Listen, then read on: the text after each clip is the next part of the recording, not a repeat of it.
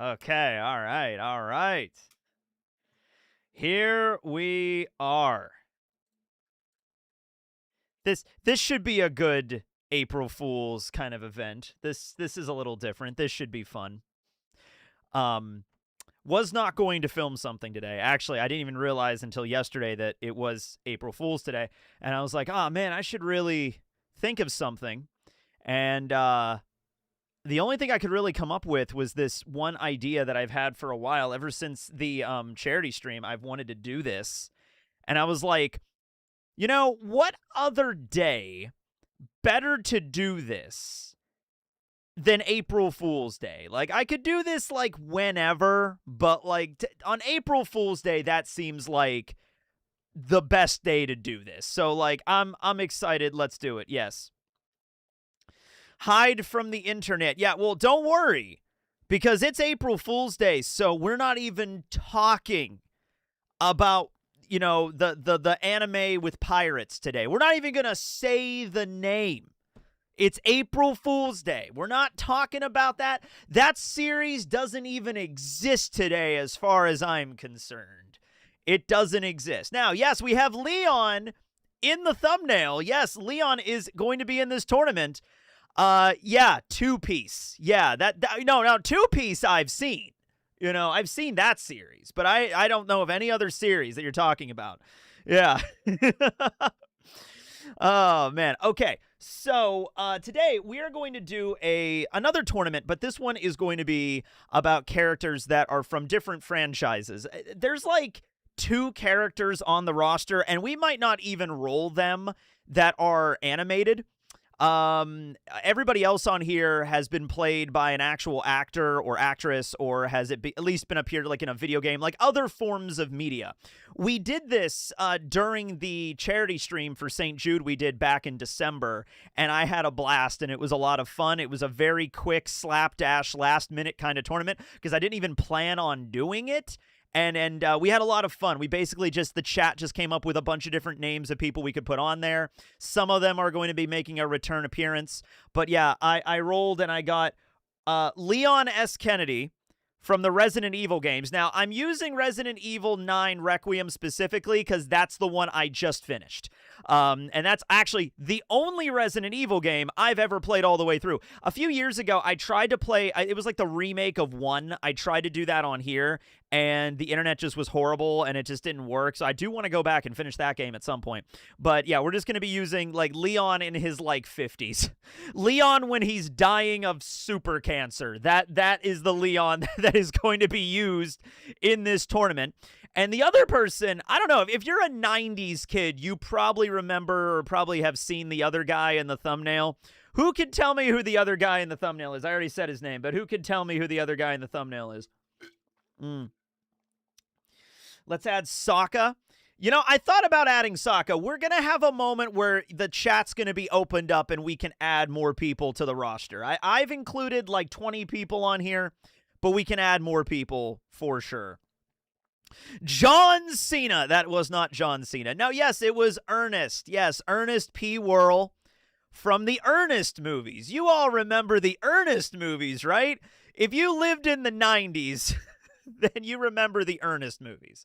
So, Ernest is just this really good-natured, oafish kind of silly redneck kind of character, but he's really funny, and he was in a bunch of different movies. He was in Ernest Goes to Camp, and Ernest Saves Christmas, and Ernest Scared Stupid, and Ernest in the Army, and Ernest Goes to Jail, and Ernest Goes to Africa. Ernest plays professional basketball. These were all movies. These were all actual movies, and they're really varying in terms of, quality, but as a child, they were very funny. Also, he plays Slinky the dog in the Toy Story movies, in the first 2. Jim Varney's the guy that played Ernest. He unfortunately passed away in the year 2000. He was a chain smoker. He died of lung cancer in the year 2000. But he did a lot of famous roles. And he's very well remembered, I think, in the late 80s, early 90s, throughout all the 90s, and then the late 80s. What did Ernest do to go to jail? He was working as because in every movie he works as like a different kind of, he has a different job in every movie, but it's usually like very like janitorial kind of jobs or cleaning service kind of jobs, right? In one movie he's a taxi driver, in another movie he runs a cleaning service, and another one he drives a garbage truck. And I think in that movie he was working as a janitor at a bank, and then some other people robbed the bank, and then the cops showed up, and they thought Ernest was the one that robbed the bank, so oops, Ernest ends up in jail. And that's, I don't think I've ever actually seen that one, but I've seen like the synopsis for it. So yeah. Ernest versus Borat. Add Borat. Okay, so we're gonna open up the roster here. So I'm not gonna tell you who's already, aside from Ernest and Leon, because they were already, I needed to put some people in the thumbnail. Aside from them, I'm not gonna tell you who else is in this roster, although I will say that there are a couple of people from the first tournament that I thought needed to be included in this one too. So let's add some other people in the tournament. Now, I want to just clarify something. I'm not going to put anybody on here that's like I remember somebody suggested like Oprah Winfrey in the first one. We're not going to include anybody that like really exists. We're not going to include any like real people. So yeah, I'm not going to, well, I can't put Chuck Norris in here because Chuck Norris would just, it doesn't matter what the challenge is. There are like regular battle challenges, and then there's like, you know, who would win in like a cook-off or whatever. You know, Chuck Norris would win everything, so there's no point. So yeah, we could put we could put Walker Texas Ranger in there. I'll put Walker Texas Ranger in there. Why not? Okay, there we go. I'm not going to say if somebody's included or not, but, you know, we can add people in. Now, I'm not against using, like, cartoon characters and even anime characters, but, like, you know, we'll see. Let's see what people are suggesting here, and then we'll see where it goes. Okay, maybe, I don't know, like, maybe we could put people in that are, like I don't know, people from, like, a really long time ago, like Abraham Lincoln.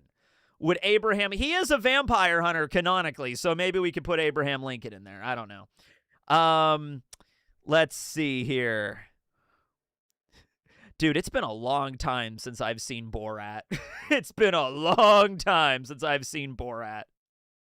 You know what? I'll put Jack the Ripper in from Record of Ragnarok. From Record of Ragnarok specifically, I will put in that version of Jack the Ripper. Sure.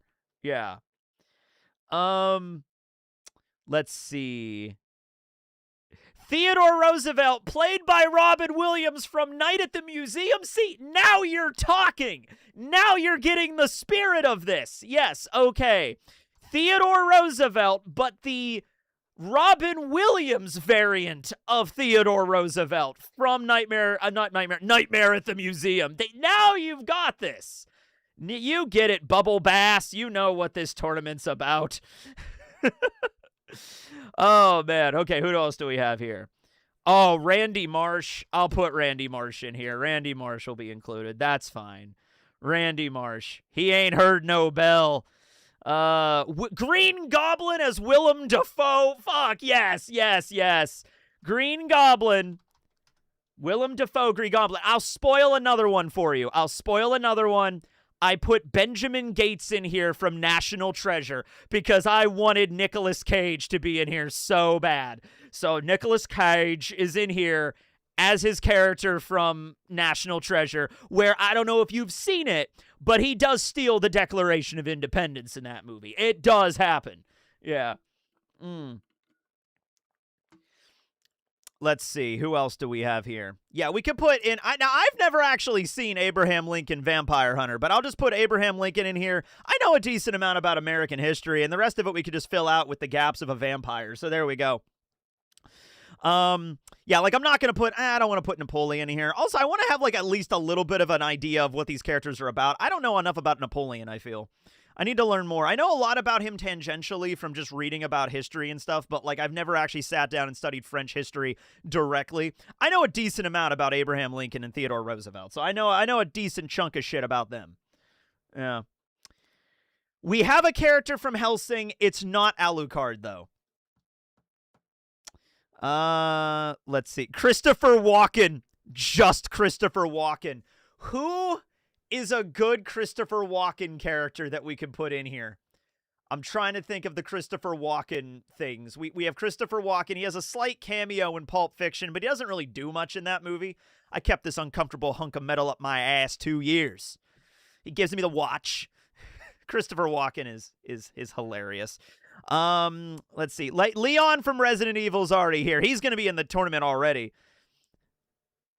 Let's see. Paul Blart Mall Cop? Oh, fuck yeah. I'm putting Paul Blart Mall Cop in this one. No, now you're getting it. Dr. House. Okay. All right. Yeah, Goku's not going in here. Arthur Morgan from Red Dead Redemption. There's another character on here that I think has the Old West archetype pretty well embodied. So I'm not going to include Arthur Morgan, but that's not bad. That's not bad. If there wasn't another character on this roster that really encapsulates the Old West, yeah. Let's see. Who else do we got here? A lot of people, some people are suggesting ones I've already put on here, so that's not bad. That's not bad. Okay, all right. This is actually not bad because I was actually sitting down. I went through my entire DVD and like anime and cartoon collection and went through like every DVD I owned and was like, is there any characters from this movie that would fit or any characters from this movie that would fit or this TV show?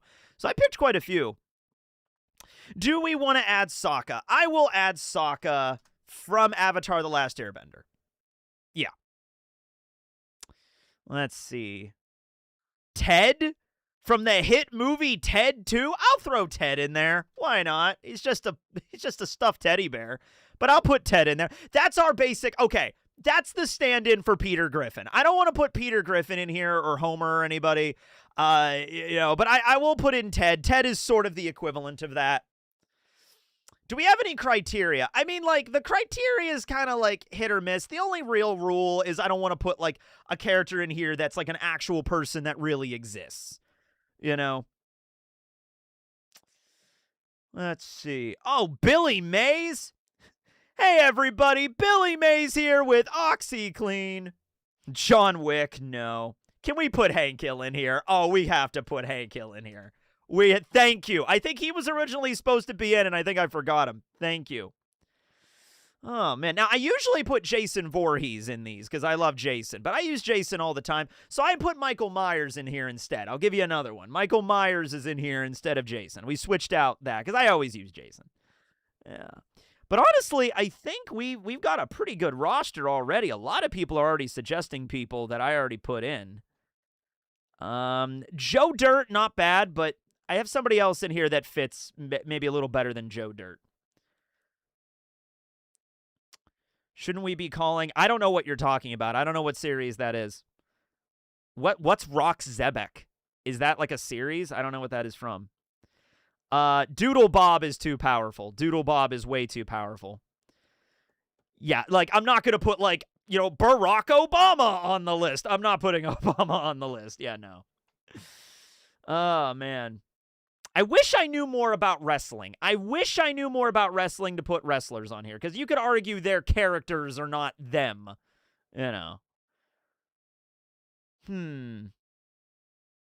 Jackie Chan from Jackie Chan Adventures. You know what? Sure. Jackie Chan, but the Jackie Chan from Jackie Chan Adventures. Yeah. Who's basically like, he's not like a crazy Toon Force level Jackie Chan. He's just like Jackie Chan. He could do absurd things because it's a cartoon, but it's not like Jackie Chan is like, as strong as like some crazy Toon Force power like or something. He's fine, yeah.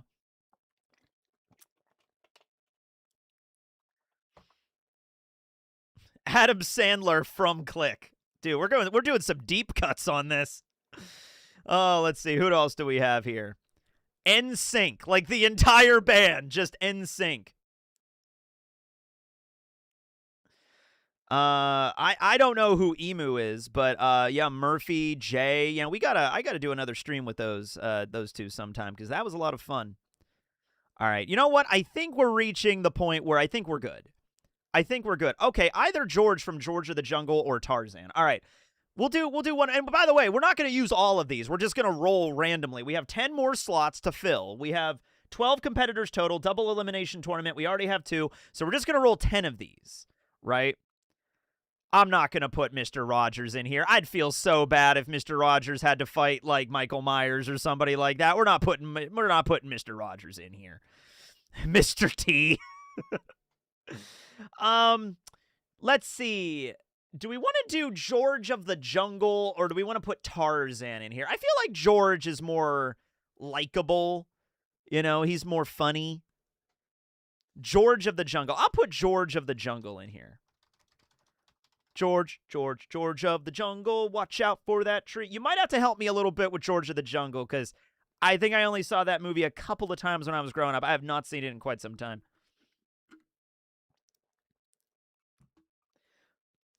Please throw in Apollo Creed. Oh, from Rocky? You know what? Why not? We'll put Apollo Creed in there. Well, do we want to put Apollo Creed, or we want to put Adonis Creed? I'll do Apollo Creed. Hopefully Ivan Drago's not on this list. Ooh. I think, let's see here. I think we're good, though. I mean, we got a decent number of people here. Some of the people you're suggesting might already be on there as well. Yeah, we'll put... Yeah, okay. All right, I think we're good. I think we're good. I'm seeing some double ups here, and I think we're good. We have... How many people are on this list now? Let me just check to see how many people total are on this list. And only 10 of them are going to get selected. Okay, tell you what. There are 39 people on this list. So we need one more. Just to make it an even 40. Just to make it an even 40, we'll do one more.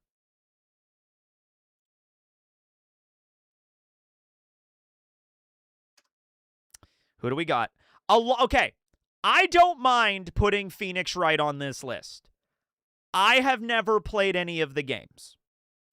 So I will put Phoenix Wright on here. But if he comes up, then you're going to have to help me with Phoenix Wright. All right? Okay, so you're spamming Jared. So we're going to put you in timeout. Now, before we do this, I just want to ask right now, who here has played all the Phoenix Wright games and knows a lot about Phoenix Wright? Who do we have? Oh, is Rustage in here? Daniel, oh, you want me to put Daniel Rustage on the list? Okay. All right. Tell you what, Squid, since you're already a moderator in here, you are going to be my designated Phoenix Wright expert. I'm calling in the experts like an episode of Pawn Stars. Aw, man, should I put Rick Harrison? Does Rick Harrison count as a character or a real person? I think he's more of a real person. Okay. So, yeah, tell you what. I'll do that, but Squid, you're going to be my... Now, that says if he comes up. He might not come up, but I'll put Phoenix Wright on here. A lot of people want Phoenix Wright on here. All right. Phoenix Wright. Okay. Oh, wait a minute. No, wait, hold on.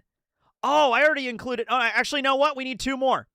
Because Leon and Ernest are still on the list, and we've already even picked them. So, okay, now we're back down to 38. Okay, I saw Shaggy and Scooby.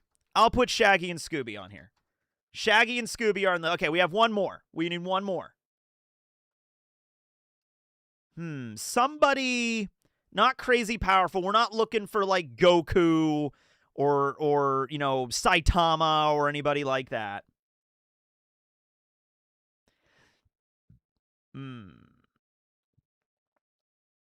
Let's see here. Old Tony. Let's see here. Some of these are already on the list. Some of the, yeah, a lot of the guys you're mentioning here might be on the list. Oh, you know what? Yeah, I know who's going on the list. Brock Sampson. Yeah, Brock Sampson's going on the list. All right, that's it. We got our 40. We got our 40. Thank you all for your computations. Now, using state-of-the-art computer engineering random thing selection technology, we will... Has anybody ever seen the movie, not the movie, the show Deadliest Character, or yeah, Deadliest Warrior or something like that. It was back in the mid 2000s. It was like, using state-of-the-art technology, we will see who will win, a Viking or a ninja. Like that was the show. It was on Spike TV back in like the late 2000s. It was a fun time. Now, we're also going to, well, let's do the character selection first, and then I'll tell you the other aspects of the tournament as we go. Hold on, I want to check something here before we get into it.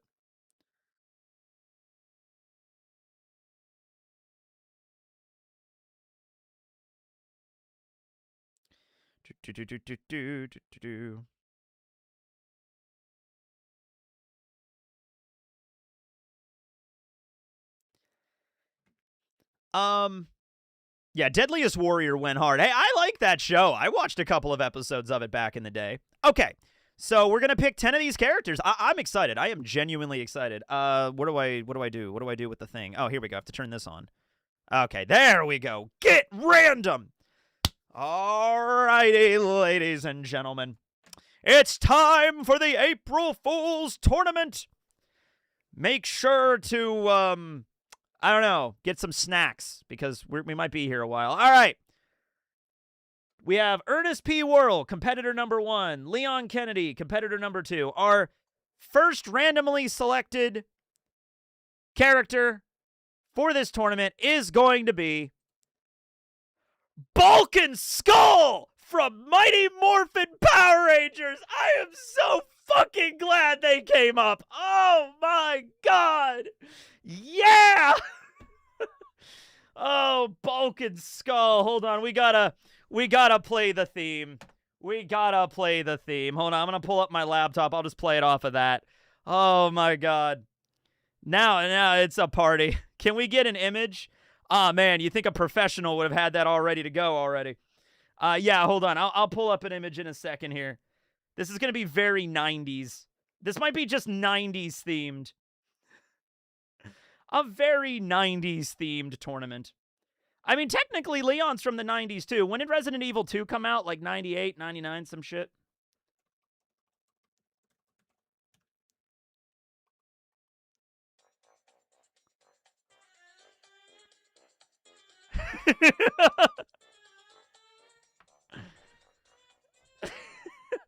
Balkan Skull, the comedic duo from Mighty Morphin Power Rangers. Now, you know what? Here's the thing about Balkan Skull. Let me pull up an image of Balkan Skull. Yeah. This is great. This is fantastic. Because the thing is, Balkan Skull, they go through a character arc in the Power Rangers series.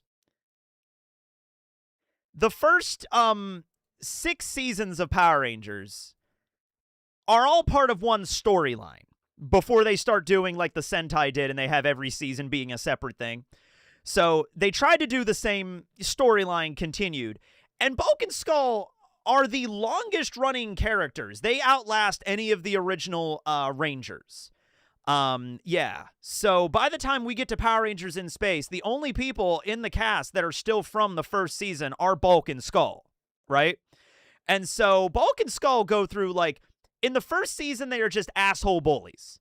That they are bumbling asshole bullies that just try to, you know, fight the Rangers and is like, hey, we could beat you up. Although they're kind of ballsy because they're picking fights with people that know, like, martial arts and shit. At least yeah. So there's one famous episode where they go up against Tommy, you know, where he's just like, they after Tommy gets his Green Ranger powers, they go and confront him in an alleyway and he just kicks the crap out of them. But then in season 2, they have a whole story arc where they're trying to figure out the identity of the Rangers, and they actually get pretty close a couple of times. In fact, I remember they actually do succeed in finding the Rangers' identity, but the Rangers will actually screw them over and remove the evidence, or there'll be like a mind-wiping ray or something. The 3rd season, they become like junior detectives, and then in the 4th season, they're actually working with a police officer, and then in the 5th season, they get turned into chimps. And then in the 5th season, I think they're helping out this mad scientist named Dr. Phenomenus or some shit. Because the 6th season was Power Rangers in Space. And then Skull, I think, does still appear in Lost Galaxy, but Skull's not there. Bulk is, though, but they're only in like 2 episodes in Lost Galaxy, and then after that they kind of get phased out. What's my favorite Sentai season? I mean, I haven't really seen any of the Sentais, although I was listening to a lot of the Sentai themes the last couple of days. I like Go-Go 5. The Go-Go 5. Up to hero, no go 5. You know, that's a really good opening theme. But yeah, we got Bulk and Skull, who are in this tournament as a team. They are a team. And they get to fight together. So, but they are also very bumbling. They are very bumbling. We might just take season 6, like Power Rangers in Space, Bulk and Skull, because that was the last season they were properly in the whole way. And that sort of rounds out their character development. Actually, they have a really badass moment. They have like I Am Spartacus moment at the end of In Space, where aliens literally invade the Earth. They try to wipe everybody out, and then they're like, give us the Power Rangers. We'll let you all go if you give up and surrender the Power Rangers. And then Bulk and Skull have an epic moment where they stand tall, and they're just like, I am the Red Ranger. No, I am the Blue Ranger. And everybody joins together. And you know, that's a really fun moment. Yeah. All right, so Bulk and Skull. Nice. All right. Now, who is going to be participant number 4? Benjamin Gates. We got Nicolas Cage in this tournament, ladies and gentlemen. I'm going to do it. I'm going to steal the Declaration of Independence. Now, it's Benjamin Gates, but it's basically Nick Cage. Because Nicolas Cage himself is very much a character. But we'll put Benjamin Gates from National Treasure. How about that? Yeah. All right. So he's a treasure hunter, and there are treasure hunter like challenges on here. So he could get a treasure hunting quest, and at that point, I think Benjamin Gates has got this, right? I mean, how do you not give it to him? Yeah. I am the Chartreuse Ranger. Yeah, they came back in Samurai, and Skull is canonically rich. Yeah. This bracket needs Bruce Campbell. I will say Ash Williams is in the list.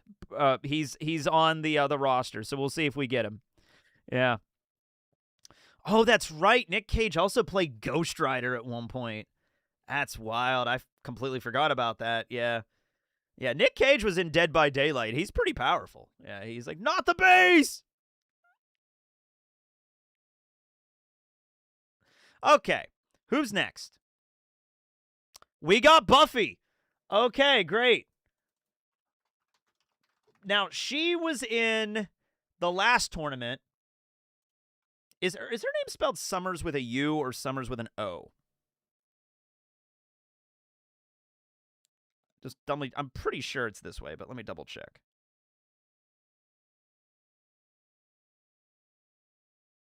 Yeah, it's with a U. Yeah. So, yeah, Buffy is too powerful. It's Buffy specifically from the show. I know she shows up in, Buffy from Buffy the Vampire Slayer. So it's very clearly Buffy from the show. I haven't read any of the comic books. And not all of these contests are battles. That's also very important. So and there's limitations of what they could have done in the show because, they're using, like Sarah Michelle Gellar is playing an actual, is playing a character in real life. Also, by the way, Hulu, did you hear? Hulu actually recently passed on the Buffy reboot, unfortunately. I don't know, unfortunately or fortunately on that one. We might have dodged a bullet there. They did film the pilot, which I am interested in seeing. It would be cool to at least see the pilot of what they had planned for that show. But yeah, they've decided to not move forward with it, and we're not getting the Buffy remake now. Yeah. But yes, Buffy is on here. This is not the kind of Buffy from the comic books that could probably destroy the entire universe. So we'll see where this goes with her. And it might not even be a battle base because she does have weaknesses. She's not infinite, she's not omni all everything. Yeah. All right. So she is competitor number 5. There's more dudes on here than women. I was trying to figure out a way. There was a point here where I'm like, man, there's a lot of guys on here. Let me try to get a few more women on the list. So yeah, we'll maybe get at least one more. Hopefully, it's very random, but we'll see. All right, so we got number 5. Okay, so number 6 Number 6. Okay, so no scythe that can cut through dimensions.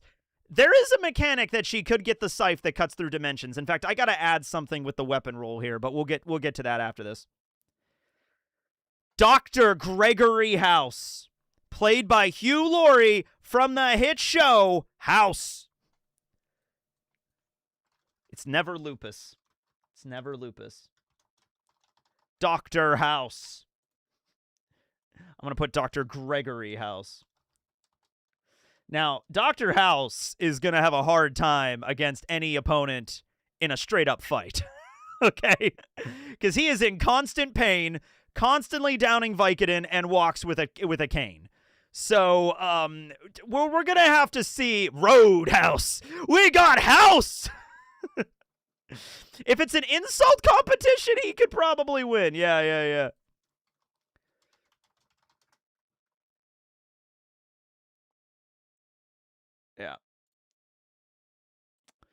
God, I remember watching House. That is a show I watched every week. Back when I was in high school, I watched that show every week. You know what's crazy? The season finale of that show, the series finale, actually, I can remember very well because it was right after I got my wisdom teeth removed. It was like the day after I got my wisdom teeth removed. Actually, it might have been the day of. I was so loopy from the anesthetic when I got home.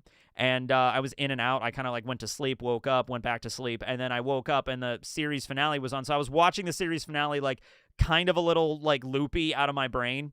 And yeah. Rick Grimes was on the list last time. So I did not put him on the list this time. Although there is a Walking Dead character on the list. I'll just tell you it's Michonne. Because I'm like, we could put Michonne on the list because she's a pretty badass woman. So Michonne is on the list. Also, these characters I'm going to have to go through once we have them all on there, but we're going to go through another aspect to see what they have when they go into the tournament. House was a great show. I really enjoyed it. All right. So, we have 6 more competitors. Team 7. Participant number 7.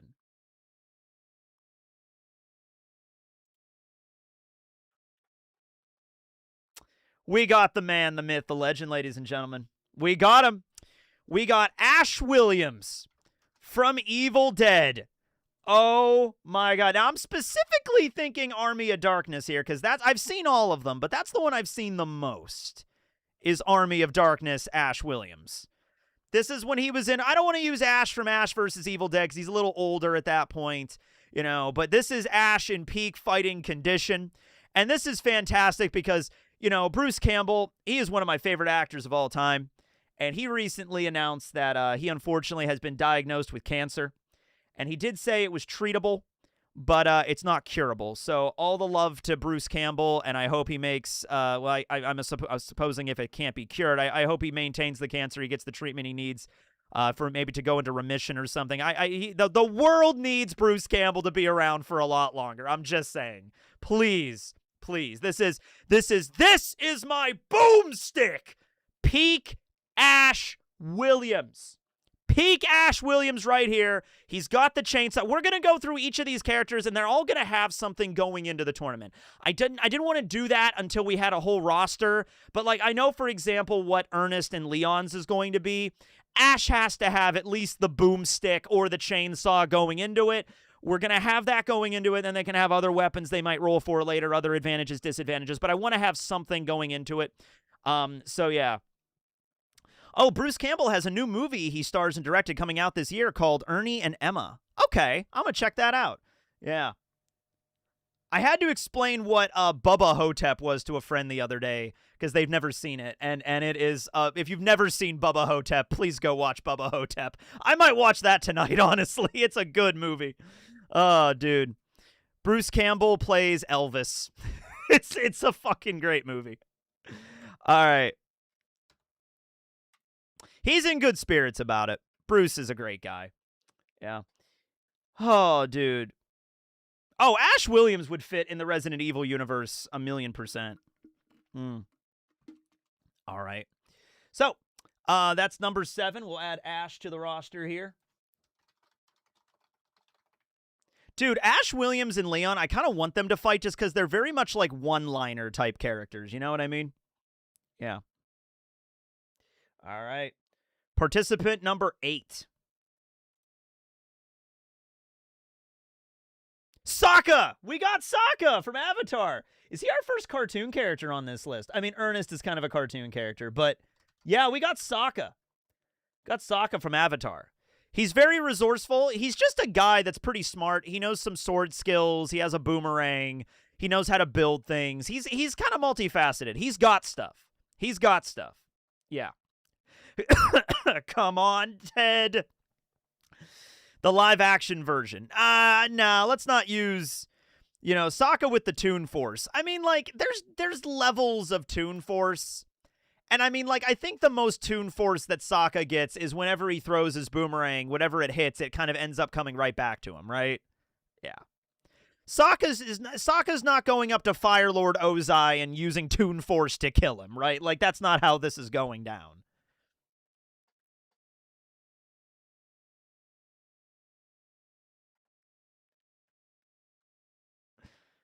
Yeah, Sokka's most Toon Force feat is the cactus juice. Yeah.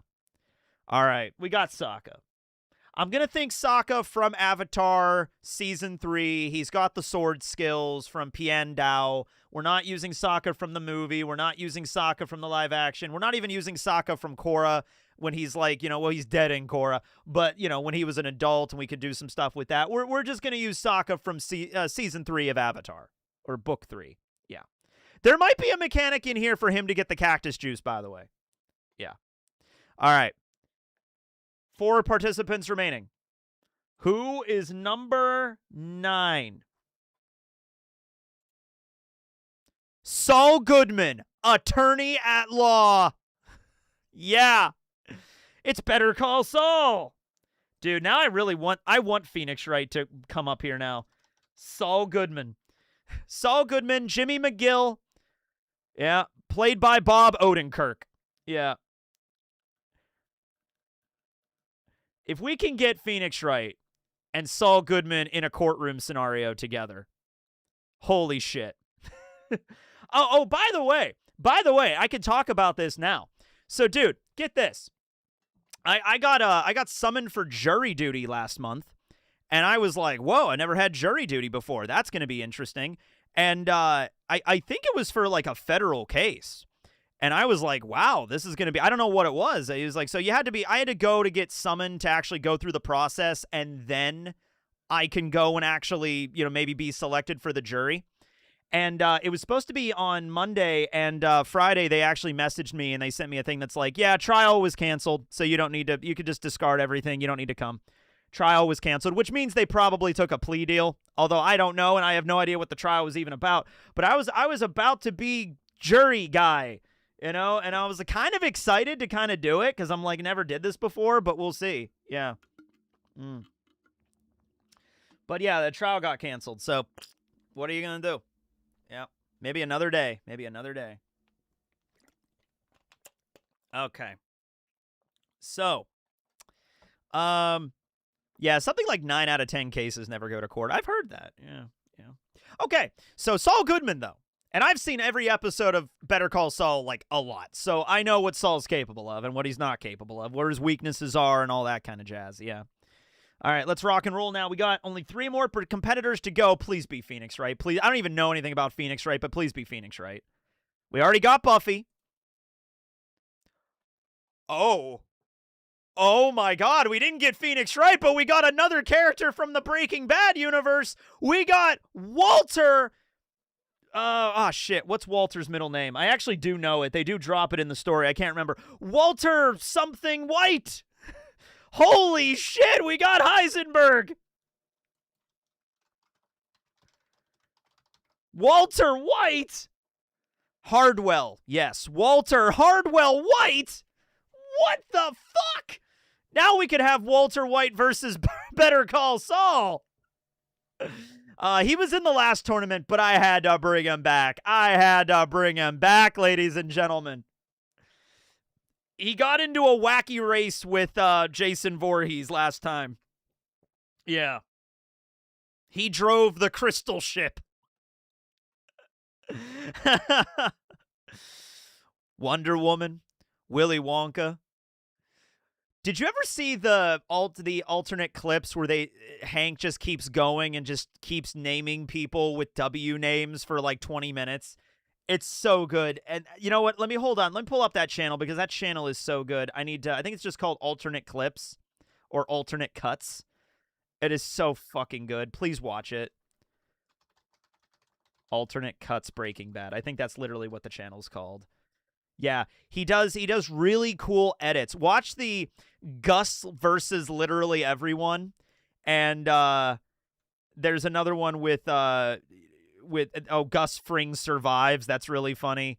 Yeah. He does really good edits, and it's not AI shit. It's not like him just plugging stuff into AI. It's him actually doing like movie level video editing. It's really good stuff. So look up the channel Alternative Cuts.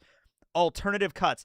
They only have 621,000 subscribers. That is a sin. They should have over 1 million easily. Wow. Yeah. Okay, but anyway, that's Walter White. Yeah. All right, we have 2 left. Come on, what's the last 2? Let's see what we got. We got him! Ladies and gentlemen, we got him! Phoenix fucking Wright. I don't know anything about this character other than the fact he's a lawyer. We could maybe get Better Call Saul. We could get Saul Goodman and Phoenix Wright in a scenario together. I have a friend that's a really big fan. My friend Kennedy has played like every single Phoenix Wright game. So, yeah. He is also a dad.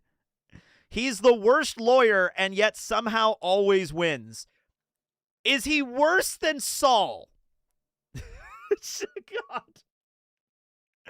I don't know, man. This is the one that you guys are going to have to help me out with. Squid, you're going to be on call. You're going to have to be here to help me out. Phoenix. Wait, how did I spell this right or wrong? Hold on a second. Is it just spelled like this? No, I think I spelled it wrong. It's all right. Phoenix. There we go. I got it. Phoenix Wright. Okay. There we go.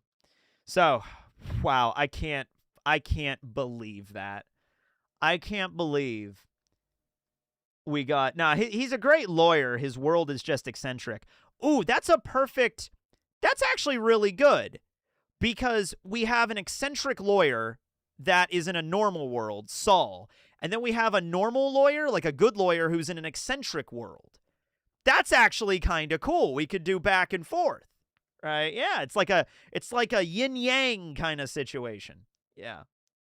He actually put a parrot on the stand and did a cross-examination with him. Yeah, but in that universe, that's probably normal, right?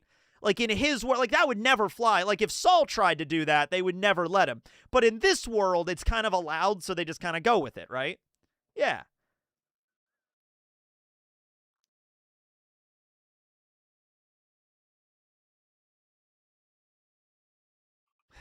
He defended an orca once. All right. We have the last participant in this tournament. We got a lot of really good ones here. Another woman would be nice, though. Just Buffy is the only woman on this list. There's like 5 or 6 on here, so we'll see. Let's do it. Mrs. Incredible. She came back. She was also in the tournament in the first part. Had to bring Mrs. Incredible back for this one. That is a perfect ending to this, I think. This is great. Mrs. Incredible. Helen Parr. Yep. All right. All right. We have our roster. We have Ernest P. Worrell, Leon S. Kennedy, Bulk and Skull. I think those are the only duo in the tournament. Benjamin Gates from National Treasure, Buffy Summers from Buffy the Vampire Slayer TV show, Dr. Gregory House from House MD, Ash Williams from Evil Dead but Army of Darkness, Sokka from the Season 3 of Avatar The Last Airbender, Saul Goodman from Better Call Saul and Breaking Bad, Walter White from Breaking Bad, Phoenix Wright from the Phoenix Wright games, the Ace Attorney games, and then we have Mrs. Incredible from The Incredibles and The Incredibles 2. All right, yes, we're going to shuffle them. We are going to shuffle them. We're not going to do this roster. Saul Goodman's not going to fight Sokka in round 1. We're going to do the randomization thing.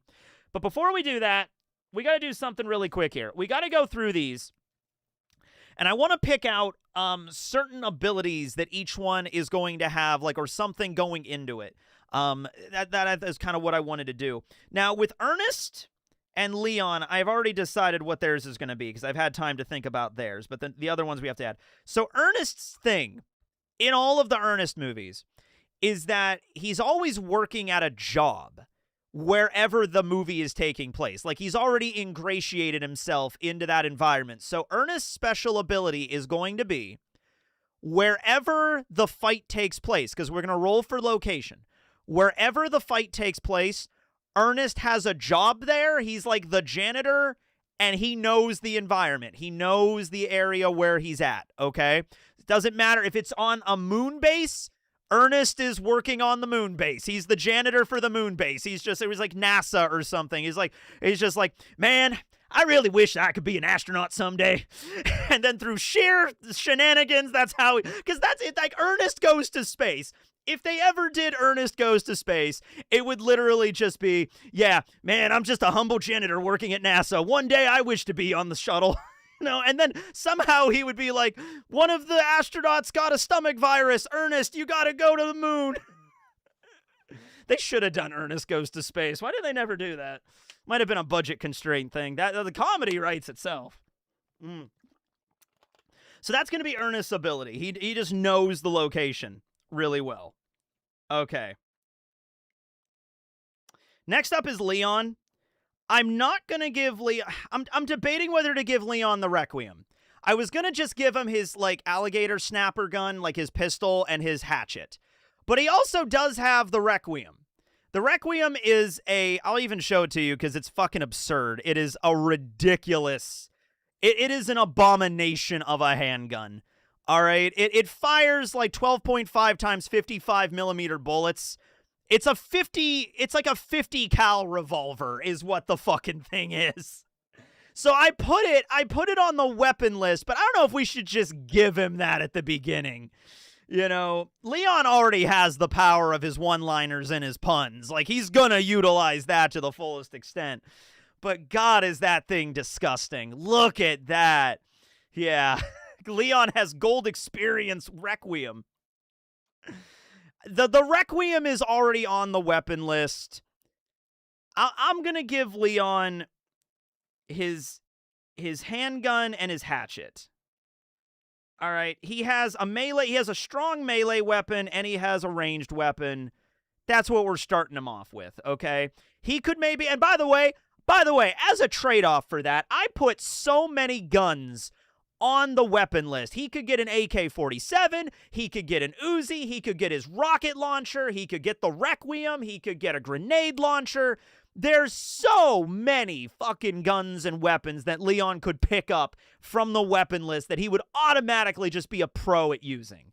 All right, because he's like a super weapon he's a weapon expert. You give him anything, he'll figure out a way to kill you with it, okay? Yeah.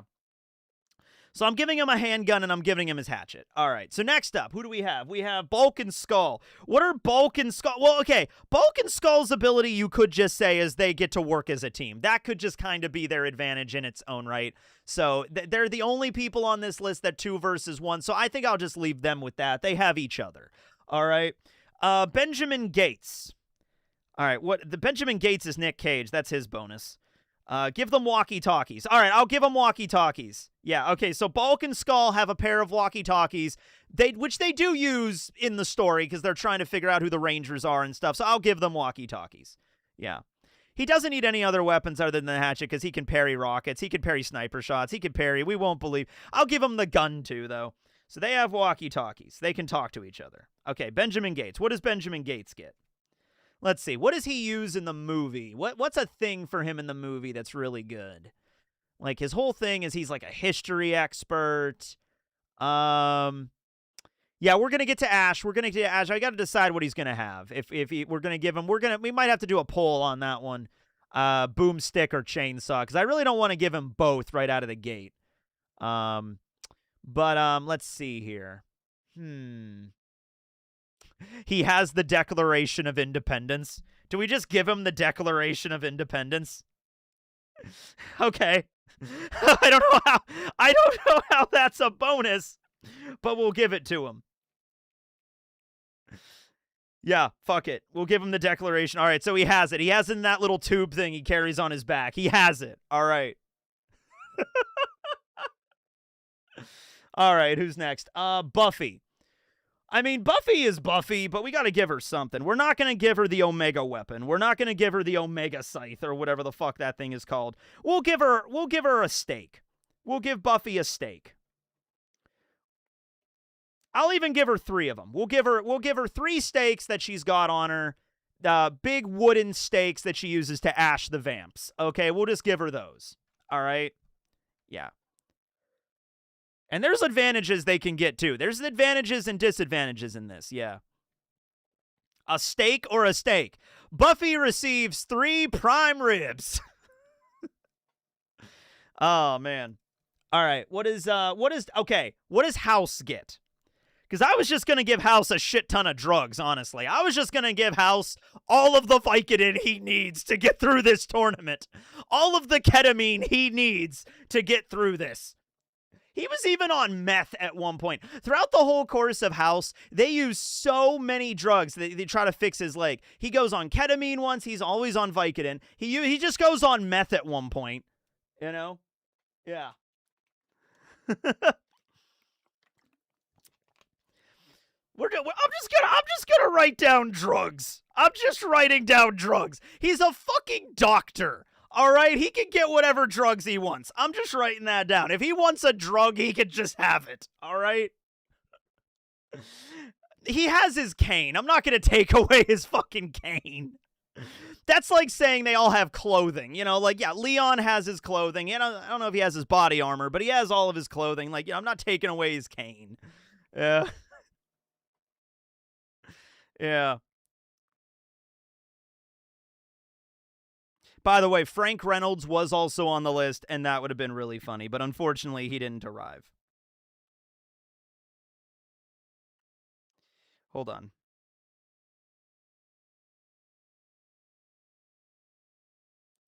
Remember the time House referenced Pokemon? I don't remember that exactly, but I don't doubt.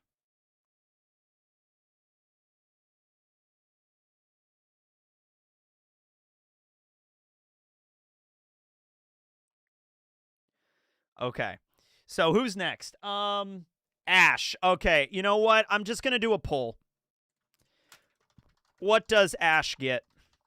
He's either getting the boomstick or he's getting the chainsaw. He's not getting both.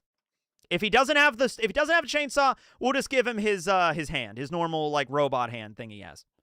His medieval hand thing he's got, but he's not getting both. Now he could get the boomstick on the weapon list. That is on the weapon list. There's actually several boomsticks on the weapon list.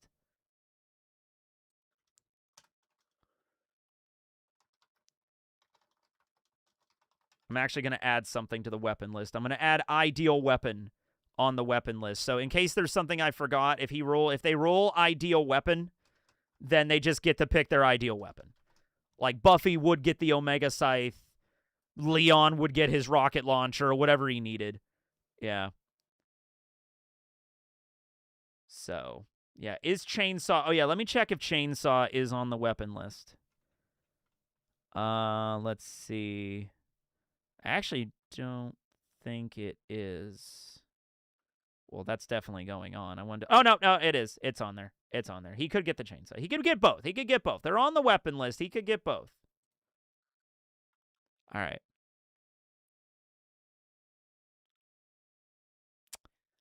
I think people are voting for the chainsaw hand. Yeah. I mean, it's like 60% here. 59. Gotta go chainsaw. I think people want the chainsaw. All right, we'll give Ash the chainsaw. You know, honestly, I think that might be a better... Honestly, logistically, that does make more sense.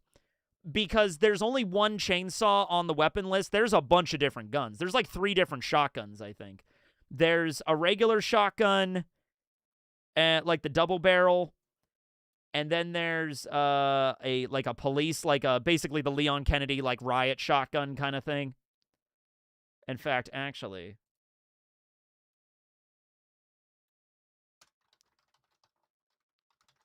Add that on there. I'm just gonna put boomstick. It is a double barrel shotgun. The boomstick. All right. All right, so Ash has got his chainsaw hand, but not his gun. It's all right. All right. Ash has his chainsaw. All right, now what does Sokka get? Sokka, I feel like Sokka can get his sword or his boomerang, or he could get both. Like, I don't think Sokka with his sword and his boomerang is that broken.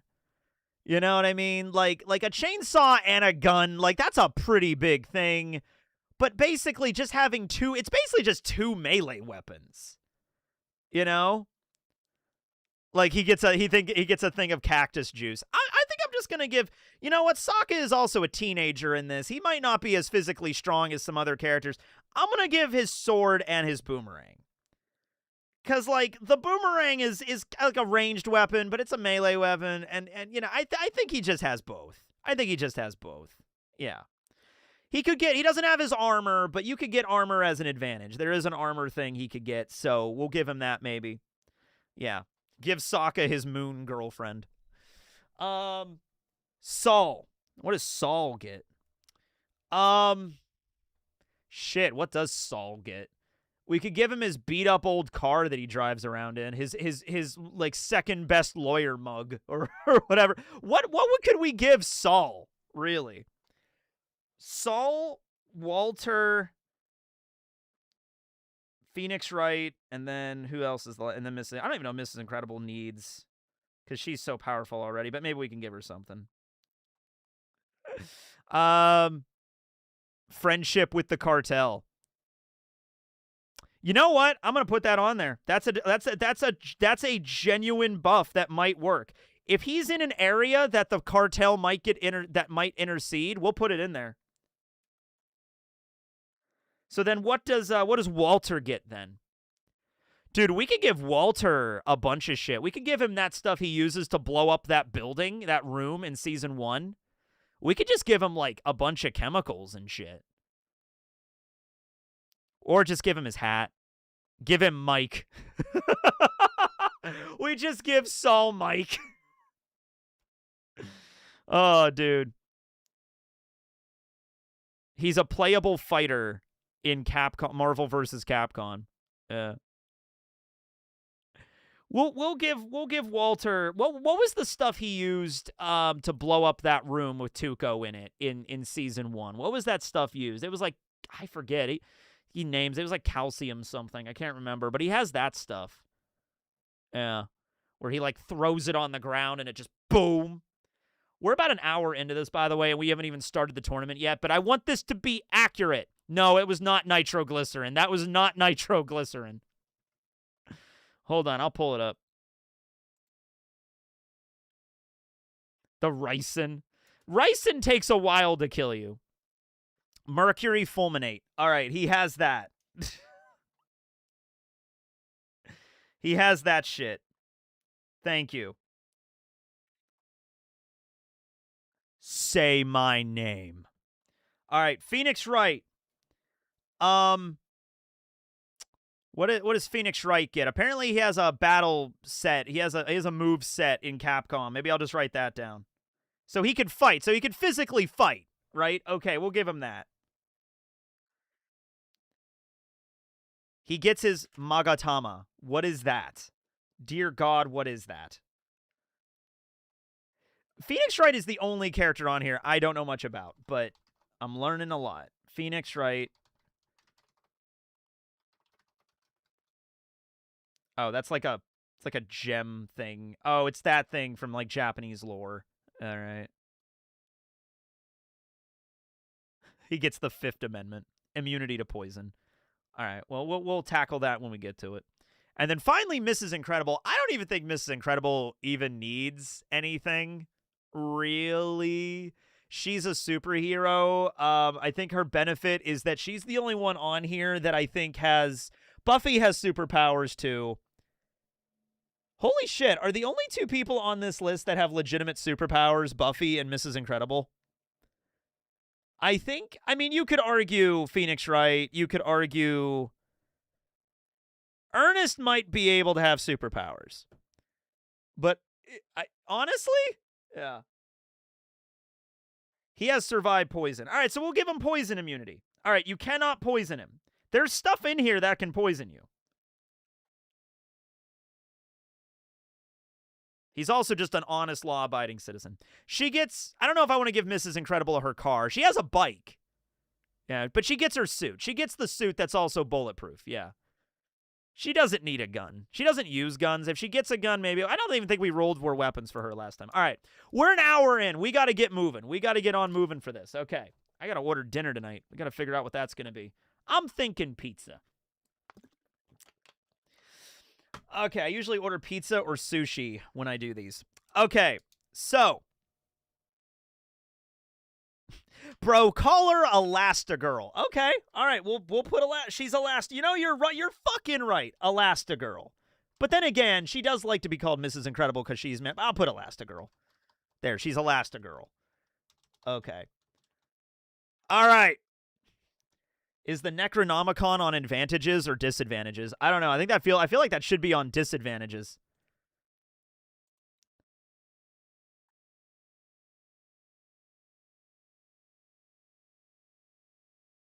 But also, you know what? I'm gonna add a couple of more things on the locations really quick.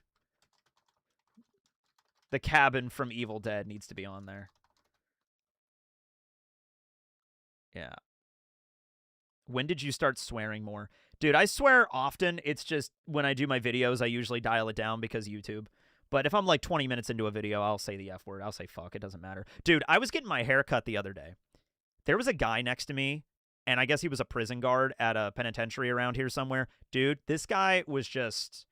I'm talking like straight up just every curse word you can imagine, a few slurs thrown in there too, and he is just shouting these things in like the middle of a fucking like hair salon. Like there's kids walking around and shit. And he is just going, he stringing them together like 6 or 7 or 8 at a time, and I'm just like and he left like pretty much as soon as I got in there, but like I'm like, what the hell? Like he's talking to the hairdresser while he's doing this. And I'm just like, you got to be kidding me, man. Yeah. Yeah, this guy. And even the lady that was cutting my hair kind of leaned down to me because he was sitting right there. And he's like, this guy has said the F word like 10 times. And I was like, yeah, I'm starting to get that impression, right? Yeah, and just like, dude. Yeah. Anyway, so that was a weird experience. Okay, we got locations placed. Let's see. We have advantages, disadvantages. We have all of the things added up for that. All of their initial things that they're going into it at. Can you add Pikachu into the buff list? In the advantages list, let me double check. One of the advantages is a Pokeball. And if you get the Pokeball, I'll even put it in there twice. Maybe because there's like 70 things on here. If they get the Pokeball, we roll for 151. We roll for a random Gen 1 Pokemon that they get. Make one of the locations the back of an ambulance. One of the locations is the hospital emergency room, but we could put a train in there.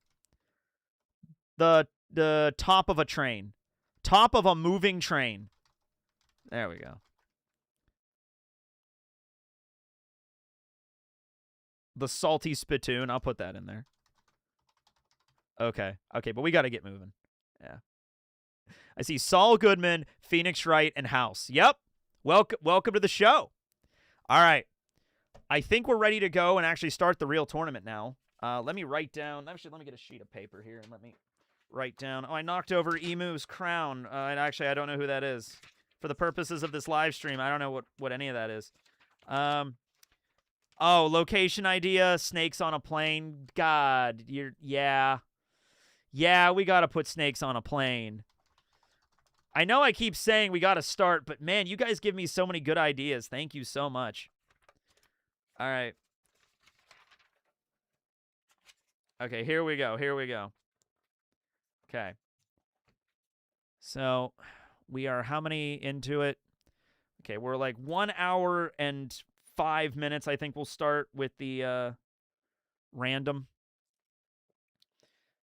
All right. Here's how we're going to do this. Okay, I got my D20 here. Now that we got all the competitors, I'm going to roll this D20. I'll go full screen on this. I'm going to roll this D20 here. And how many times I roll the D20, we randomize the tournament. Anybody that's been here before knows how this goes down. Okay, here we go. Okay. 18. We got an 18. So I'm going to click this button 18 times. Back to the tournament. Okay. So first, I think we're all good. Did I misspell anybody's names? Last time I did this, I misspelled Godzilla. It was Gozilla the entire time.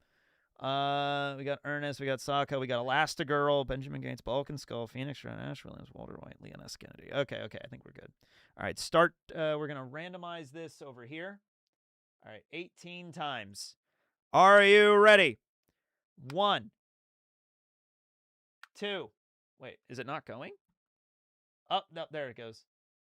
I'm just going to count that as 1, 2, 3, 4, 5,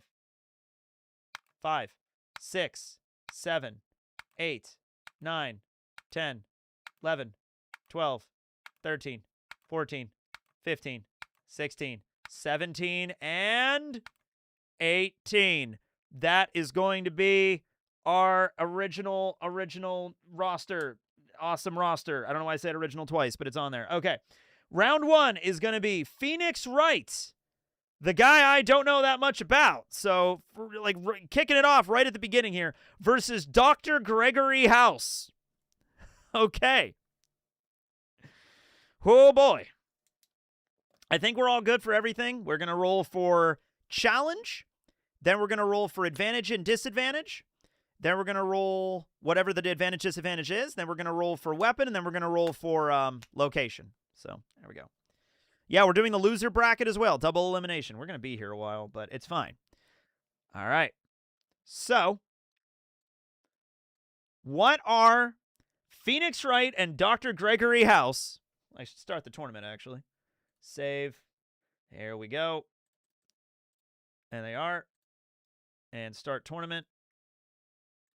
Okay, here we go. Pull that up. What are they gonna be doing?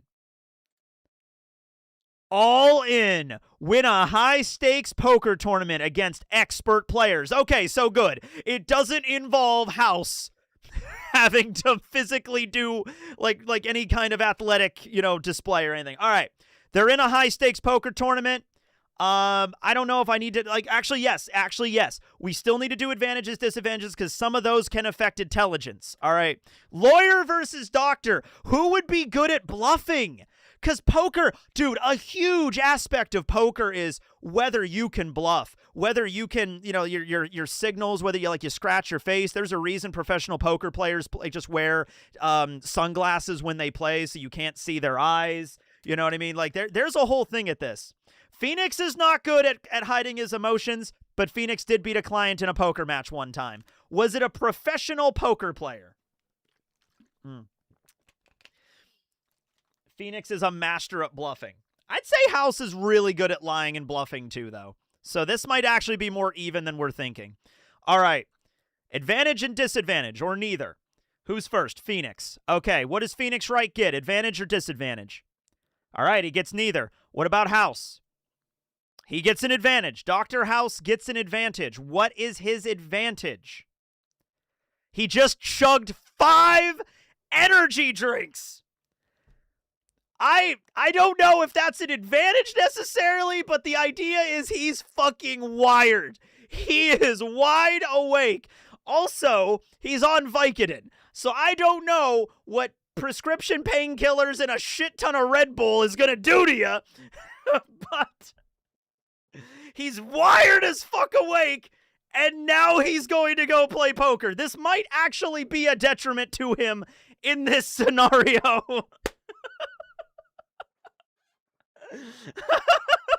Now, wait a minute. I actually thought of something that this might help with.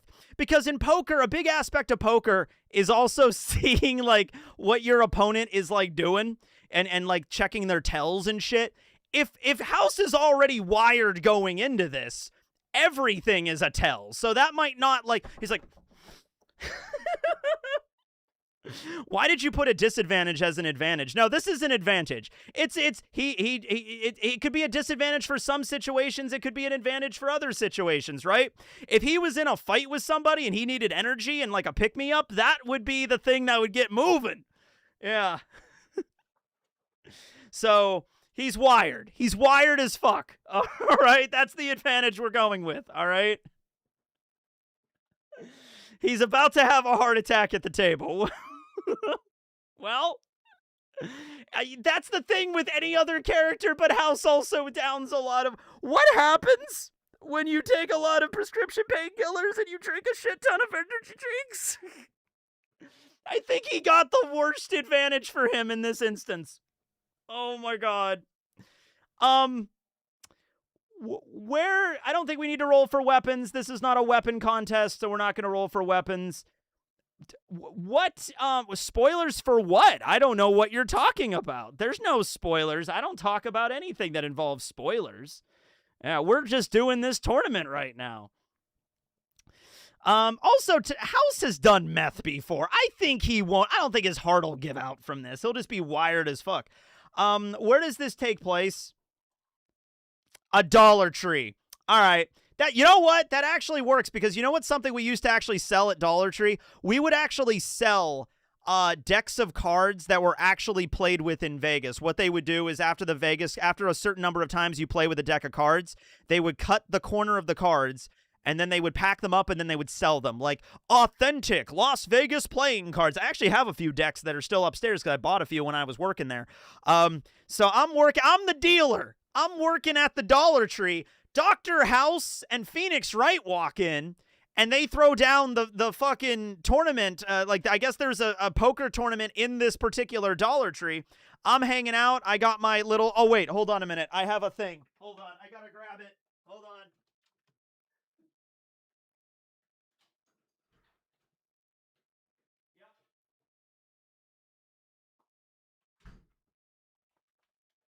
Yep. Okay, gentlemen.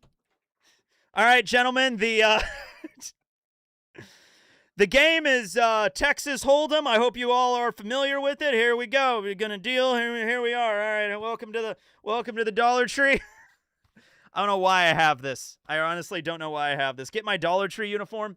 It is upstairs, but I'm not gonna go all the way upstairs and put on my Dollar Tree uniform. But just imagine it. Imagine it on me. All right. Okay. So, that's where we're at. That is where we're at. They're playing poker. Now, it says poker tournament. So they got to beat multiple people, right? So who do you think would... This isn't just Phoenix Wright and House playing against each other one time. This is them going through a tournament. Who do you think's going to do better at this tournament? And to be honest with you, I'm kind of leaning towards Phoenix Wright, even though I don't know that much about him, just because, like, House with the 5 energy drinks, I'm not going to say he's going to die from it, because I think he's done more hefty drugs than that. But it's definitely not a comfortable situation for him. He's wired out of his mind. And I don't think that's going to help when playing poker. When you're playing poker, you have to be awake. Yes, you have to be awake, but you also have to be focused. I don't know. I'm not an energy drink guy. Whenever I drink, I had a Monster energy drink one time, and it made me really fucking wired and weird, and I didn't like the way I felt when I drank it. So I stay away from energy drinks, but House reads symptoms, Wright reads people. Can a House use the 5 energy drinks at different times? Well, what does it say? He just chugged 5 energy drinks. No, it says he just chugged them. So yeah, he's smart, but like he might be a little bit impatient. He's kind of, you know, he's tapping the table. He's really like, yeah, too many energy drinks. I don't know, man. This just I'm gonna ignore that in the sense that like it's put on there to be like, why get a burst of energy, but a burst of energy is going to eventually crash. If this was a fight, I would say it would work differently because a fight's not going to last that long. This is a poker tournament. This is something that's going to last for a while. This is probably going to go on for like an hour or so, if not longer. And it's like, you gotta be focused when doing that. You can't just go into that like, okay, let's go. Come on. Deal the card. You know.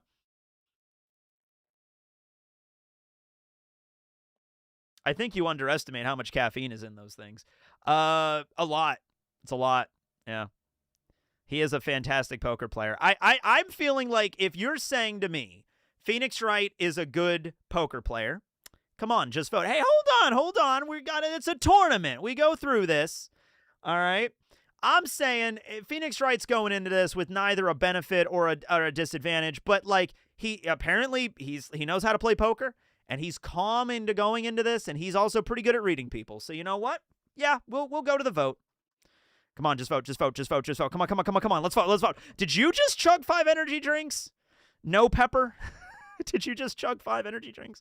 All right, let's go. Who wins? Who loses? You decide. Phoenix or House?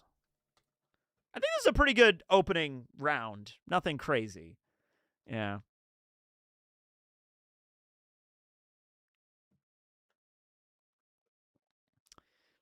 Oh, yeah, I forgot to do the... I don't think it'll be an issue for this one, but what we got to settle on that right now. If it's... What was it? After we wait 30 seconds, and then if it's higher than... If it's 53 or higher after we wait 30 seconds... then it's legit. If after 30 seconds, it's like 50, 51, 52, we do a reroll. We do a reroll. That's the rule. I think we established that last time, and it worked pretty well, so we'll do that. Yeah. Not a big deal for this one. It seems like Phoenix has got it, but for the future ones, now we know the rule. Okay. All right. Phoenix has got it. Phoenix Wright takes round 1. He'll be going up against Benjamin Gates in round 5. Okay. Next round. Oh, wait, I got to write down the time codes to make it easier. We got... That'll be 1 hour 18 we'll do. So we got like 40 seconds to kill. All right. Oh, this next one, though. Oh, this next one. If it's a fight, Leon better roll really well. That's all I can say.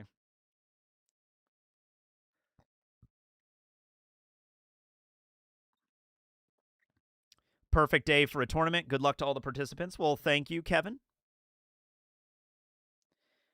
Yeah. I wanted to do this one for a while, but I never found the time to put it in because it's not a one. I don't know what that is. It's some anime involving pirates, I think. I usually talk about something else. I wanted to include something different. This is the best day I could think to fit it in, so here we are. Yeah. Okay, round 2. We have Elastigirl from The Incredibles versus Leon S. Kennedy from Requiem. So he's in his 50s at this point. All right, but he can still fight. What do we got? Oh, Arena of Blood. Survive a gladiator arena against waves of dangerous opponents. All right, so they're not fighting each other. What this is like wave number 1 is like you fight 1 gladiator, and then 2, and then 4, and then 8, and it just keeps going, and whoever makes it the furthest, right? Okay. Oh, man. Normal day for Leon. I mean, Leon is kind of good at this. Leon is really good at killing a shit ton of enemies in a wide berth. But Elastigirl is also a superhero that takes out a bunch of villains at once. So does Leon have guns? Leon starts with his hatchet and his gun. It doesn't have infinite ammunition or anything, so eventually it's going to run out. But we have to do advantages, disadvantages. We have to do all that. Leon is going to run out of bullets at some point, though. And Mrs. Incredible isn't going to run out of bullets, but hey, she's also superhuman. Oh, man. Okay, just another day that ends in Y, you know? He walks out, the fucking gladiator comes out with a spear and a shield, and he's like, what is this, a fucking costume party? You know, like, let's go. All right, who's first? Elastigirl. Advantage or disadvantage? She gets an advantage. What is Elastigirl's advantage? She gets a fireball! Okay, this only works once, and at one point during the match, she can summon a giant D&D-esque fireball and just throw it at her opponent. But it only works once. You only use it once. It's a big fireball. We're going to say 20-foot radius. We're going to go by D&D logic, 3rd level spell. 20-foot radius, big giant fireball. All right? All righty. Bob, did I ever tell you once I shot a fireball? Yeah.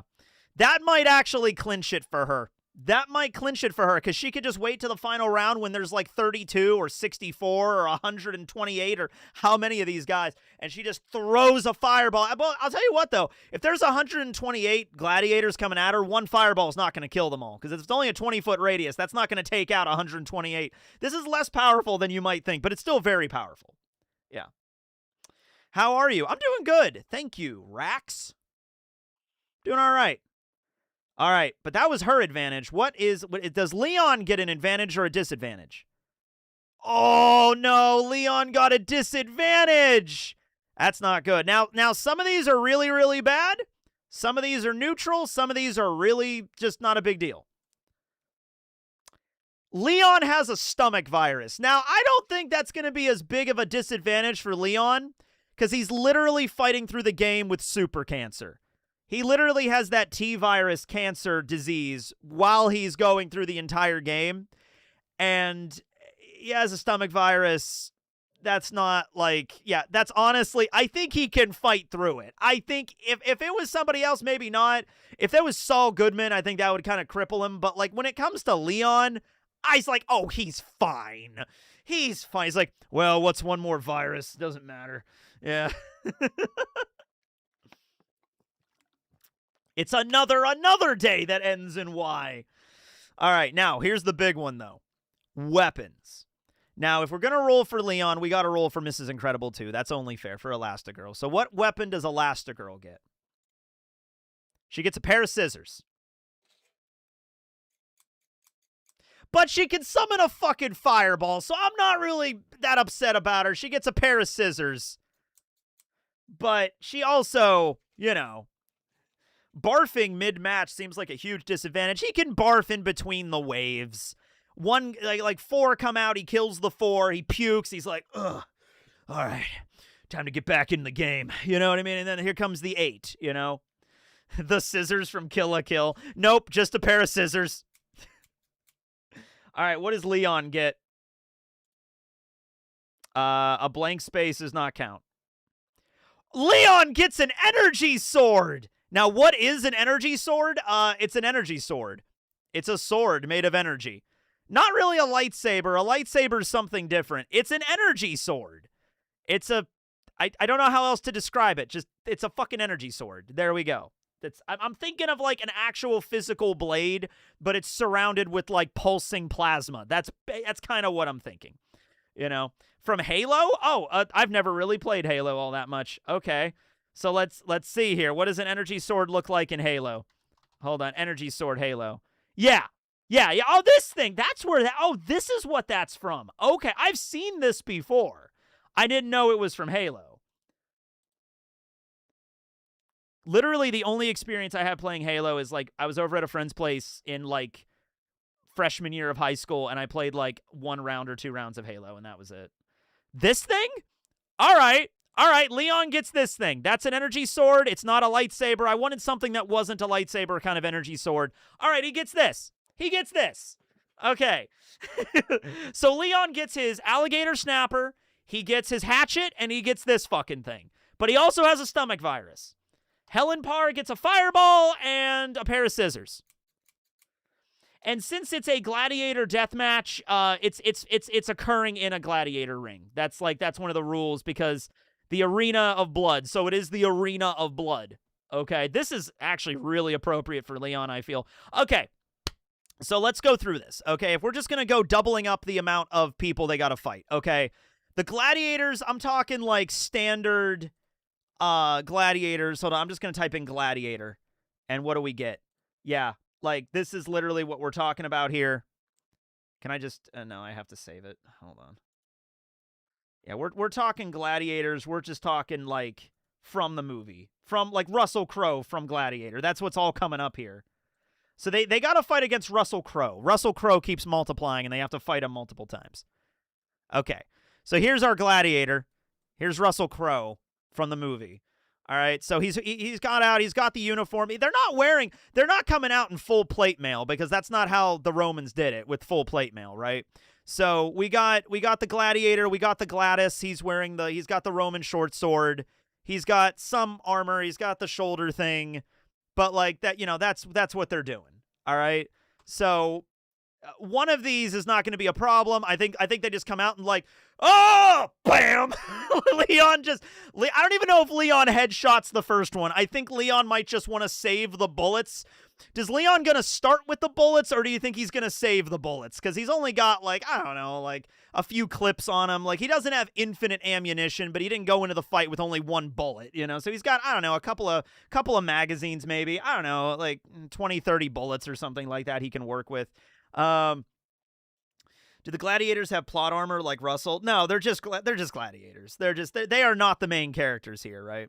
Are they fighting beasts? I mean, we could do something. Maybe we mix it up a little bit, but it says waves of dangerous opponents. So maybe we can do like 2 gladiators and a lion, or something like that. I don't know. Like they're just it's like a wave, and the waves are infinite. So eventually they're both gonna die, but who would make it the furthest, right? Yeah. No, he doesn't have the Requiem. He doesn't get the Requiem. Yeah. Yeah, so let's say the first gladiator, no problem. And then there's 2 each, no problem. Then there's 4 each, no problem. 8 each, not really a problem. I'd say when it starts getting up to like 16, enemies at once, I think Helen, yeah, it's just going to be a time factor, you know what I mean? It's just going to be like, all right, it's going to take a little longer to take out 16 fighters, but that's not a big deal. Then we get into 32. Do they recover between rounds? I'm going to say there's like a brief period between rounds, but not long enough to actually not like an hour in between rounds to catch your breath or whatever. Maybe like a couple minutes in between rounds, but that's it. Like they get enough time for fucking Leon to go and puke or whatever he needs. Maybe take a swig of water or something like that. But like you got to get right back into it. It's a test of endurance, all right? It's ultimately a test of endurance. Yeah.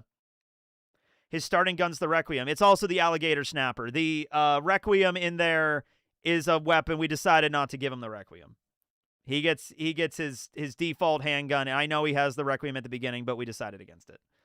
Yeah. But he also has a fucking laser sword in this version. Yeah. So when do you think it starts becoming a problem? Like, when do you think Helen starts thinking about using the fireball? When do you think Leon busts out the energy sword like, hello, gorgeous? Like when 32, yeah, I'm thinking 32. I think when 32 enemies start swarming, like both of them, and I'm going to say they're in separate arenas. They're not fighting together or against one another. They're in separate arenas. Who makes it the furthest? I don't think Leon's something has good stamina. Oh, yeah, no, he's definitely throughout the game, he gets weaker and weaker. That's the thing I'm afraid of, because ultimately Mrs. Incredible is, Elastigirl, she's a superhero. She has crazy good endurance, and Leon is sick. He's sick from 2 illnesses at once here. But he also has a sword that can literally like just cleave through these people like they were made of butter, So, like, Leon's going for the kill shot. It's not even a question. Leon's going for the kill shot. And Helen is going to have to do this with a pair of scissors and just physical brawling. Yeah. This one is close. Yeah, it really is. Because, like, I think Leon definitely lucks out with the weapon loadout. But I think Helen's stamina is just better. So, I don't know, man. Okay, let's say we get to 64. Still, yeah, that's true. Leon had that disease in Requiem, and he holds out for like 12 to 16 hours in the game before he is getting so sick that he can just not progress anymore. Like, by the end of that game, you are hobbling playing as Leon. It is painful playing as Leon. You could feel it. The fireball's really good, but the fireball's only a 20-foot radius. So that'll take out quite a bit of them, but that's not going to take out like 64 gladiators in a single shot, all right?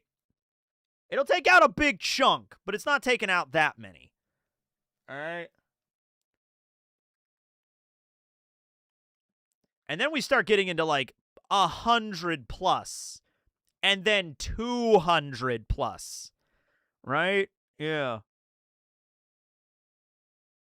I would imagine the fireball would be the last resort for her. She'd be kind of an idiot to use it in the earlier rounds.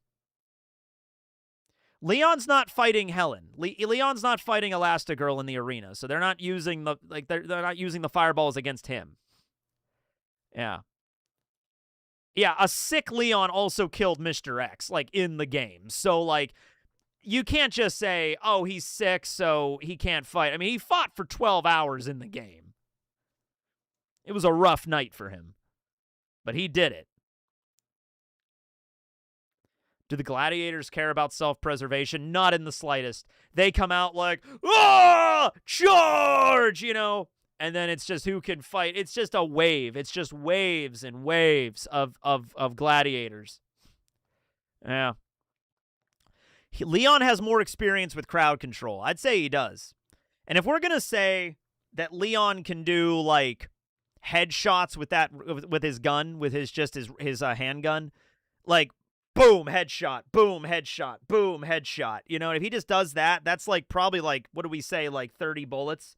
That's 30 dead gladiators right there, you know?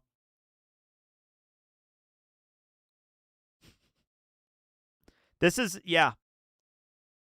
Helen's just got her physical body, and she can stretch. She can do a lot of things.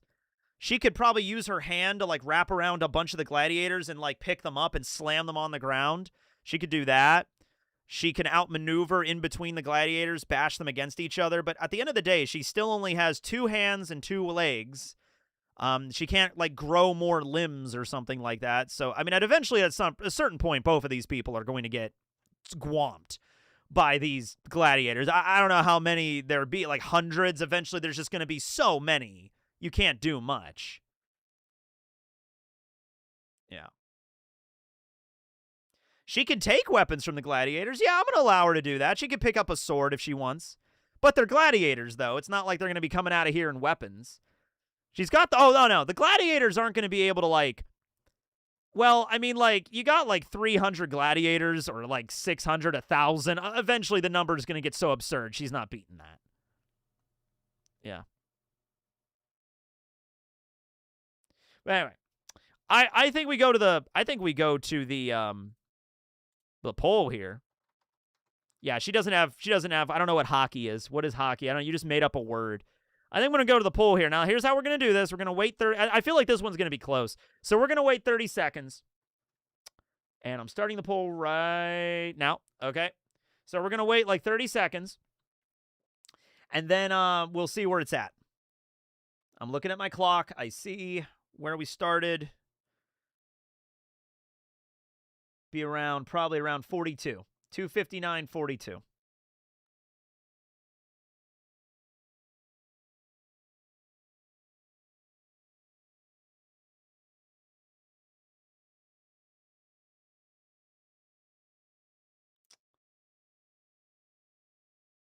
Okay. Oh, my God. Okay.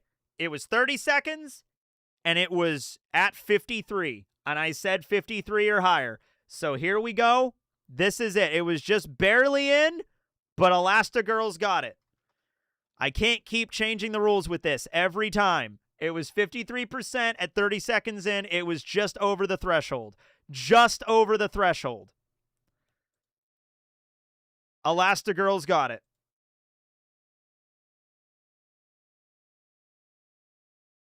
Just over the threshold. 230 people viewing.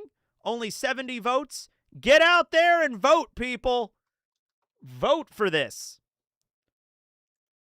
But that was very, very close. And don't worry, Leon's going to have another shot because we go down to the loser bracket. But we can get, 70 people.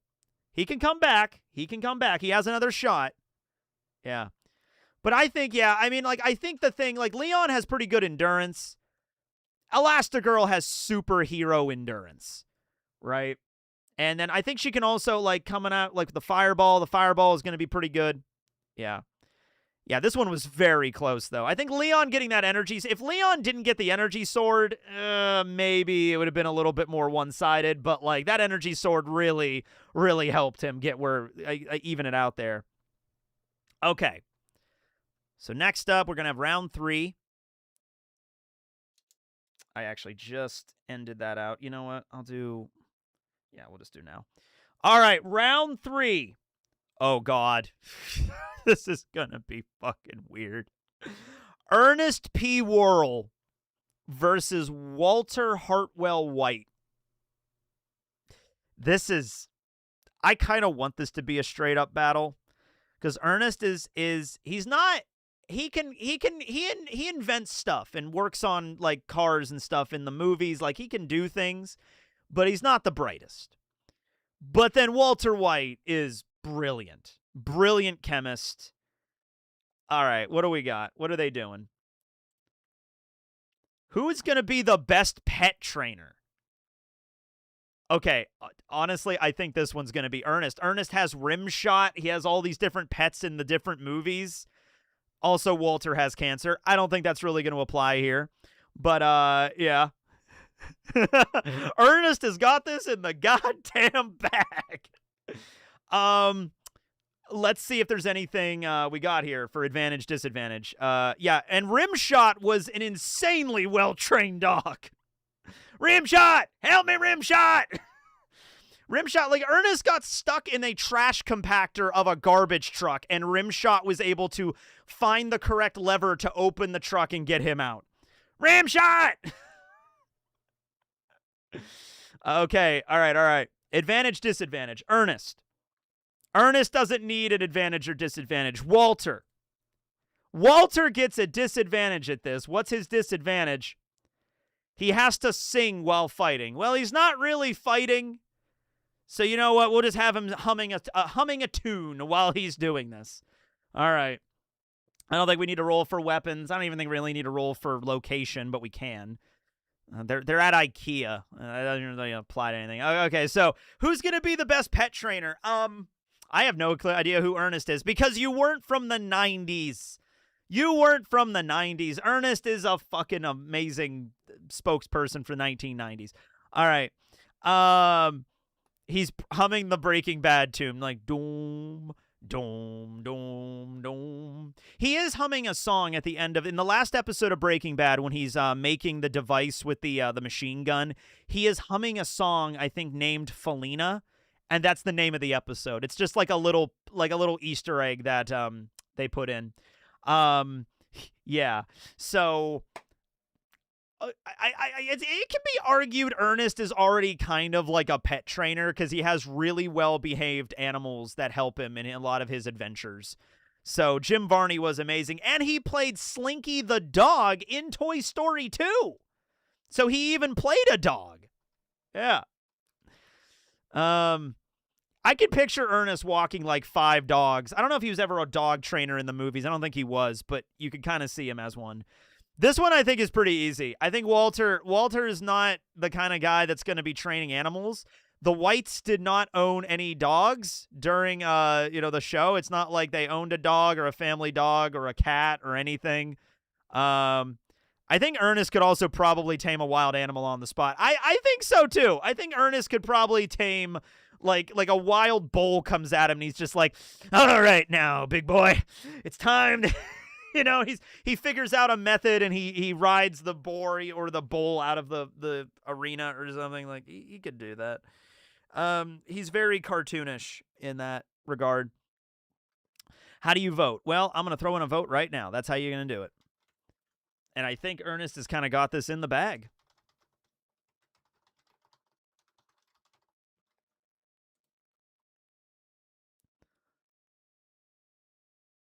Jesse was the dog. Oh, my God.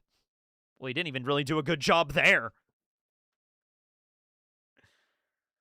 Nah, I said 30 seconds. We're going to keep it at 30 seconds, although I don't think this one's going to be really that tight.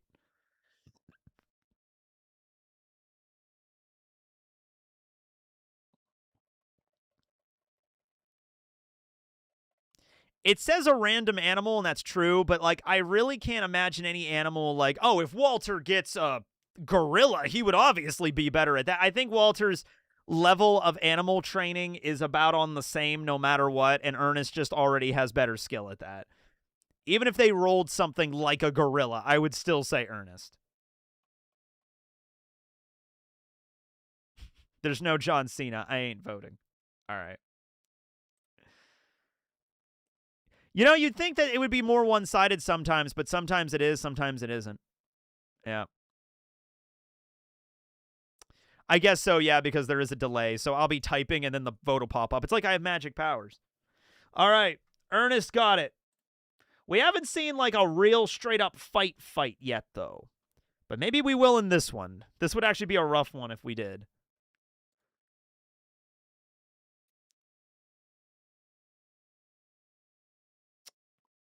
All right, we got round 4. Buffy Summers versus Saul Goodman. It could be in a courtroom. If it's who's the better lawyer, I mean, yeah. I have no prior knowledge of this Ernest, but he seems pretty broken as an animal trainer. Yeah, we'll go watch Ernest Scared Stupid and look at the dog that's in that movie, his pet dog Rimshot. He's pretty good dog. All right. What are they going to be doing? Survive the Wild West. Now, Saul is canonically from Albuquerque, New Mexico, but it's Albuquerque, New Mexico from our modern day.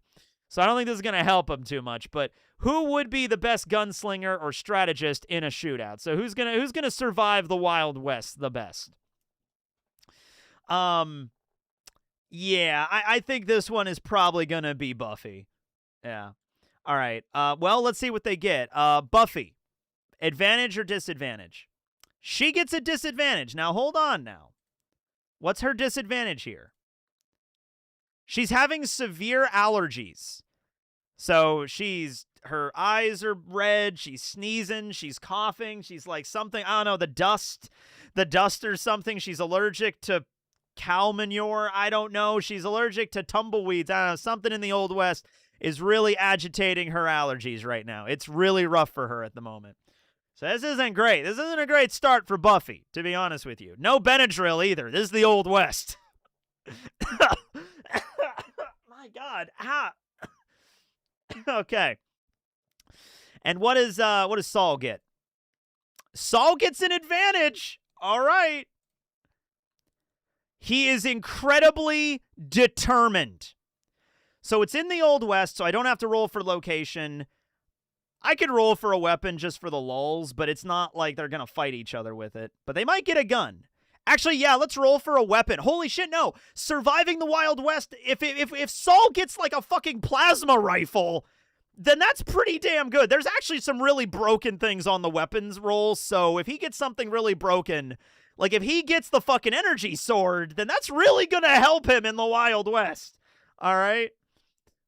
Okay, so the first one is Buffy. What does Buffy get? She gets an electrified bow staff. That's I can see Buffy using that. She gets a bow staff that's like electrical, like a taser staff kind of thing. I can see Buffy using that. What does Saul get? An aluminum baseball bat. All right. Saul rolls up to the Old West wearing, I'd say Saul can wear a cowboy hat. He's from the Old West. He's from the West. So they sell cowboy hats all over Albuquerque, I would assume. So he has a cowboy hat. He rolls up in his suit with an aluminum baseball bat, and he is severely determined. He's like, I got this. I'm going to do this. I'm going to survive the Wild West. Buffy rolls in, hacking and coughing, and but she also has an electrified bow staff. So it says survive the Wild West. Now, that doesn't necessarily mean, it could mean just kill everything around you. But also, it's, you know, who's like it says strategist too. I'm looking at this and I'm like, I feel like Saul, he could talk really well. And that's the kind of thing that'll either get you shot on his first day, or it's something that can go a long way. Saul does canonically have a cowboy hat. Of course he does. So he does have a bolo tie, too. All right, we'll give him the bolo tie and we'll give him the hat. So, like, yeah, shootout would be tough. Because you know Saul's going to run his mouth at some point. Okay, would Saul run his mouth and get himself in a fucking shootout at some point? I think yes. I think Saul's really good at talking, but sometimes that's a good thing and sometimes that's a bad thing. And I think Saul's going to say something and he's just going to be like, all right, Fancy Dan, you meet me outside in 10 minutes. Like, it's going to be that type of shit. And Saul's going to have like a Marty McFly, like, how do I get out of this kind of moment? You know, if he did, he could get out of it. There's times in the story he can't get out of it. Saul can talk himself out of a lot of shit, but there's times he's not getting out of this shit. Somebody's dying, all right? No litigation in the Wild West. You got circuit judges and things like that. But in a town, if we're talking Old West town, where like you got like one sheriff that's like one lawman who's probably already corrupt as shit, you know what I mean? That's all you got. Saul did canonically survive the desert, but that was also with Mike helping him. Mike did help him on that one. Yeah. Yeah, what about that Tuco moment? I mean, he talked down Tuco, but then look at, I mean, I guess Lalo didn't shoot him. Shot somebody else, though. He couldn't Saul couldn't talk his way out of that. Yeah. It's going to be weird. I can see, it's so weird. I can see Saul being really good in the Wild West, and then I can see him getting killed. I can see him getting drunk at a bar one night, getting into one wrong conversation, and just getting shot in the head. All right? I could see that happening with Saul. With Buffy, oh, man, Buffy, she'll just, anybody that tries to come up to her and tries to do anything, she'll just kick their ass. She has an electrified taser staff. She's just going to knock down anybody that comes at her, right? I'm trying to think if Buffy from the TV show uses guns at all. Like, how good is she at using actual guns? I'm sure she's fine. It's just we don't see Buffy pulling out like a shotgun. We see her with the rocket launcher in season 2. But Xander kind of had to help her with how that works. Why would Buffy in the Wild West be in a dangerous situation? Wouldn't she just be a housewife? She's still Buffy. They just get, like, warped to the Wild West. Like, who would survive the best? You know? We're not saying they were born in the Wild West. They're like, they get sent there as they are. And, yeah. Yeah, if Buffy has to fight in any scenario, her reflexes alone are way better. Her reflexes are better, but she also has severe allergies. I still think they're better. Yeah. She's pretty proficient with most weapons. Yeah. I think Saul is eventually going to talk to the wrong person at the wrong time. Maybe he gets in good with the... I think Saul's going to zone in on the sheriff or whoever's the head of the town, and he's going to be like, I got to cozy up to that guy. That's the guy I want to be friends with. So he's going to start cozying up to that guy, maybe being his right-hand man, probably doing some duplicitous shit along the way, kind of bending the law because that's what he does. It's like, it seems to me that a town like this needs a man of the law kind of thing. And I'm your man, you know, and it is like, roll charisma, Saul. Yeah, but he's really good at that. But Buffy, I think, is just really good at... I think Buffy, just being a woman in the Wild West, I think she's going to encounter a lot of shit, and she's going to have to fight her way out of a lot of scenarios. Now, she can, but it's two very different approaches to surviving the Wild West here. You know? I could see Buffy walking into a saloon. Everybody looks at her weird because she's wearing pants, and that's not a normal thing for women to wear in the Wild West. And they're going to probably make some colorful remarks at her, and she's going to kick the shit out of them, and then the whole town police force, like the town guards are going to be summoned, and then she's going to beat the shit out of them. So she survives in the way that everybody's, like, knocked out, yeah, or dead. Oh, no. All right, I think we're going to go to the... I think we're going to go to the poll here. Yeah. Yeah, if they both survive, who dies first of natural causes? Yeah, what if they just both survive this? Then I guess Saul would die first because he is older. And this is a weird one. I think they both have, like, really good, like, different approaches to surviving this for a long time. But Saul, I think it's more iffy for Saul. Annie Oakley, an unusual exception, yes. They think Buffy is Annie Oakley. All right, we'll put it up here. Give it 30 seconds, we'll see what happens.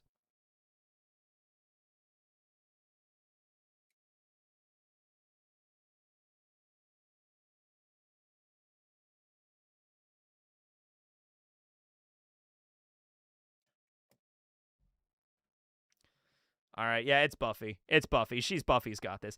Like I said, Saul could do it, but it's more up in the air, right?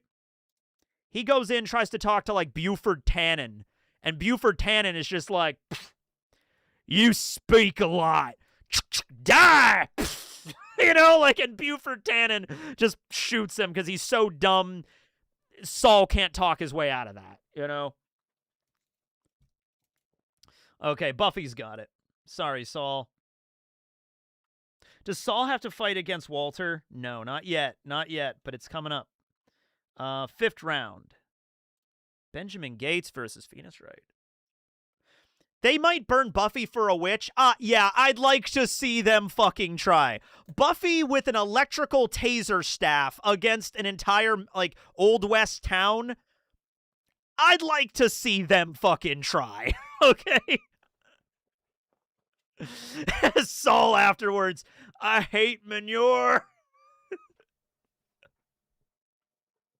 Dude, I can even see Saul going up against a dude that looks like Buford Tannen and Saul calling him Buford Tannen because he's seen Back to the Future. Hey, whoa now, Buford Tannen. All right, so you look like a man of class. No, I ain't. Bam! I never went to class in my life. All right. Anywho. The Old West didn't do witch hunts like that. Yeah, I mean, can you really say that in all of the Old West, in many decades of the Old West, there wasn't at least one old-fashioned witch hunt going on? There was probably at least one. All right, where are we at here? Okay. Man, I keep missing the limit here, but okay, we'll do 152.20. All righty. Round 5. We got Benjamin Gates, who is Nicolas Cage's character from National Treasure, armed with the Declaration of Independence. That might be relevant. Maybe the fact he's actually carrying around the actual legit Declaration of Independence, which does have a map on the back of it, in this scene, maybe that'll be relevant. And then he's going up against Phoenix Wright, who's like a lawyer or some shit. I don't know. This one, I don't know. If it's a treasure hunt, Benjamin Gates just wins. All right. All right, he's tubed up and everything. Yep. All right, here we go. Oh, the first battle. The first battle we get is Nicolas Cage, Benjamin Gates, versus Phoenix Wright.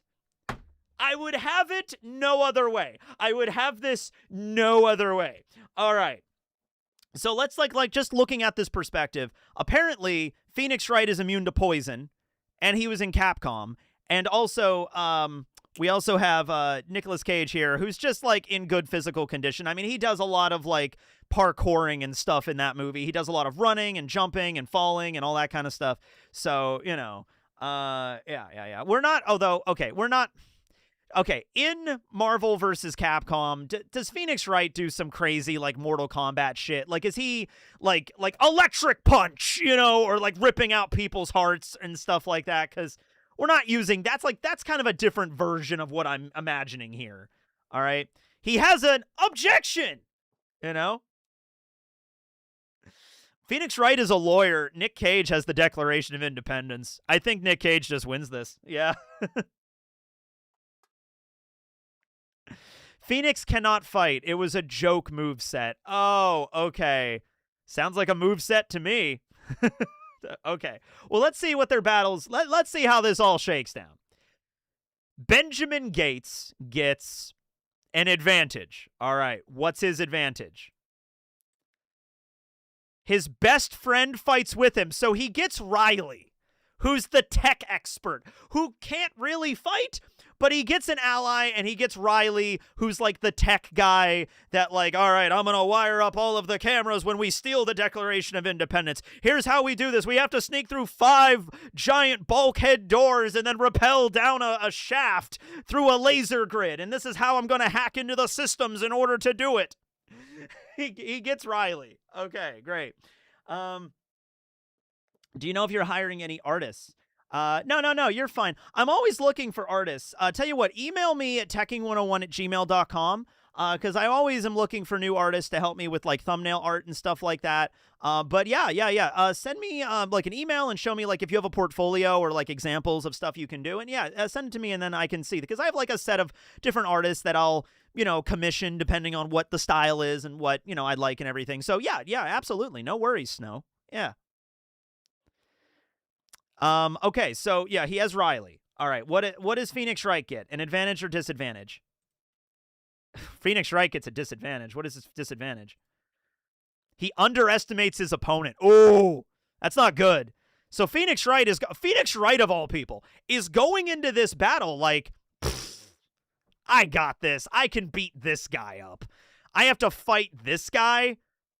He just looks like a random dude. He just looks like Nicolas Cage. Phoenix Wright's like, I can beat up Nicolas Cage, right? Like, that's probably not that hard. Yeah. All right. Yeah. So a normal Wright experience. Yeah. It's over, Phoenix. All right. What weapons are they getting? This is actually important because they are fighting. All right. Benjamin Gates gets a grenade launcher. A grenade launcher. All right. What does Phoenix Wright get? Phoenix Wright is equipped with 3 Molotov cocktails. So he's got 3 Molotovs. He has a lighter. It's just a Molotov. It's just like vodka with a cloth in it, and he lights it, and he throws it, and he lights a big explosion, lights things on fire. That's what he does. Yeah. Oh, boy. All right. Both ranged weapons, although I would say the grenade launcher is a much longer range than Molotovs. Molotovs you have to physically throw, okay? You light them and you physically throw them. The grenade launcher is kind of a distance, Yeah. And what do we get? Where are they fighting? The Great Pyramids of Giza. That actually, I would say that gives an advantage to Benjamin Gates. That's his whole thing is he's a globe-trotting treasure hunter. All right? I'm Nicolas Cage. I've stolen the Declaration of Independence, and the map has led us, Riley, the map has led us to the Pyramid of Giza. They built this during the 4th dynasty in the tomb of Khufu. This is where we're going to find the treasure, Riley. We have to break into the Pyramid of Giza. All right, so this is great. This is fantastic. I love this. This is perfect. All right. I think, by the way, the layout of the Pyramid of Giza, it is such a small, there's like 2 rooms in the Great Pyramid of Giza. There's like 2 rooms and like a couple of very narrow staircases. It's not a very big structure. It's like 99% made out of solid stone. All right. Yeah. Does Phoenix Wright even want to fight Nicolas Cage? I don't know. All right. So Nicolas Cage knows the layout of the Great Pyramid of Giza more, I would say. Yeah. He's a fucking treasure hunter. There is a pyramid on the American dollar. There is. So maybe this is where the treasure hunt led him. Yeah. Would Benjamin Gates, I don't even know if you can use a fucking, okay, would Benjamin Gates, all right, so I guess they're inside of the Great Pyramid of Giza. Dude, I'll show you pictures of the inside of the Pyramid of Giza. It is not, I'll show you the King's Chamber. It's not a very big room. It is very tight quarters. It is not a huge room. I'll show you a map of it, too. I mean,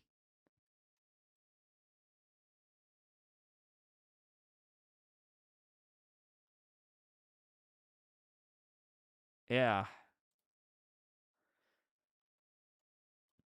So this is the King's Chamber. I mean, it looks kind of big, but I can't imagine this room being taller than like, I don't know, actually. I don't know how big the King's Chamber is. Let me double check this. Here's a map of the pyramid. See, you can see, like, all of the parts that's shaded in just, like, the tan, the lighter shade, that's just solid rock, okay? Yeah, the grenade launcher and the Molotovs are probably suboptimal in there. Yeah. Yeah, there's also these ventilation shafts that they have as well. Yeah, but that's it. There's a grand gallery, there's 2 chambers, and then there's a lower chamber, and there's 2 entrances too. There's the main chamber, there's the main entrance, and then in I think like the 700s or something like that, there was a guy that was like exploring Egypt, and he basically blew up a big hole in the side of the pyramid to gain access to it that way. So there's like 2 entrances to the pyramid. Yeah. You could definitely use a Molotov in there, but not a grenade launcher. I mean, you could use a grenade launcher, but it's probably not a good idea. Yeah. Yeah, the rubble too. Yeah, Yeah, this is interesting. This is interesting. I wonder if they're going to try to get out of the pyramid. Oh, wait a minute. Oh, wait, shit. This room is bigger than I thought it was. Holy shit. Okay, no, hold on a second. That room is bigger than I thought it was. Look at this. This is another scene. This is like, these are people. That room is big. All right.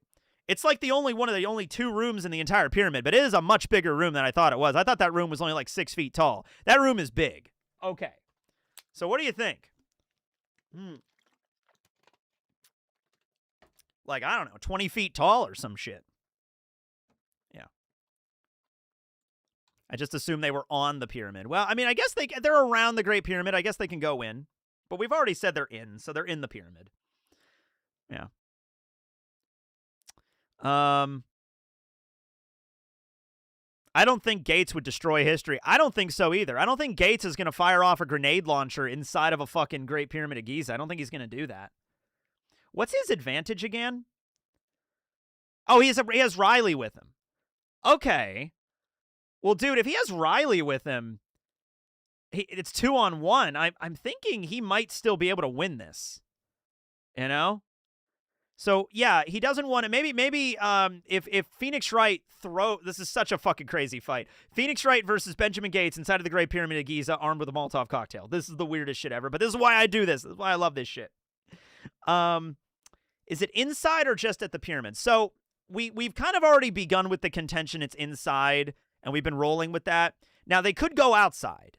So I'm going to think that Nicolas Cage is going to Benjamin Gates is going to try to get outside because he doesn't want to destroy history. So if they appear in the King's Chamber, they just have to they have to get down the Grand Gallery and then get outside. Yeah. And he's only got 3 Molotovs. He's got 3 and that's it. Yeah. They could just jump him before they throw the Molotov. I think that's and he underestimates the Wait a minute. This is really important. Phoenix Wright underestimates his opponent. Okay? So, is Phoenix Wright going to walk right in and be like, "You're my enemy. I'm going to take you out right away with this Molotov cocktail"? Because he says he's underestimating him. I don't know if Phoenix Wright is going to look at it that way. I think Phoenix Wright is just going to be like, "I don't even need to use the Molotovs right away to kill you. I don't even need that. You're no big deal. That's not even a big deal to me." All right? I don't know, man. I think Ben is going to look at Riley and just be like, "He's got some Molotovs. He's trying to burn the pyramid. We got to get him out of here, Riley." You know, and they're just going to try to knock him out of the They're going to try to knock him out of the pyramid. And then we have a fight in front of the Great Pyramid of Giza.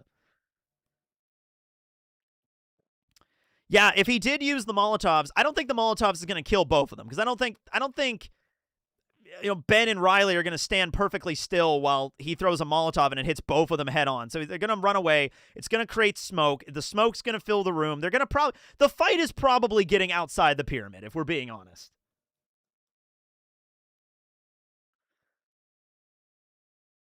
Phoenix is just on some side quest to acquire evidence for some random court case back in Japan. It's an Egyptian mummy that showed up for his services. And now he has to go to Egypt to get evidence for a court case involving an Egyptian mummy that's come back from the dead. I've never played any of those games. Does that sound like a plot? Can that actually happen in the games? Does that make sense? Or is that a little bit too crazy? And if it ends up outside of the Pyramid of Giza, now they're just fighting in the desert. Maybe they could pick up a rock or something and use it to hit them with. But it's 2-on-1. I'm kind of feeling Riley and Ben got this. Yeah. Riley's tech skills really mean nothing here. I don't think they're in the fucking Great Pyramid of Giza. I don't think there's anything Riley could do that can actually, like, with his skill set. But he has another pair of hands. Now, that sounds like Ace Attorney. Yeah, okay, gotcha. Yeah. Yeah, Ben does have his leather jacket. He has his really cool-looking leather jacket, yeah.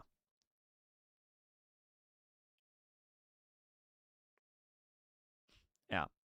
Also, if he throws the Molotov, Ben's going to protect the Declaration of Independence at all costs. So if he sees Phoenix Wright throwing a Molotov, he's going to make sure he's going to dodge the fuck out of the way because he doesn't want to get hit with that. Because he doesn't want to destroy the Declaration of Independence. He's going to defend that thing like it's his baby. All right? So I think that gives him a little bit of an extra energy boost, too, of just like, we got to tackle this guy so he doesn't destroy the Declaration and he doesn't destroy the Great Pyramid of Giza. There's just this crazy lawyer guy throwing Molotovs everywhere. And he's only got 3 of them. And after that, it's just a fist fight. It's just a fist fight. Maybe they pick up a rock or something, but what else is around the Great Pyramid of Giza? You know? All right, I think we got it. I think we have what we need to have. Who wins? Ben or Phoenix? Yeah, I think actually having the Declaration of Independence helped him there. I think that gave him the motivation to survive. It's like a mother is stronger when she has to defend her child, you know? No, he can't use the glass for stabbing. He throws them, they shatter, big fireball. How's he going into the fireball to grab the shiv? They're Molotovs. That's what they're there for. Ben loads the Declaration of Independence into the grenade launcher. Yeah. He also has a suit on in the middle of Egypt, which is very hot. Yeah. Well, yes, he had to use the flame to reveal it, but if somebody's throwing explosive things at him, Ben's going to protect that thing. He's like, it's going to burn if it hits it. He had to be very careful when they were using the flame. Very careful. All right. Clicked for Ernest P. Worrell. Welcome in, Cody Jenkins. We're doing a tournament. Ernest is doing pretty well. He already won round 1. We'll see where he's going. And I think Benjamin Gates won this one. Yep, Ben won it. Sorry, Phoenix. Down to the loser bracket. Oh, this next round, that's going to be fun. All right.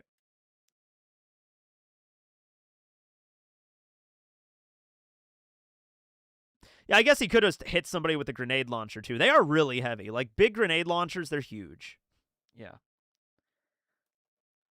All right. Round 6, we have Elastigirl versus Ash Williams. Okay. This is going to be weird. Now, Ash has his chainsaw. Mission command. Lead a military squad through a dangerous mission and ensure their survival. Okay. Ash is kind of an idiot. But he did manage to get an entire army of, like, medieval knights together to fight against the hordes of the undead. Ash is a good leader. He's not smart. He's not super smart. But he was able to get people mobilized and fight against an entire army. So he was able to do that. That is canon. He's got something there. Now, advantage or disadvantage here? This is Elastigirl. She gets neither. Ash. Ash gets a disadvantage. What's his disadvantage? Nothing. No. Oh, he's hangry. He's super hangry. That's like, I'm so hungry, I'm also pissed off right now. I can't think when I'm hangry. Oh, man, Ash. So Ash is going to have to go eat, like, a thing of mutton before he starts to even mobilize his troops. Yeah. It might help, actually. I don't know. Like, I feel like he's going to have to waste time to eat, or he's just going to use that as an advantage. Maybe he uses that as an advantage. It's just like, I don't know, man. It's a disadvantage for a reason, but it could work. Under certain circumstances, advantages and disadvantages could work depending on the person. But he's also really hungry, man. All right. What is this? Mission command. Okay. Well, what weapons do they have? Elastigirl. She has a spear. Okay. Ash. Ash gets a riot shield. All right. So Ash is okay. Who would you want rather for your mission leader? Elastigirl with a spear, or Ash Williams with a big ass riot shield and a chainsaw for a hand? All right, guys. Groovy. Let's do this. Yeah, good point. I think morale might be with Ash on his side. Where's this mission taking place? Jurassic Park! Oh my god. Oh my god. Okay. This completely changes the scenario now. Do you know that scene like in Jurassic World when they had to send the group in, the soldiers in to detain the Indominus Rex? That's the mission. That's the mission now. They are sent to detain like the T-Rex or bring in the Spinosaur or some shit like that. Oh, that changes shit now. This mission takes place in Jurassic Park. Oh boy. Ho ho. Yeah. So they have to lead a military squad through Jurassic Park. Their mission is to take down a T-Rex.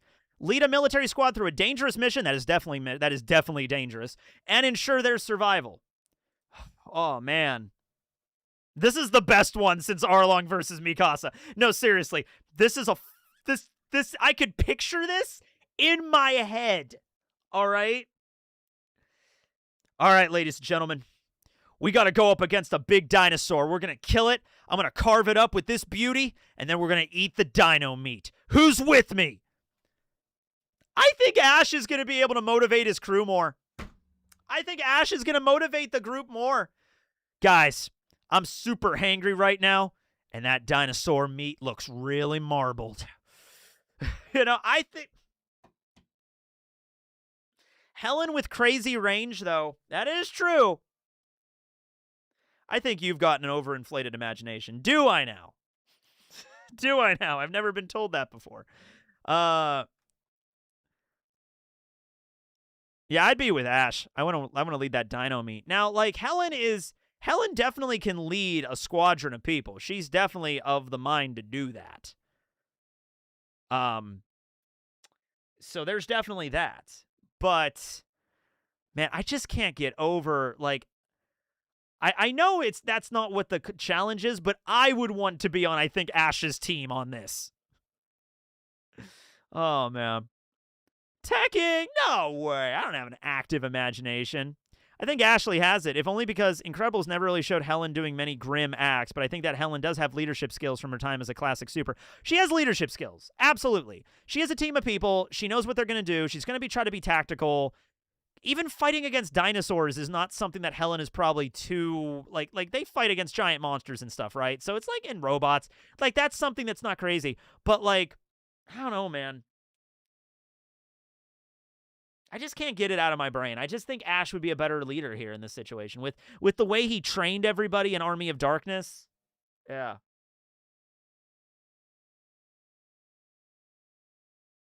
I think Ash, just with being super hangry and being Ash, kind of dumb, but like dumb enough to like charge into battle. I think he's just going to be like, let's do it! Ah! And he's going to charge at the fucking dinosaur with a chainsaw arm.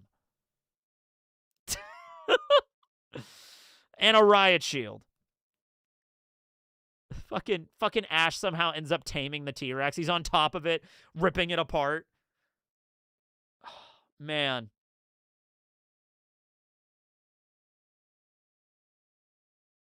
I can also see Helen leading professionals better than Ash can. Yeah, because they're already trained military professionals. Yeah, let's say they're like that team of people that are in Jurassic World, right? Yeah. I don't think Ash has the book. No, Ash doesn't have the book. All right. This is a crazy scenario. I would pay to see this. Ash Williams going up against a T-Rex, but we got to do the poll.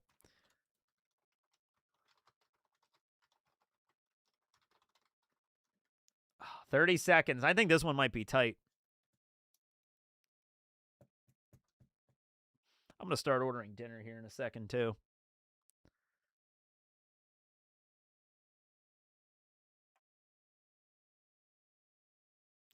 Yeah, well, we got 15 more seconds.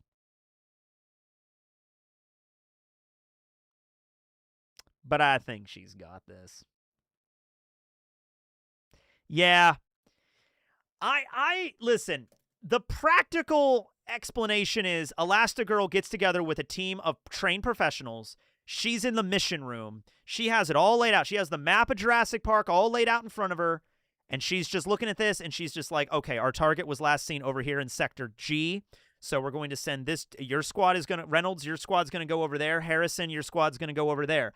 I'm going to flank over here. If anybody, sees anything, we're going to communicate via our comms. She's going to be more trained with dealing with a group of professionals. Ash, meanwhile, is like, all right, boys, let's get in there and let's lock and load. Like, that's going to be Ash, and that's cool. But, like, Helen is just going to be way, way more tactical with this, okay? Yeah. So Elastigirl is, I even have to admit that's the right answer, but like, damn, Ash it would have been crazy fun. And then probably the T-Rex is going to kill Ash. Like, if we're being honest here, Ash is charging at a T-Rex with a fucking chainsaw. I think that he's just going to get eaten by the fucking T-Rex. All right?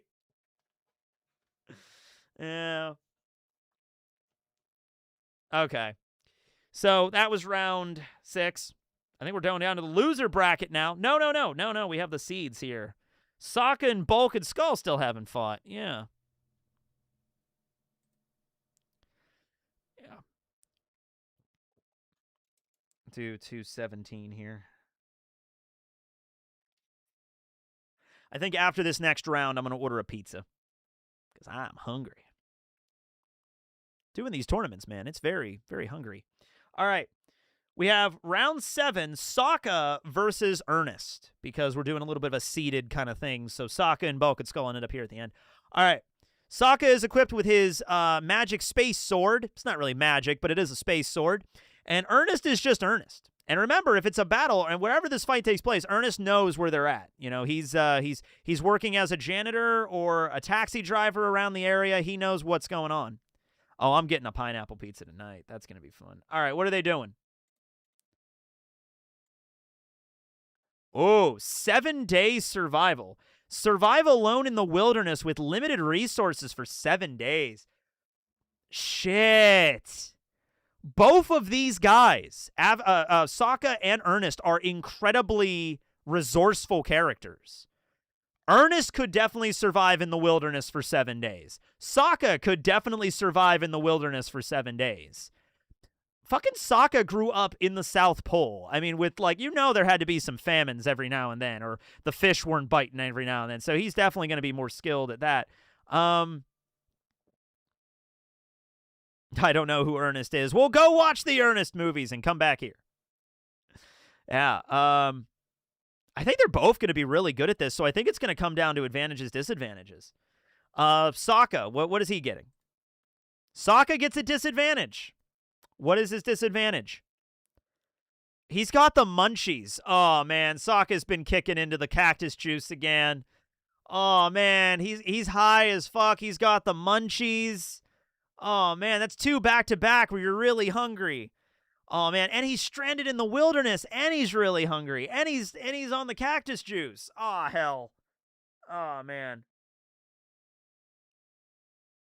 He can find food. He's got this. He might start eating some mushrooms, though, that might not be the best for him. All right, what has Ernest got? Ernest has neither. He's just Ernest. Okay. Oh, yeah, Ernest goes camping. That's literally the first movie. Ernest goes to camp. He works in like a little summer camp and stuff. So he's out in the wilderness, yeah. All right. What weapons do they have? This might come in handy. If they're surviving, then they're going to need a weapon. So what does Sokka get? He's got his sword and his boomerang. What else does Sokka get? Sokka gets a boomstick. Sokka gets Ash's boomstick. He gets the double barrel Remington. Okay. Okay. Sokka is now high with a gun. Sokka is high with a shotgun. I think Sokka could figure out how to use a shotgun. It's not that hard to learn how to use a shotgun. It's pretty simple. He worked with the mechanist and stuff. He knows he could figure out a shotgun. Right? It's not something overloaded there. Yeah. What does Ernest get? 2 hand grenades! I see I have 2 kabooms. Oh, this don't look good. Ernest just holding up 2 hand grenades and just doing his, like, mugging into the camera is rather hilarious. Okay. Yeah. They're in the wilderness. Where are they at in the wilderness? What wilderness are they in? Not all of these might apply for this, but we'll see. Okay, they're not in hell. No. Castle in the Middle Ages? Nah. Let's just say they're in the woods. That's what this is. It says in the wilderness. So it's already kind of explained where they're at. They're in the wilderness, all right? Okay. So 7 days survival. Ernest is... He's got nothing, but he's got the hand grenades, and he knows where he's at. He was working at camp again, or he's like, I'm a lumberjack. There is one thing where he is kind of a lumberjack. Ernest has these different, like, what are they called? Like, personas that he plays, and one of them is a lumberjack, so we'll just say that, you know. How would hand grenades help in the wilderness? Not really. They wouldn't really help. What's the biggest animal they could kill? I mean, let's just say they have, like, bears in the wilderness, elks in the wilderness. I'm thinking of, like, the Canadian wilderness, honestly. Make a fire. Ernest can make a fire. Sokka can make a fire. Sokka's a little munchies, but, you know, I think they could start, like, a fire. Yeah, Ernest went to camp. He knows what's going on. He knows how to start a fire. He knows how to tie knots. He knows how to set traps for animals and game and stuff like that. He knows which mushrooms to pick that won't kill you. You know what I mean? I think Sokka knows all that stuff too, though. So I think they're kind of evenly matched here for this. This could be the first one that it's kind of even.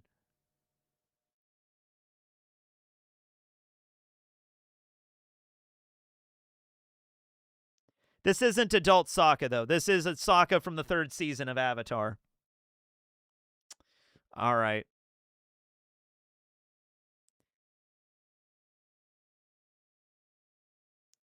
No, it's just, if they both survive, I guess it's just a draw. We'd have to do it again, but let's see the poll. See how the poll shakes down. Yep. It feels like it could be a tie.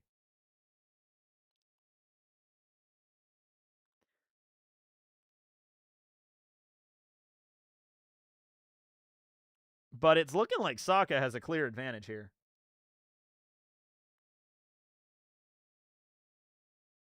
I wouldn't say Sokka's dumb.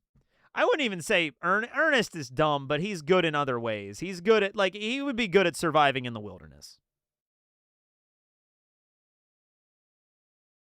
Oh, yeah, Ernest is also canonically an army vet, and he went to Africa. That is canonical. I feel like Ernest is going to lose this just because not as many people know Ernest. But trust me, he could survive. Yeah, Sokka's got it, but, like, yeah. How many people voted in that? Ernest is a poor man's Forrest Gump. Forrest Gump was also actually on the list. Yeah, Sokka's got it. But I think you can make a solid argument for both of them. Ernest is chaotic stupid. All right, well, I am going to, hold on, guys. I think I'm going to take a little bit of a break here. A brief break so I can just, like, order dinner, and I'm going to go upstairs and grab another drink and maybe a snack. Because I'm a little hangry myself. Ernest is from a series of movies from the late 80s to the 90s called Ernest Goes to Camp, Ernest Goes to Jail, Ernest Goes to Africa, Slam Dunk Ernest, Ernest Scared Stupid. I watched them a lot when I was a kid.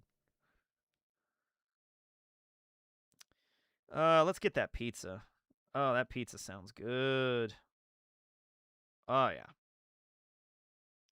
Gonna do the same thing. Yeah, let's go. Let's all order food. Let's all order food or get some snacks. All right. What do we got here? We want some of that pizza for sure. Oh, oh yeah, the Hawaiian. Oh, we're definitely doing that. Ham, pineapple, sweet chili sauce. Oh, it's so good. Extra cheese. Oh, give me some mushrooms on that. Give me some mushrooms and onion on that. That would be good. I love onions. I put onions on like everything. They're very yummy. Green peppers. Give me some green peppers. Piman. Japanese for green pepper is piman. I'm learning a lot of Japanese again because I'm going in like a month. It's actually coming up soon. It's like 40 days. I'm going to be in Japan. It's wild. Red onions probably on pizza. Red onions are better. Yeah. Add that to order. And then they also have... What else do they have here? Yeah, give me some of that. Ooh, sauces. Yeah, give me some of that shit.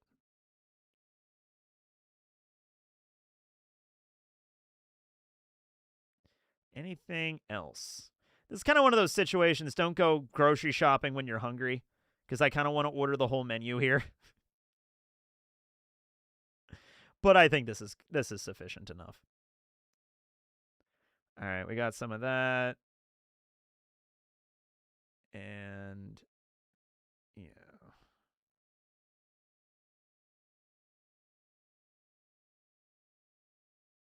Do it. Order the entire menu, Tekking. Order it. Okay. All right, we got that in. Why did Ernest go to jail? He was framed. He was working as a janitor in a bank, and the bank gets robbed, and he gets blamed for it. Is basically, I think, how that goes down. Yeah. Ernest was basically a doppelganger of a defendant and got swapped. I think that's what happened. Yeah, I think that might have been it too. Yeah. Yeah. Okay. Let me go grab a drink really quick. Let me refill, and then I will be back down, and we will continue. Oh God, we have Buffy versus Bulk and Skull next. That's gonna be fucking funny. We're gonna get to that in a minute. Yeah.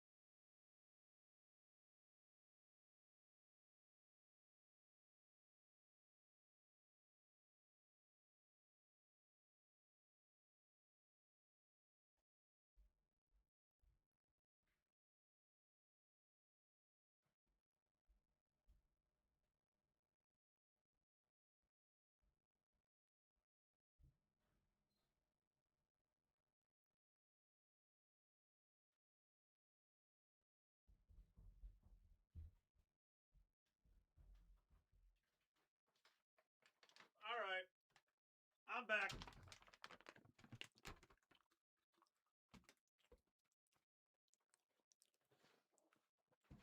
Oh, yeah, Nicholas Brandon died. Which, that man, you know, he went through a lot of stuff in his life. I didn't even know about all of the, there was a lot of, like, domestic abuse stuff and things, and he drank a lot, too. I didn't even know about that until after he died, but, yeah, I mean, RFE. If Tekken doesn't come back with pineapple juice, Rustage will be disappointed. I went upstairs and I just did the thing where I opened up my fridge and just shoved a bunch of food in my mouth really quick, like cheese, meat, bread. I just shoved that in there really quick. And then I have this stuff, which is really cool. This is I have a Maker's Mark or Member's Mark from Sam's Club, like trail mix. This shit's really good. Yeah.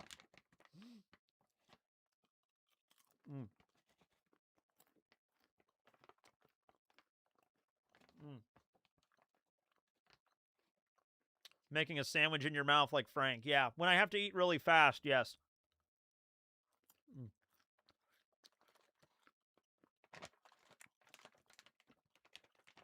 All right. So, where do we leave off? Buffy versus Bulk and Skull? All right. Shit.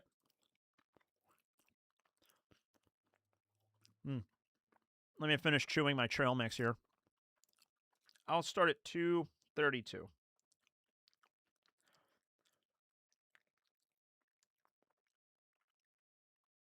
I'll have to put that break in there. Yo-yo dieting was it was definitely a thing in the 90s. I mean, still is. But I think that's where the stereotype kind of comes from. All right. All right, we got round 8. We got Buffy Summers versus the comedic duo of Bulk and Skull. Buffy has 3 stakes that she has on her. And Bulk and Skull just have each other, and they have walkie-talkies so they can kind of like communicate and coordinate with one another if they have to go separate ways and stuff. Yeah. Oh, by the way, yeah, Sam's Club, really quick. If you ever had the rotisserie chicken at Sam's Club, that's so good. Okay, so what are they going to be doing? Run it. Oh, my God. Run for president. Who would run the best campaign and be elected leader of a nation? I'm thinking the United States because that's the one I'm the most familiar with, so like we'll go with that. Running for the president of the United States of America. Buffy versus Bulk and Skull. Okay, so first of all, you can't have 2 people running for president. So one person's going to have to be the president, the other person's going to have to be the running mate. Okay, so like it's America, and I'm pretty damn sure Bulk and Skull could do this. Yeah. Yeah, I would say Bulk or Skull have to choose. Like, who do you think would be president? Bulk? Would you rather want President Bulk or President Skull? And then the other one will be the VP. Yeah. I think in this country, I think Bulk and Skull would do better. I think they would. I'm sorry, Buffy. Buffy, I think, would get up there. Oh, my God. They're adults by season 6. I don't think they're not over 35, but I mean, Buffy isn't either. So for the sake of this, we'll just ignore that. You know, that neither of them are over 35. So both of them cannot be president. All right, disqualified. No. We got to go through the campaign promises and stuff. All right. I don't know if they're going to be okay. Advantage or disadvantage. This could work. Depends on what they get. All right, Buffy gets a disadvantage here. Buffy gets a disadvantage. That's not a disadvantage. Her clothes are 2 sizes too big. So Buffy goes out and doesn't matter what she wears. They are magically enhanced. She's been afflicted. This is actually something that could occur in the Buffy universe. She gets a curse placed on her, like a magic spell, that no matter what clothing she puts on, it's always super baggy clothing, no matter what. So that's, clothes are 2 sizes too big. All right. And then what do Bulk and Skull get? They get neither. They're just Bulk and Skull. All right? And then they don't need weapons for this, and they don't really need a location for this because it's just running for president. That's kind of all over the U.S.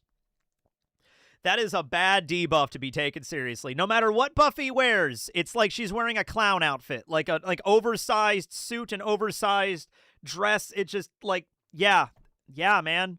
That'd be really hard to take her seriously, man. I don't know. Honestly, yeah, Buffy should be the one to win this, I feel like, in terms of, like, intelligence. But Bulk and Skull, I feel like they would have fun on the campaign more, and I feel like people would end up voting for them. Because it is America, after all. If it's like if Beavis and Butthead ran for president, you know there'd be more than a few people that would vote for him. I think they got the moxie, you know what I mean?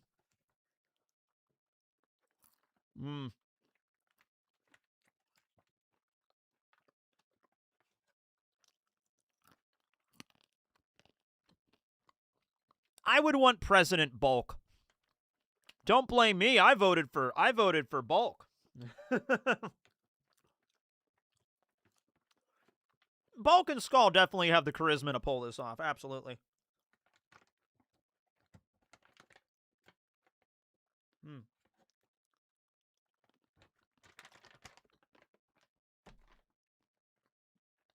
All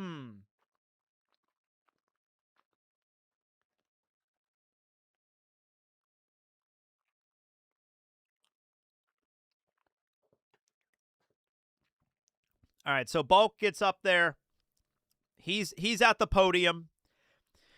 Ladies and gentlemen, my opponent is wearing ridiculously oversized suits right now. And I might be a big man, but I have a proper fitting suit. I don't know. Maybe the crowd would be like, yeah, he's got a point. Bulk would get the, there's a lot of obese people in America. He might get the obese vote just for that. Yeah.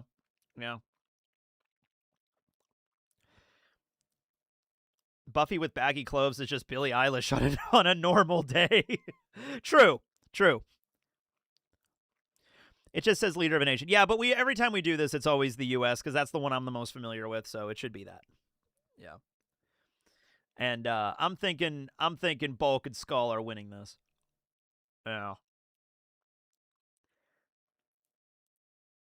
I think we go to the vote. Yeah. They crush in head-to-head debates. I think in the debates, I think they got this. Yeah. You got Bulk there, and then you got Skull in the background, kind of just being his like yes man, and just be like, yeah, you tell him. I'm voting for President Bulk. I'm sorry. It can't be worse. It can't be worse than the situation we have. You know what I mean? So like, I'm voting for President Bulk. Yeah. Who wins? Buffy or Bulk and Skull? And then we get Vice President Skull. So I think this works out great.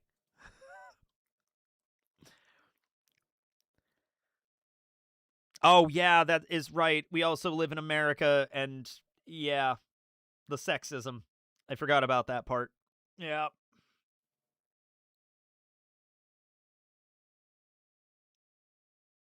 Yeah, Buffy comes out. I have destroyed, sealed away so many ancient and powerful demons. And then the people's like, you could just cut to the TMZ lady just being like, was one of those a decent wardrobe, Buffy? Ooh, mic drop. Yeah. Yeah, and at the end of the day, Bulk and Skull are genuinely good guys. It is pretty close, though.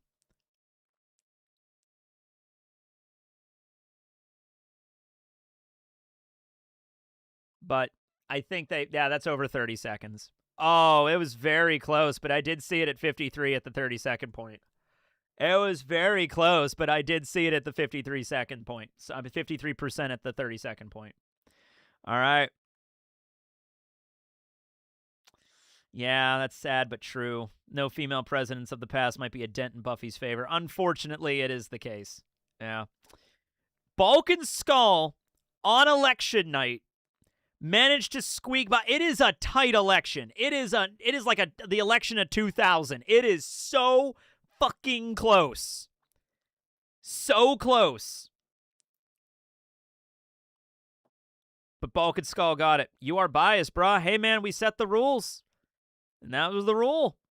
Can't change it now. I'm not gonna change it to like 31 seconds. No, 32 seconds. No, we said 30 seconds, and that was where it was at. That's the rule now. They lose the electoral, but they won the popular. Yeah, you know what? I could see that going down. Yeah. Buffy's not out of it. Don't worry about it. Buffy goes down in the extra bracket. She'll have another shot. But Bulk and Skull are now presidents of the U.S. The polls are still open. Yeah, that's not how we do things. We don't keep it up. We do the 30-second mark. Yeah. You got to close the polls. That's not how we do this here. Sometimes I accidentally leave the polls open for 5 minutes after. Yeah. Okay. We got round 9. Where are we at? Oh, 241. I can actually start exactly on it. They declare themselves the Power Rangers. I could see them doing that. Yeah. Okay, 241. Okay. Round... Oh, wait, are we going to loser's bracket for this? Yeah. First round of the loser's bracket is Buffy versus House. So they just... Off of her defeat in the popular vote with Bulk and Skull, we have Buffy versus Gregory House. Okay. Well, if it's a fight and there's no incredible disadvantage, Buffy's gonna just automatically win this. So, sorry, House, but we'll find out what they're doing. Oh, God. Buffy's pissed. Now, I guess the advantages and disadvantages could still be a factor here, but just first up, Buffy's going to kick the shit out of House. Yeah, Buffy's pissed. She wants to get back in the tournament. Yeah. Buffy, advantage. Neither. House. Neither. Oh, just a straight up fight. I mean, I'll roll for weapons. That's what they're there for. Buffy gets, on top of her 3 stakes, she gets a Gibson Flying V guitar. That should really be more for House, honestly. Buffy stole House's guitar. Because he does canonically have a guitar that he plays. You know, it's like, I just cured tuberculosis. Like, strums guitar. Isn't House physically disabled? Yes, he is. He sure is. Buffy is killing House. No, they do not keep their buffs, debuffs from the first bracket. That's not how it works. Yeah, they have like a thing that they carry throughout the whole tournament, but every round they get new things. Yeah. And then what does House get? A katana. I feel like their weapons got mixed up here. Like they picked up the wrong weapon. Like Buffy picks up House's guitar and House picks up Buffy's katana. And just like, yeah, where are they fighting at? The Home Depot. Oh, wait a minute. Okay. They're fighting at a Home Depot. Okay. House could get something here. Is there anything in this Home Depot that could help House? Because Home Depot is, you know, it's a hardware store. It's a big, giant hardware store. I was actually just in there yesterday. All right? But then again, Buffy also has access to the Home Depot. Yeah. Buffy has literally access to everything in the Home Depot. House has a cane, so he's not even going to be able to walk around too much. So, you know, if Buffy really wanted to, she could grab a hammer, she could grab saw blades, she could grab a power drill, she could grab a circular saw, she could grab a welding torch. I mean, she could grab pretty much anything she goddamn wants. Yeah. Yeah, even if House finds something, he's slower, and Buffy's gonna, yeah. Yeah. House could make some kind of knockout gas, maybe, but that's going to take too long. I think Buffy's going to kill him before then. Yeah. Yeah, Buffy's got this. Buffy could just, like, round the corner and smack him in the face with a fucking katana. Not the katana. The fucking flying V and just BAM! And then House is out of the fight. Oh, man. I guess House could roast her. Yeah. I guess, but, like, I don't think that's going to be enough. I think Buffy's immune to that. All right. This might be the most one-sided fight we've had the entire tournament. Buffy's making her way through the tournament again.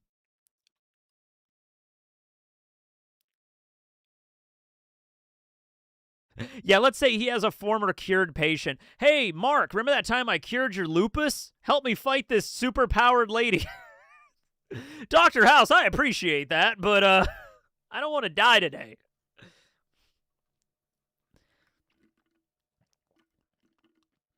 Yeah, I think Buffy just knocks his ass out. Yeah. Sorry, House. Sorry. Yeah, this one is so one-sided, there's not even a point. Yeah. Well, that's that. House is out of the... Our first exit out of the tournament is Dr. Gregory House. Doesn't really surprise me too much. He, you know, he has a lot of problems. He has a drug addiction and he can't run very fast. So, yeah. All right. Who's next? Oh, God, the thumbnail. Ernest P. Worrell versus Kennedy. Leon Kennedy, not President Kennedy. That would be a very different kind of battle. All right, hold on. 246. Okay. Ernest P. Worrell versus Leon S. Kennedy. Hey, we both know their middle names or their middle initials. There we go. I'm glad this fight ended up happening because I put it on the thumbnail. All right. Where are they going to be fighting? Or what are they going to be doing? Who would win a spelling bee?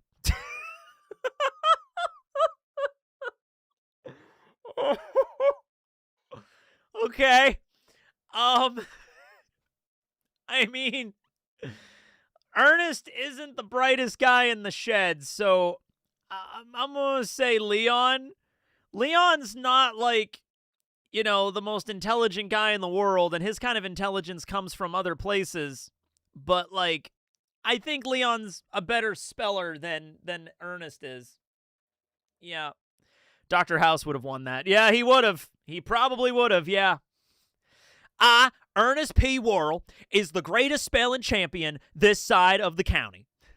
I can see him saying that. Yeah. Well, okay, you know what?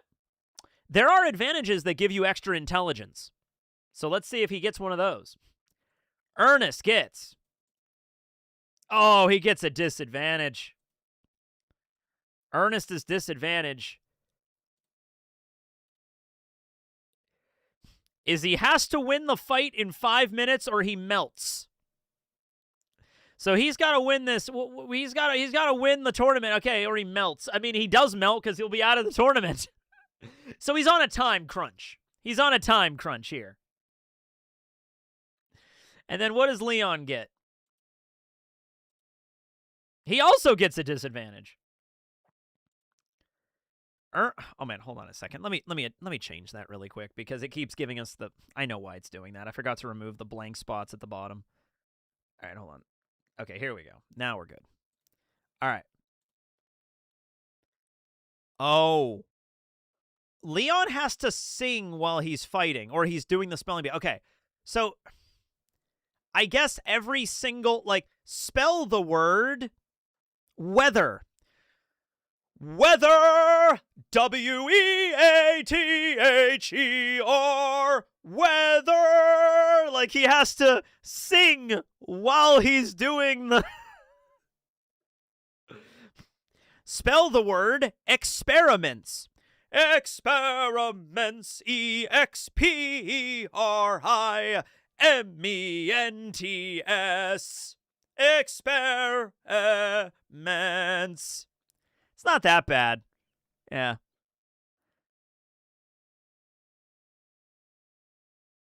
What did I come in on? This. I don't know. I mean, Ernest is dying no matter... I think the spelling bee just goes as planned, and then Ernest just turns into a puddle at some point. Because how's the spelling bee going to get done? The spelling bee is going to last longer than 5 minutes. I'm sorry, Ernest. Ernest is maybe he studied, maybe he's doing really good. Maybe, you know, there's like 7 competitors left, but then he just fucking melts.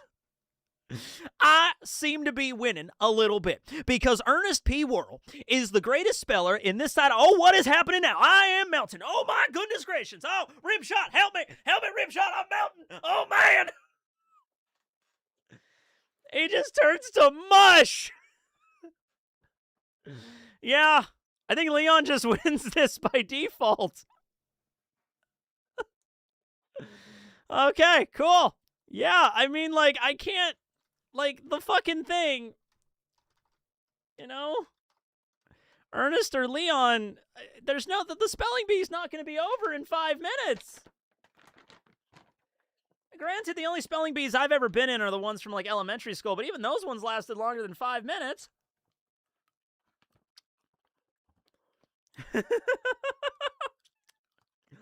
If I die, give Rimshot the treehouse. Yeah, God damn it. Bye, Vern. I missed you, Vern. Tell Vern I love him. And then he melts into goo. I'm sorry, Ernest, buddy.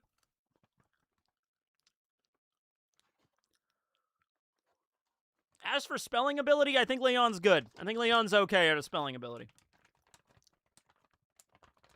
Ernest dies, so it doesn't matter. Even Leon doesn't even need to win the thing.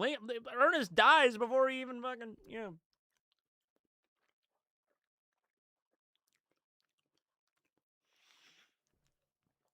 Leon. I guess the competition was a... No, I guess the competition was a little wet behind the ears. He has to do the one-liner, but he has to sing it. All right. Okay. So, that was weird. But we did that. Okay, what's next?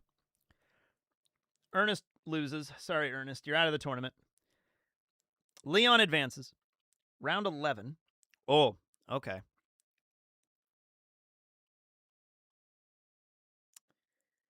This is going to be fun. We got Ash Williams versus Walter White in the loser bracket, round 11. In a fight, it's not even close. Ash is dusting Walter, unless Walter gets like a ray gun or some shit, which is on the thing. Unless he gets a god roll, Ash is just gonna kick his ass. Oh, let me remove the old poll. Yeah. Oh, Ash would hate Walter. You think you're better than me, you egghead? You know what I mean? Like, it's that kind of stuff. Yeah, Ash would not be a fan of Walter. All right, what do they get? I kind of hope they fight. Oh, it's a fist fight, though. It's a fist fight. So it's not even a normal fight. Okay, so Ash has to take the chainsaw off. You can't fight in a chainsaw. You can't fight in a fist fight with a chainsaw, okay? So Ash just has his, like, I'm not even going to give him the armored arm. He has his stump, and he has his regular fist. And then Walter White has to also fight with his fist. And that's what they're doing. They're getting into a fist fight. Which I still think Walter's getting his ass beat. I think Walter's getting his ass beat by Ash. Yeah. He's down a hand, but I think he still wins this, honestly. He's still got the arm, he's just missing the hand. Yeah. Oh yeah, even with one arm, Ash is beating his ass. Yeah. But let's see what they get. What does Ash get? He gets an advantage. What does Ash get? Holy shit. Their crush is watching the fight. So, what was Ash's girlfriend's name? She's a different actress in every movie. Linda. So Linda is watching the fight. Oh God, that is an advantage. So Linda, Ash's girlfriend, who has come back from the dead apparently because she's dead in the movies, she comes back. Ash, you got this, Ash. Linda, you're back from the dead? Yeah, just kick this old guy's ass and then we'll be together again.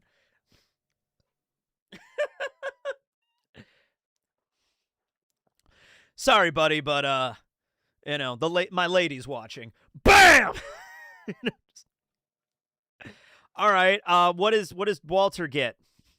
He gets an advantage too. All right, Walter gets an advantage too. He has a flashbang. Oh. Okay, but that's not a fist fight though. Wait a minute, these kind of contradict each other. Because the way I put these on there were like, no weapons. And that's a weapon.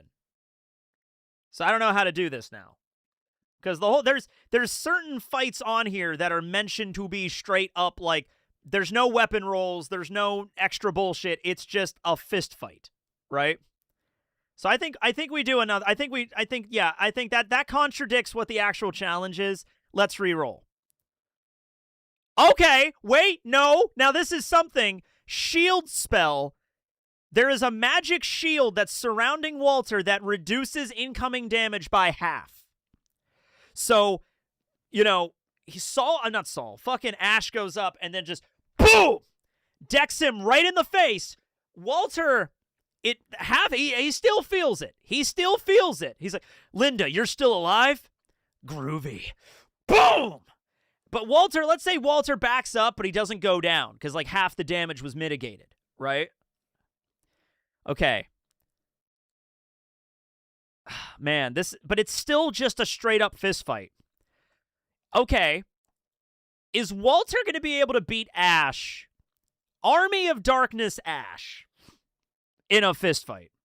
With Ash punching him too. I think it would take longer, but I think Ash would still beat him. Yeah. Because like, Walter he has like stage 3 lung cancer, and he's like 51 years old. All right? Fucking Ash is in the prime of his youth. He's missing a hand, but he still has the arm. He can use the arm to like block a punch, and then he can use his other fist to just like boom, boom, boom. I think even if the damage is halved, I think it's just I think Ash would normally, I think it's very reasonable to say Ash could probably have beaten Walter in 3 punches or less. He might have been able to deck him out in 1 punch, if we're being honest with us. Because, Walter's not physically strong. If Ash actually decked, what was his name? Hold on a second. Do I have that scene with the boomstick? I don't want to play it because I don't want to, copyright and shit. But remember the scene where Ash gets out of the pit, and he goes up to that guy, and he's like Arthur, and he's just like, your shoelace is untied. And then he looks down, and then Ash just, boom, hits him as hard as he can. Right?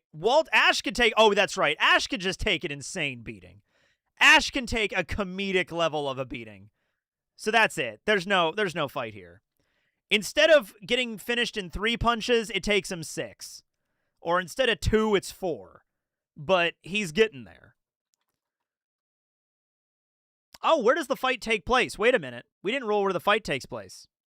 That could be relevant. Before we go to that, we have to roll where the fight takes place. Snakes on a plane. They're fighting on a plane full of snakes. Also, Linda's there. Okay. So, I don't really know if this is helping Walter too much. If anything, this might actually be a detriment to Walter. Neither of them are like Indiana Jones. Neither of them are like afraid of snakes. So, yeah. I think Ash still wins this. Yeah, I think he does too. Ash or Walter?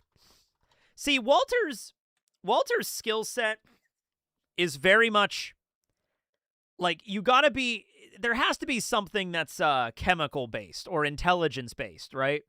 If not, Walter's just getting his ass kicked.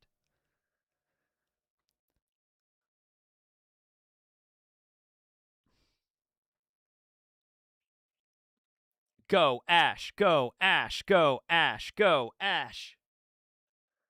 Gorash. Gortash. Yeah, Ash has got this. Holy shit. Ash punches out Walter, grabs Linda, kisses her, give me some sugar, baby. And then fucking parachutes out of the fucking plane as it explodes. Yeah, for some reason.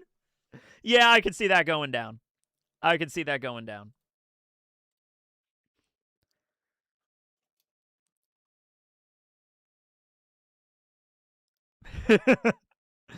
Oh, man. Ash kicks Walter White's fucking ass. Yeah. All right. Next up is... You know what? The next fight, I'll wait for 3 hours exactly, and that's in 30 seconds. So we got Phoenix Wright versus Saul. Okay.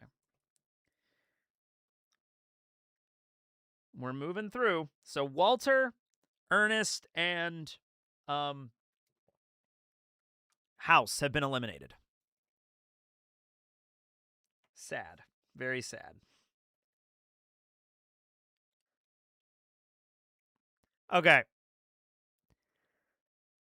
Oh, wait, yeah.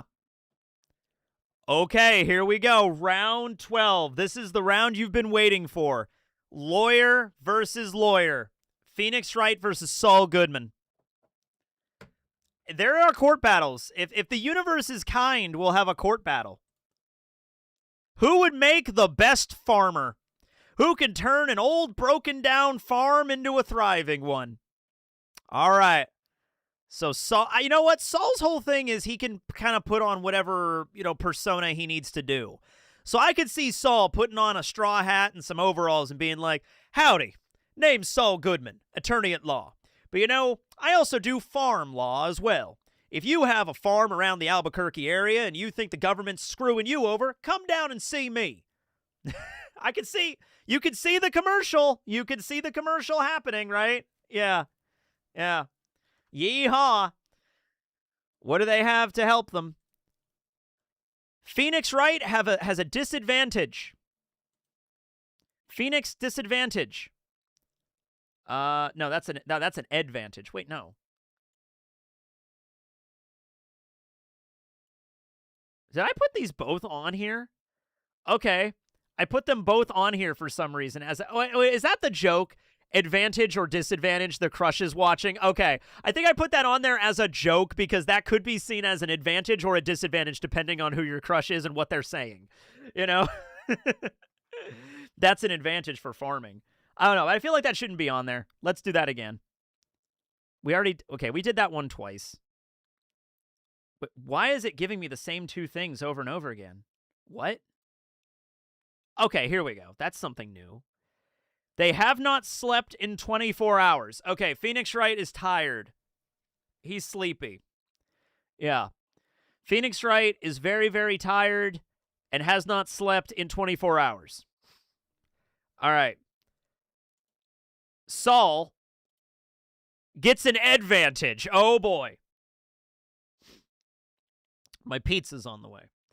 All right. What is Saul's advantage?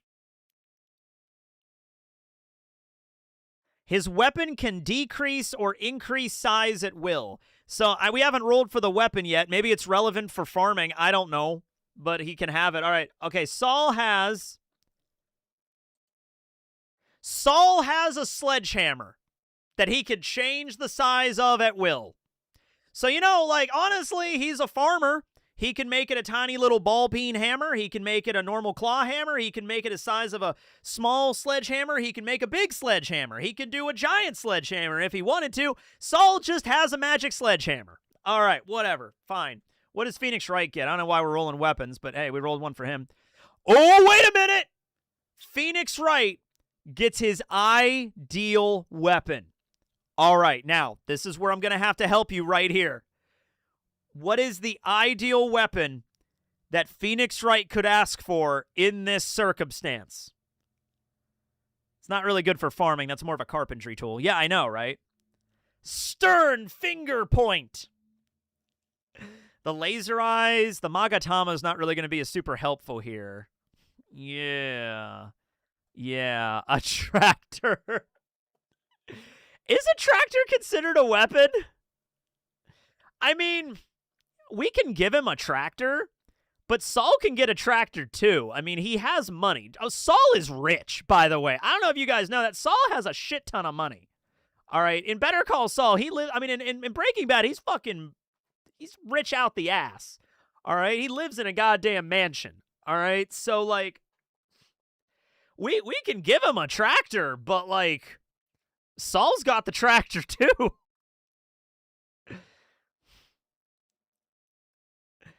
Phoenix's ideal weapon is a phone to call a friend. I don't know. Okay. I would not say, okay, Saul does not have any experience in running a farm, but read what this says. It says, who can turn an old broken down farm into a thriving one? Saul knows a lot about the law. He knows a lot about codes and practices and things like that. So, I don't know. Maybe he might be able. Saul also likes to, start from the ground up and work his way up kind of thing. Saul would hire immigrants for cheap, making his farm more efficient. Yeah, that would be a Saul thing. That would definitely be a Saul thing for sure. He would definitely be doing that. Yeah. I think my pizza's here. I'm going to go grab that really quick.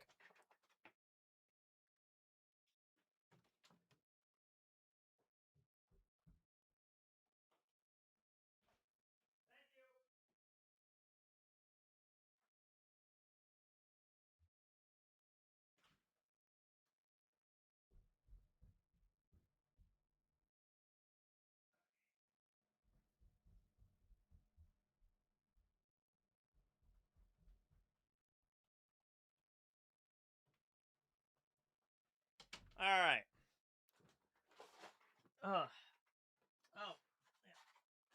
Okay. Phoenix Wright, his agency did help a girl that is extremely talented in farming work, so he could maybe get her help if Apollo is there with him. I mean, it says ideal weapon, so I'm going to give some... I mean, that's kind of the God rule. That's kind of like whatever he needs in this situation to be as optimal as he can in this challenge, he gets.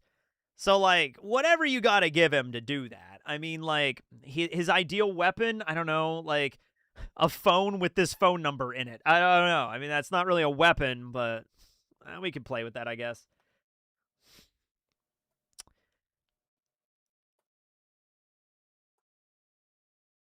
Nami's climb attacked with Zeus in it. I mean, I don't know who that is. That person doesn't even exist, so I don't even know what you're talking about.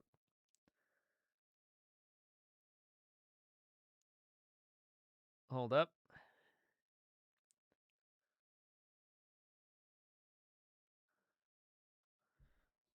Huh.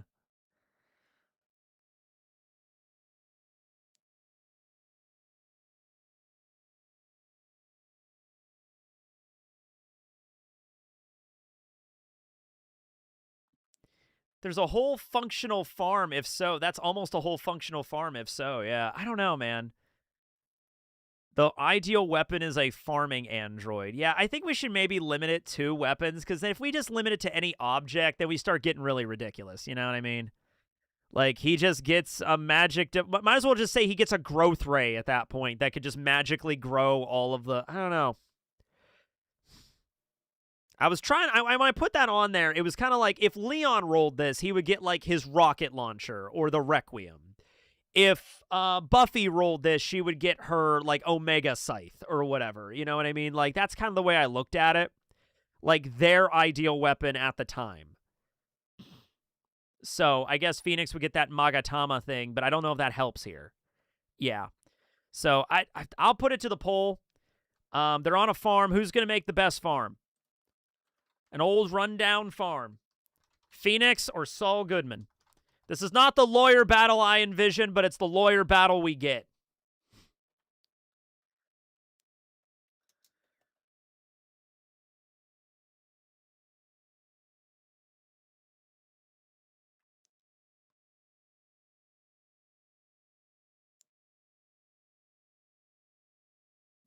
What time was like? Yeah, how long can this go on for? Oh, I think it's too even.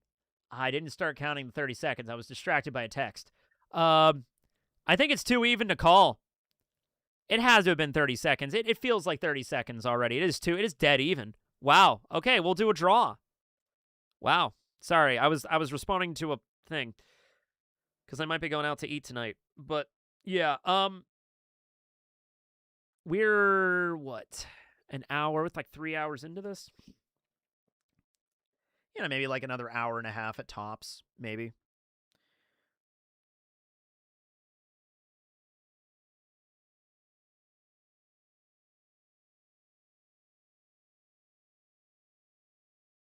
Now that the weather is nice out, I'm going for like walks and going outside more. Okay, wow, that was really tight. Okay, we got to redo this. The lawyer battle continues. We're not done yet. Okay, well, what are they doing next then? An origami contest. I don't have any idea if Saul knows anything about origami. Does Saul know anything about origami? Does Saul have the cartel? He does. That's his advantage. He has the cartel. So, does anybody in the do the cousins know how to do origami? Does Lalo know how to do origami? Does Hector Salamanca know how to do origami? Does Mike Ermintrout know how to do origami?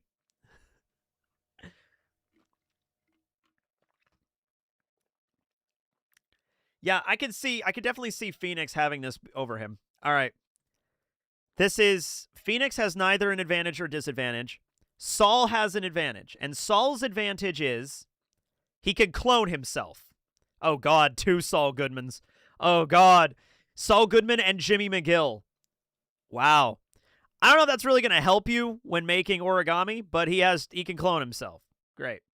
There's no need for weapons or a location, I guess. So, yeah. Who can make the better origami? This isn't really something that's really intricate or anything. It's just who can fold paper better. By the way, am I ready to blow your mind? I'm going to blow your mind here.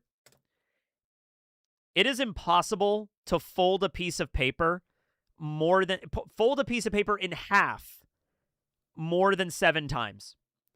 I'm serious. Go get yourself a piece of like A4 like printer paper and try to fold it in half, not like like one corner at a time. Folding it in half 7 times. You can't do it. Physically impossible. But I just found out about that yesterday. And I tried it, and I'm like, yep, this is pretty impossible. Yeah. But, hey, I'm sure there's people that Phoenix has encountered that know how to make paper cranes and paper stuff. So I'll put that to the poll. And I'm thinking Phoenix has probably got this. This has less to do with, it's either they can do it or they can't, you know? It's either they know how to do it or they don't know how to do it. I don't think it's ever been explained at any point in the story that Saul's really good at making paper origami art or anything.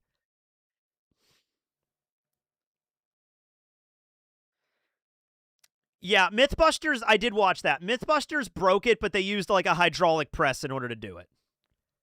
So it's like the more power, but no human could fold it more than 7 times.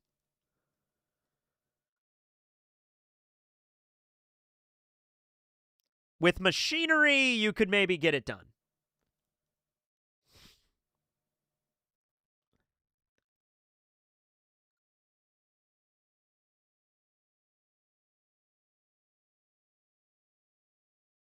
Yeah, Phoenix has got this. Yeah, I don't think Saul's ever done any origami. Me neither. All right. Saul has been knocked out of the tournament. Both of the Breaking Bad people have gone. House is gone. Oh, man. So who do we have left? Got quite a few people. I'm going to go up to the winner's bracket, I think, after this. Yeah.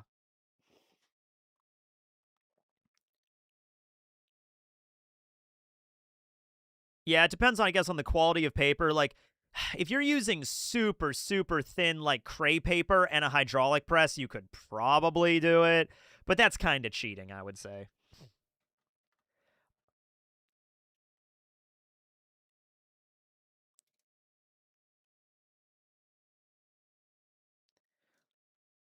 Okay, round 13. Back up to the winner's bracket. We have Benjamin Gates and Elastigirl. Okay. Benjamin Gates has the Declaration of Independence, and Elastigirl has literal superpowers. That's kind of her benefit. All right. What are they doing? Ooh, Mall of the Dead. Survive a night locked inside of a zombie-infested mall. I'm going to say that definitely favors Elastigirl on that one. But let's see. Maybe they get advantages. Benjamin Gates gets an advantage. What's his advantage? Grows a tail. I don't think that's going to help him very much. Maybe he could use it to, like, hang over the edge of the mall if the zombies are about to eat him. He can, like, wrap his tail around something. I don't think that's really going to help him too much. And then Mrs. Incredible gets a disadvantage. It could be a really detrimental disadvantage. Oh, stamina debuff, down by 25%. So she's a quarter just in terms of her stamina. She's not as good at that. And this isn't a great thing to have a stamina debuff on because she's got to survive an entire night. You got to survive a night locked inside a zombie-infested mall. Okay. So that's not great, but she's still a superhuman. So I would imagine, like, even with the... You could say with the stamina debuff, she has as much stamina as a human, or maybe a little more still. Yeah.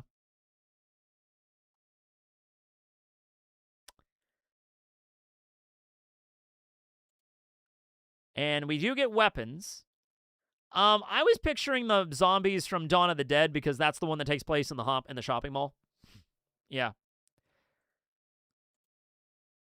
What do we got? Oh, Benjamin Gates gets the plasma rifle. Oh, fuck. That was like a weapon from like, I was picturing one of the plasma rifles from like Terminator from the future. You know, like when the Terminator goes into the gun shop and he's like, phase plasma rifle in a 40-watt range. You know, like that kind of shit. Fucking Nicolas Cage has the plasma rifle. Holy shit. Holy shit. Plasma rifle. Okay. What does Mrs. Incredible get? I'll give her a weapon because, yeah, he's got to help. Twin daggers. Okay, she gets 2 daggers. Mrs. Incredible, Elastigirl keeps getting like the normal ass, like a spear, a pair of scissors, some daggers. Whatever. Okay. Can you handle this? Can you handle this? Nicolas Cage with a fucking plasma rifle. All right, and it takes place in a shopping mall, so we don't need to roll the location. It takes place in a shopping mall. Okay. I'm going to say that Benjamin Gates had really good rolls here. He got an advantage. What was his advantage? He got a tail. I don't know if that's much. I mean, it is an advantage. I mean, he could use the tail to, like, jump on things and, like, grab something like a chandelier in the mall and kind of, like, hang himself from the ceiling so the zombies can't grab him. He could get up to places he probably couldn't get to before. He's got a plasma rifle. And Mrs. Incredible has a stamina debuff. Yeah. Both would survive. If both would, okay. I mean, if both would survive this, I mean, I think Ben Gates is surviving. With the fucking plasma rifle, I think he's making it out of this alive. Elastigirl, the only thing that's causing problems here is the stamina debuff. If that stamina debuff does hit her, and it's like, you know, how long is a single night in a and I'm thinking like maybe 12 hours, you know, 7 p.m. to 7 a.m., something like that, you know? They're locked in a mall. I mean, 12 hours, but with the stamina debuff, I don't know, like maybe fucking 4 hours into it, she's starting to get kind of winded, you know? But she can also hide herself in like a tight corner. And like, yeah, that is actually a really good point. She can just find like a tight crack where like the zombies can't reach her. And then they just... I hesitate to even roll for this because like, I mean, I want to do a poll for it, but like, I think they just both survive. Benjamin Gates has a plasma rifle and Mrs. Incredible can fucking just hide in a spot and not move. And then there you go. And then they survive the zombies. Yeah. I think we just do a reroll on this. I don't even think... I usually like to do the polls, but I don't think it wouldn't matter. Yeah.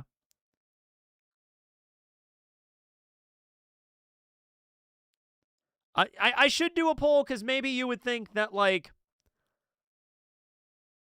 Well, it's just about surviving the night. They're not fighting each other in the mall. They're just surviving. So...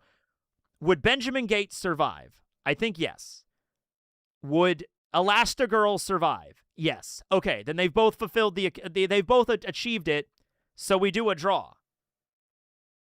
Yeah. I guess that's how this goes. Yeah, I think we just re-roll this, because I think they could both do this. No problem.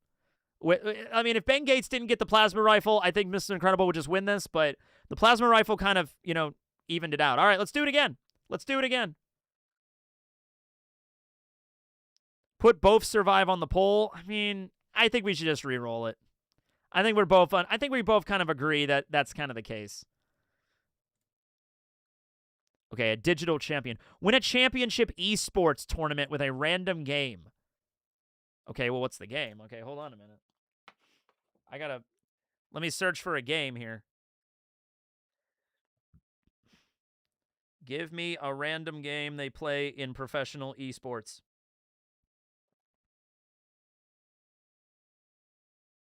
That is played in pro esports.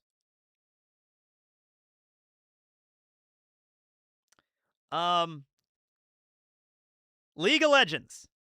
I've never played it. Okay, who's better at playing League of Legends? The only thing I could maybe say about this is I think Helen has, kids, so maybe her kids have played League of Legends, so she's at least like tertiarily like familiar with it, you know? And then I don't think Benjamin Gates. Well, Benjamin Gates is friends with Riley. Riley I could see playing fucking what's it called? League of Legends. Yeah. I can see that. I don't know. Ben Gates gets neither. Elastigirl gets a disadvantage. Wow, that singing one comes up a lot. Wow, that one comes up a lot. Is in the middle of a panic attack. Oh, that's not good. That's not a place you want to be while you're playing a video game. You don't want to be having You do not want to be having a panic attack while you're playing a video game. Weapons I don't think matter, and location doesn't matter for this one. Okay, so they're sitting down to play League of Legends. Benjamin Gates has no idea what this game is, and but he could figure it out though. Helen's having a panic attack. So, yeah. I mean, The Incredibles takes place in the 60s, but there's also computers and giant robots. No, it doesn't take place in the 60s. There's a computer in the fucking office where Bob works. So no, it doesn't take place in the 60s. It uses a lot of like 60s aesthetic stuff, but it clearly has computers and things. I give it to Nick Cage. I kind of do too. All right, I'm going to go for a poll on this one because I don't really know much about League of Legends or whatever, but like just keeping in mind that Helen is having a panic attack here. She's really panicking over not being able to play she doesn't know how to play League of Legends. Yeah.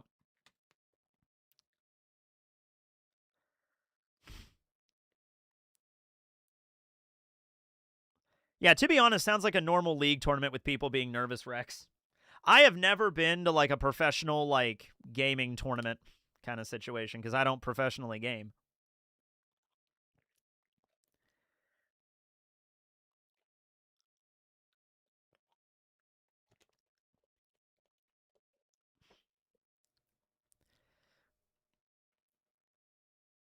Oh, it takes place in 62, but it's an alternate universe. Okay, so it's 1962, but it's not 1962. That was the year my mom was born. Yeah. 1962. Okay. Ben Gates got it. He beat Elastigirl, who is probably like physically the strongest person on this list next to Buffy. But Benjamin Gates beat her in a league tournament. Weird. All right. Round 14. Okay, we got Sokka from Avatar The Last Airbender, round 14, versus Bulk and Skull. All right. Well, they became president. Bulk became president of the United States of America, so let's see if let's see their good luck can continue with this. What are they doing? Ooh, kitchen survival. Compete in a survival cooking challenge using only wild ingredients. So this is like taking place outdoors. This is like man versus wild. Like, you're not like in a kitchen. You're like out in the wilderness, go collect shit, go kill an animal, kill a moose, or harvest some mushrooms or plants or whatever and cook a meal. Like that's what this is. Sokka slams this. I think he does too. All right. Sokka gets an advantage. What's his advantage? Gains expertise in blunt weaponry. I don't think that's well, okay, it might come in handy for hunting. I mean, he was already good at he was good at slashing weaponry, but now he's just an expert in blunt weaponry, so hammers and stuff like that. So I don't know if this is going to help him too much, but he's got it. And then, I didn't want to, okay, just ignore that. That's a burn.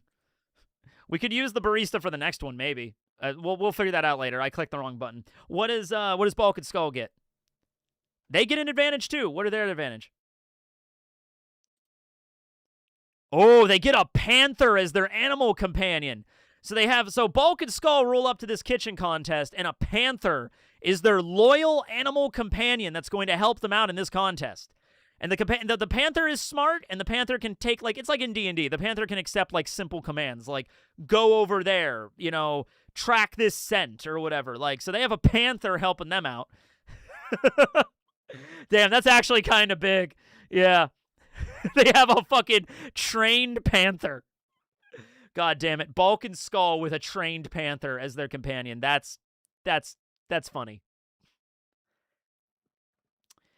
They don't... I will roll for weapons, because weapons might be important. They get a gun that can help them in hunting. So Sokka gets a pair of nunchucks. I could kind of see him trying to use those and immediately hitting himself in the face. Nunchucks are very... You got to know what you're doing with nunchucks. You really got to be dexterous, and you got to know what you're doing with nunchucks. Actually, wait a minute. Isn't there a scene in that episode where they're learning how to do it, where he actually hits himself in the head with nunchucks? Hold on a minute. Hold on. I think that is a scene. Hold on. Let me just type in Sokka nunchucks. Yeah. Wait, isn't it? Because they're messing around in, like, the weapons store. Remember that? They're messing around in the weapons store. Sokka's trying to find a weapon that's good for him, and I think he ends up getting a thing of nunchucks, and it smacks him straight in the head. So, yeah. But it's a blunt weapon! Wait a minute! It's a blunt weapon! All right, fuck it. That was his advantage. So screw it. Okay. Sokka now magically has an expert. He's an expert nunchaku master. Okay. All right, cool. He has mastery over nunchucks. All right, that's cool. That's great. I don't know how much that's going to help him here, but he has it.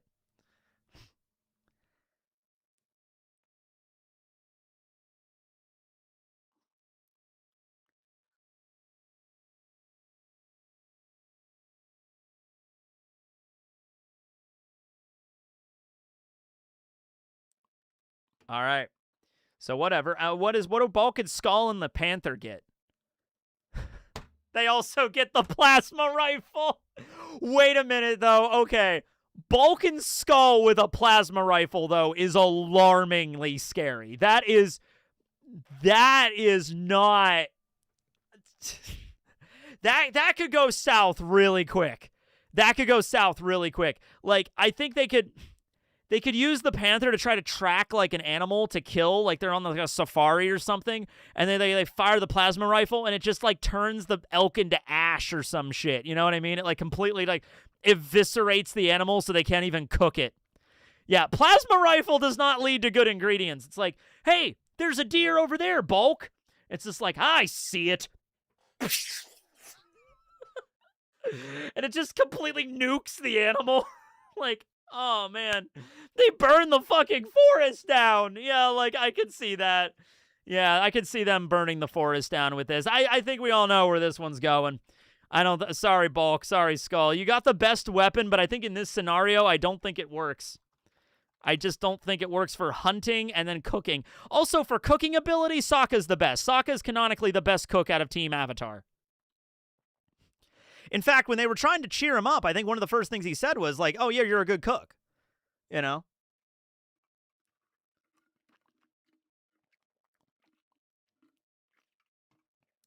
I don't think Bulk and Skull are going to be good at cooking. And they might actually have, because it might be one of those things where they're stupid, but they have really good talent in one thing.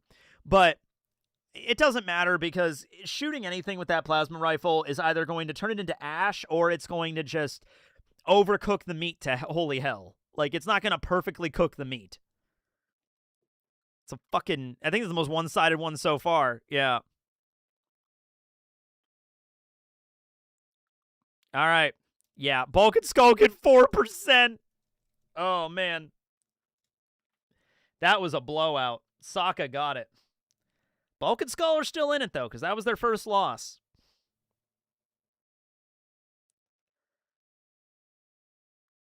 Yeah. Okay. Next up is round 15. Back down to here. Okay, now we're talking.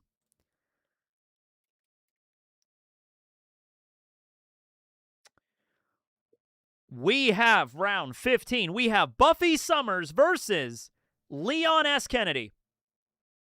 That's interesting.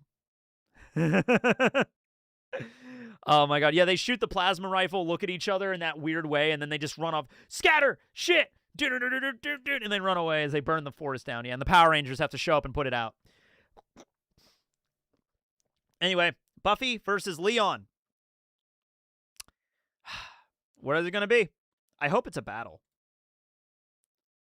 Oh, wait, no. Forget it. Forget it. I already rolled it again. That was an accident the first time it happened anyway. Best comedy duo. Who would work with a random partner to deliver the funniest stand-up act? Oh, this is going to be great. Hold on.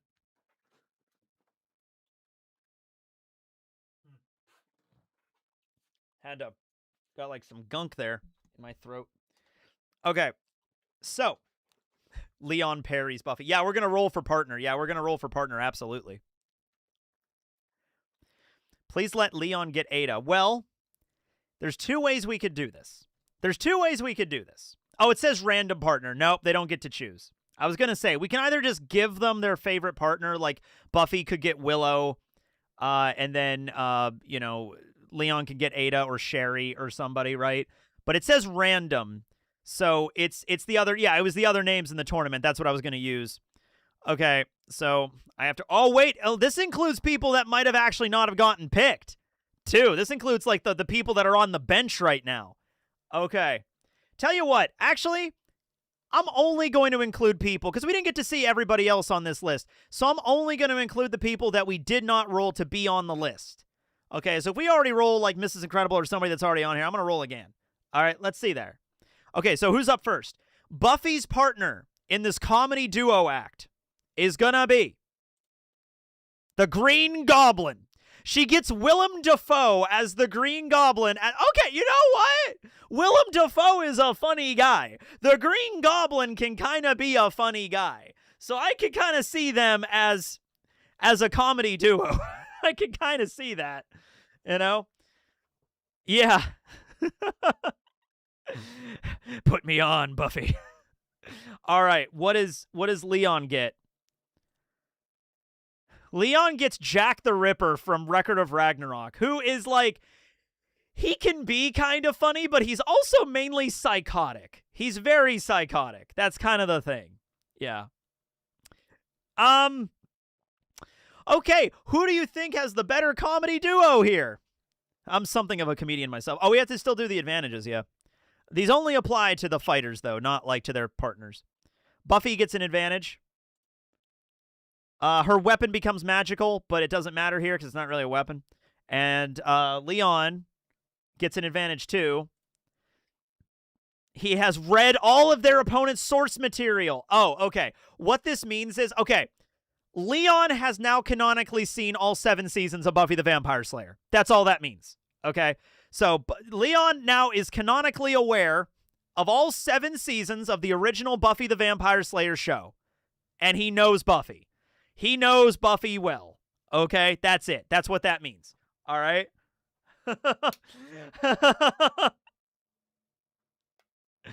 They teach a class on Buffyisms and how she sarcastically talks in our world. That is insane. That is incredible.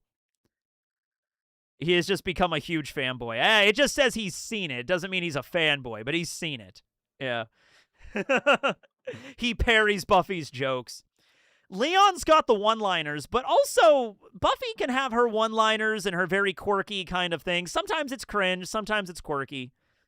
Oh, God. I don't know if Leon would make a your mom joke. That's pretty dark.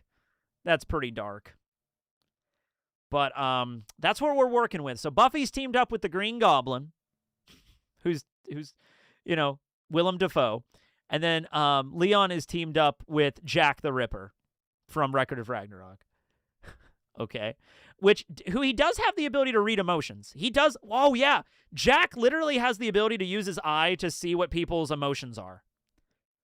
So that can also be useful in a comedy battle. Yeah.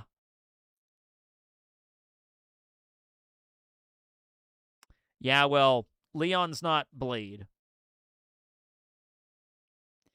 Work with a random partner to deliver the funniest stand-up act.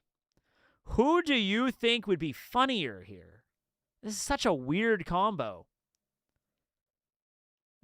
Leon, you're pretty weak for being called Buffy. I'm seeing way more Leon one-liners here than Buffy ones, but I know Buffy has them too. Leon is the perfect straight man. That is right. Leon is the perfect straight man. I can't think of a better one, honestly. I think Buffy and the Green Goblin would probably just come up with some kind of routine where he just goes and does some crazy shit as the Green Goblin or something and just says some crazy over-the-top villain speech, and then Buffy just deadpan. I think Buffy and Leon are the respective straight men here. I think they are. You know what I mean? Because both of these other people are kind of insane. Like Jack the Ripper is insane. Green Goblin's also insane. So they're both the insane ones, and then Buffy and Leon are the straight men that just kind of say like a witty one-liner at the end of it, right? Yeah.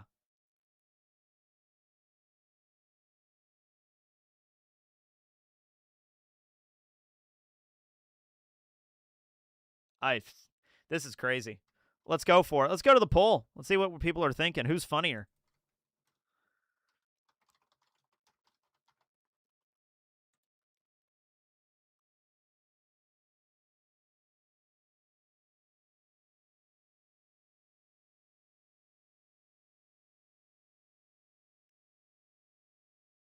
Oh my god, that is so brutal. That is a burn. Oh my god.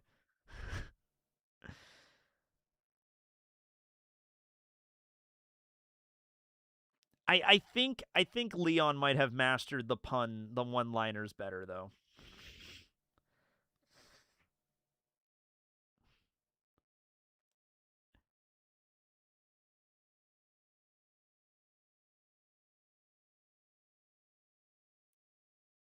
Yeah. I think Leon and Jack got this. Leon's got it. Man, I'm sorry, Buffy. You came back and you were kicking ass, but Leon's just funnier, man.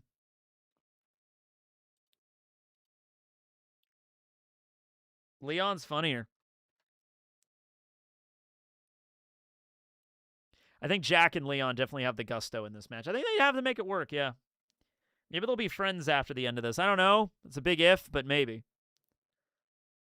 Leon, they hit the second. Oh my god, then does a backflip.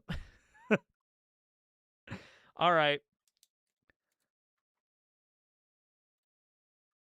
We have round 16. We have Ash Williams versus Phoenix Wright. Okay. We did the poker tournament already. Okay, this is a new one. Escape the clock. Successfully complete an escape room before the time runs out. Okay. So I would probably say Phoenix Wright would be smarter at that. So complete an escape room. So Ash can't just take his chainsaw and buzzsaw his way out of the room. He can't do that. All right? You have to go through the escape room and then complete it. That's the whole idea of the escape room, right? I think Phoenix kind of has this, but we'll see. Ash gets neither. Phoenix gets neither. Okay, well, that makes this very simple. I think it just goes to the person that has the higher intelligence, right?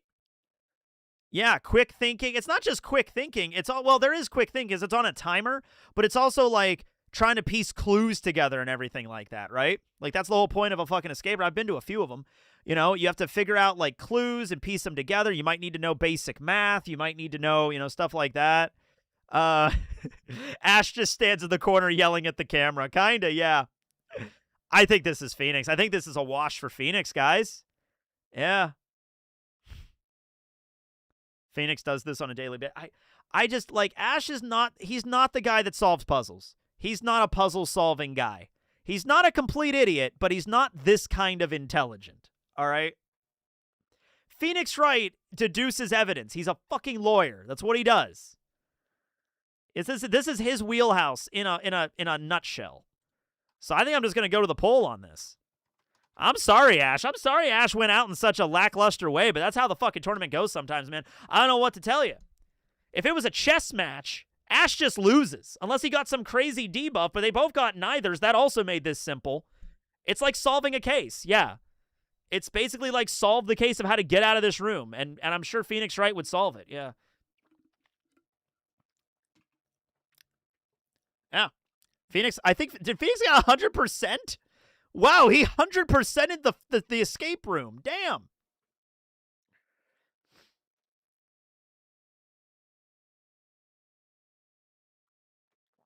Landslide victory. I think that's the first time we've gotten a landslide victory in this. I seriously think that's the first landslide we've ever had. I'm sorry, Ash. Got your ass kicked. Not groovy. That was a quick one. But we're moving into the final here. Okay. Round 17. Elastigirl versus Leon Kennedy. I don't know. A professional wrestling championship match in front of a live crowd. That is, okay, so before going into this, I want to say one thing. It's professional wrestling. So don't think of this as like a boxing match or an MMA match. All right? The outcome is predetermined is what I'm saying, right? That's what wrestling is. Who could put off the better character, put on a better show for everybody? That's what professional wrestling is. Okay? They're both physically fit, so they're both going to be able to take like clotheslines and power bombs and all sorts of shit like that. It's a one-on-one, yeah. It's the main event at WrestleMania. But Elastigirl already has her character. She's already shown up in costume.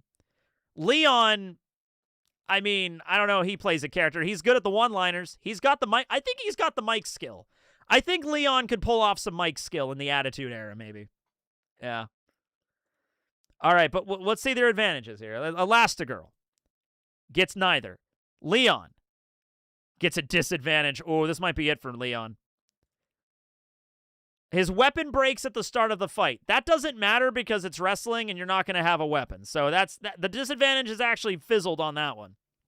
Because then it okay, wait a minute, though. It is still wrestling. He pulls out the steel folding chair. The chair broke. The chair broke. Elastigirl's going, oh, my God, ladies and gentlemen. The chair broke. Leon is down. The chair breaks. No!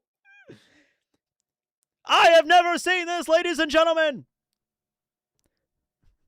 Okay. Damn, poor Leon. Fucking chair broke. Okay, well that's pretty much it. I mean, Elastigirl's already showing up in character. She punches like crazy. Leon's pretty tough. I mean, Leon could take a punch or two, but like, you know, what would be the better battle? I mean, like at the end of the day, like what would you think the winner of this battle would be? It's because that's kind of what wrestling is. It's like, you know, who's the first of all, who's the face and who's the heel? I feel like Elastigirl has to be the face. Like, there's no way Elastigirl's the villain here. So Elastigirl has to be the face. Leon has to be the heel. Okay? So, I have no idea what Leon's character would be, but I think he would do decent at it. Like, if he came up with a character to play the heel, he could, you know, I think he could say enough, he has enough mic skill to make it work. Leon is used to, yeah, that's another thing too. Leon is used to fighting against like Mr. X and like Nemesis and shit. He can take hits from those big ass fuckers, right? Okay, so like it really comes, honestly, it comes down to whoever wants to win. It really matters less about physical power. So try not to, I'm going to put the vote up here. I'm going to put the poll up, but try not to think of this from a level of like who's physically stronger, because here it doesn't really matter. Okay, it's like this is, they're putting on a show for the audience that involves physical, like, you know, stunts and things. If Leon is shirtless, he gets the vote of all the female fans. Yeah, kind of. Leon is shirtless. Leon is shirtless. There you go. We get it. So look at it from that perspective. Leon does backflips. Yeah, I mean, Elastigirl could do that too. All right, here we go. Don't think too much about strength here. It's less about that. You got to be in good physical condition because you're doing, like, slams on the fucking, like, the stage and slamming into people and getting hit with steel folding chairs and crap. You got to be in good physical condition to take that punishment, but they both are. They're already both at peak physical condition in that regard, so that doesn't really matter as much. Yeah. Who decides who wins, though? I mean, Ed McMahon? I don't know, the people in charge of the WWE. Yeah. But I think Elastigirl's got it. Yeah. I think in this match, with Elastigirl being the face, I think she's got it. Yep, she wins. Sorry, Leon. You went the distance. But Elastigirl's got it. All right. We only have a few matches left. Leon tried. Yeah.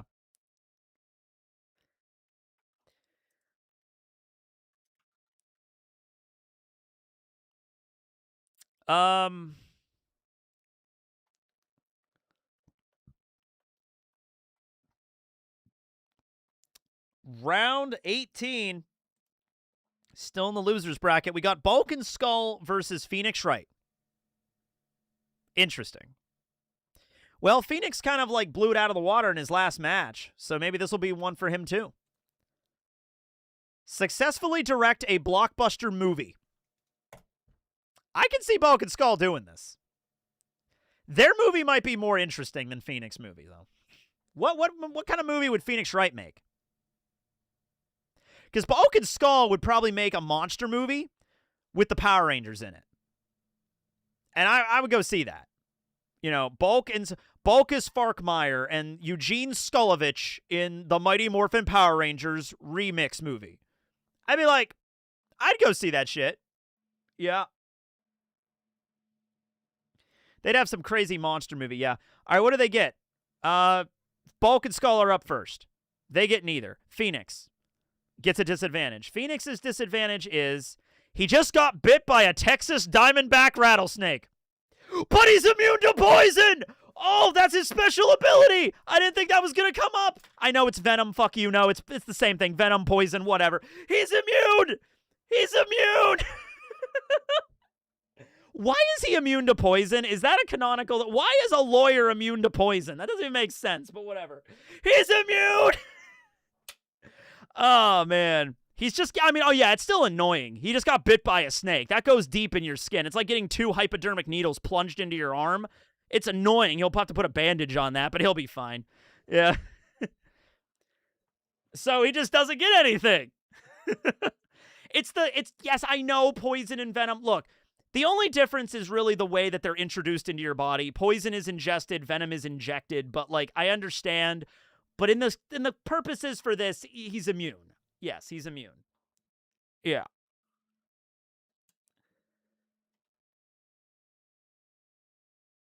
Oh my god, that's crazy. That's crazy. Did all of their abilities actually come in handy? Ernest knows the location. Okay, that never really came in handy. Leon has his handgun. That came in handy once. Bulk and Skull have walkie-talkies. I guess that could be useful here on the movie set. Let's see. Benjamin Gates having the Declaration of Independence definitely helped. Buffy's stakes never mattered. House's drugs never really mattered. Ash having his chainsaw honestly didn't really matter. Sokka's sword never really mattered. Maybe in the hunting contest kind of thing.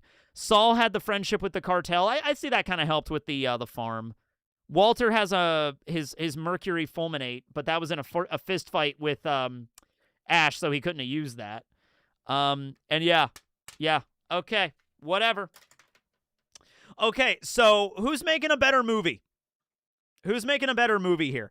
Bulk and Skull are going to make like a monster creature feature kind of thing, maybe with the Power Rangers in it. And Phoenix Wright is going to make some kind of like lawyer drama movie.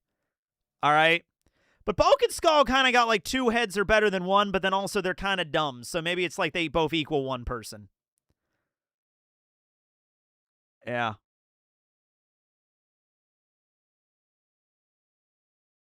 When did Phoenix get poisoned? Was it in the locket from Trials and Tribulations? Yeah, I've never seen it. Yeah. Oh, yeah. Where do they take? Oh, yeah. Where's the movie taking place? Where's the movie being filmed? The Sahara Desert.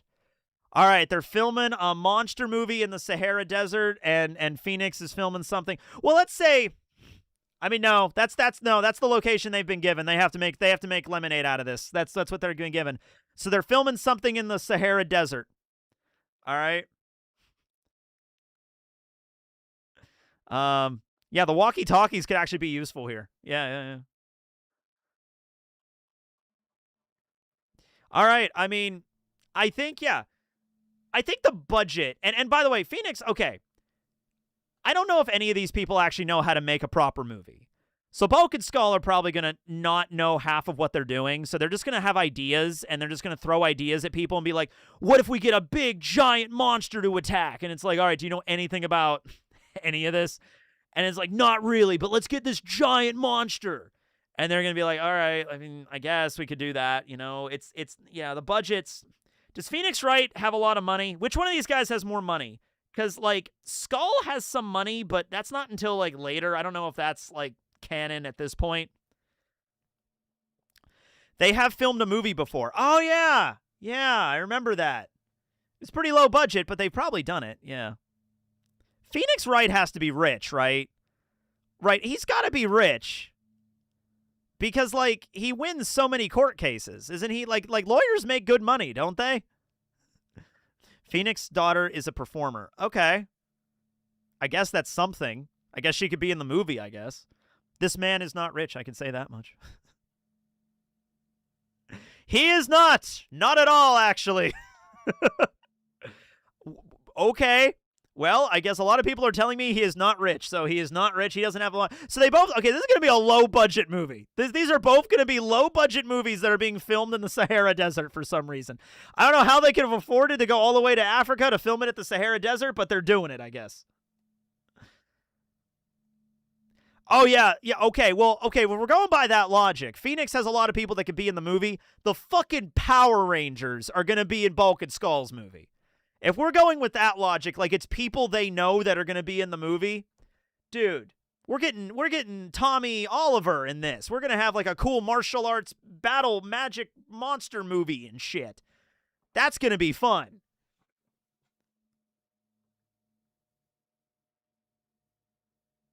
Yeah, who can make the best indie film at this point?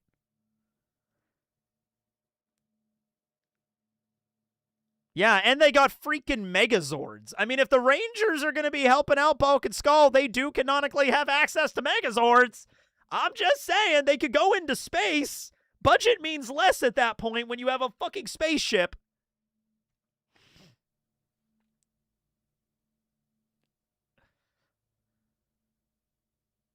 It has to be a blockbuster. I mean, I guess we could say...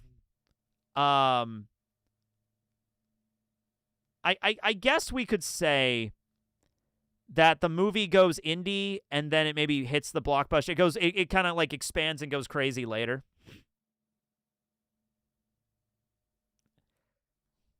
I suppose.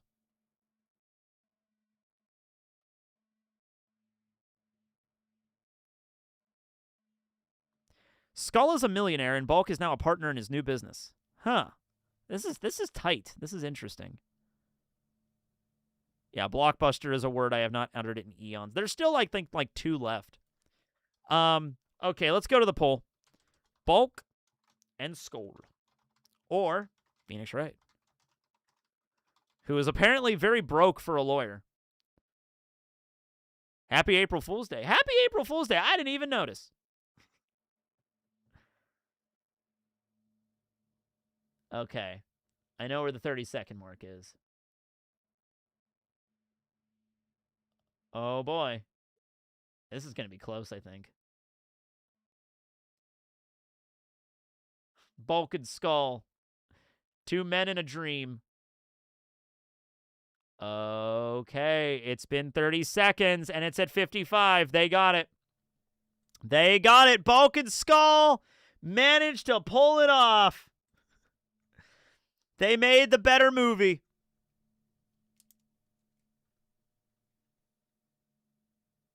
Directed by Bulk and Skull has a ring to it. It has the same ring as directed by Beavis and Butthead. You know? I would see that movie.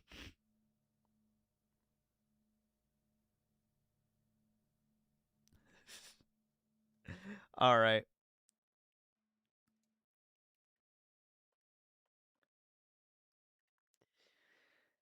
And with that, we're going back up to the final rounds here. We got 1, 2, 3, maybe possibly 4 rounds left. Maybe 3, but maybe 4.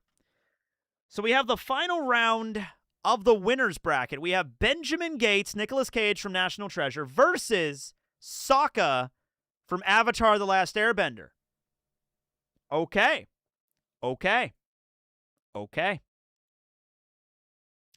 Who would survive a Saw movie? This is like, you have been kidnapped by Jigsaw. Nicolas Cage, you have been contained inside of this vault, 50,000 feet below the surface of the ocean. It will now slowly be crushed by the intense pressure, unless you give me the Declaration of Independence. And then you have Sokka, who is also in a severe, I don't know what crazy Jigsaw-esque torture scenario they're going to be in, but yeah. So this is like, yeah, Jigsaw from Saw, right? Like, the whole idea is you are locked in a room, chained up. Some horrible thing might have happened to you. Your mouth might be stitched shut or something, and you're gonna have to get out. But you're gonna have to probably mutilate yourself in order to get out. Like, you're probably not getting out of this without cutting off your own arm or some shit like that, right? Like, that's kind of the idea. It's like, I want you to bloodlet yourself until you have just enough blood to support in this glass, and then the door will open. You know, it's that type of shit. So, the heck did Sokka do? Sokka, look at you. You always thought of yourself as the weakest member of Team Avatar.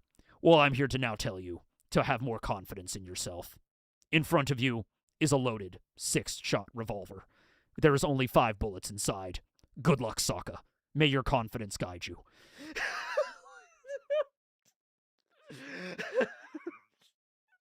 I don't know about this. Aang, Katara, Toph, what's going on here? Have more confidence in yourself, Sokka. Play Russian roulette. Oh my God. Oh, you're the greatest, bro. Thank you. I appreciate that, yeah.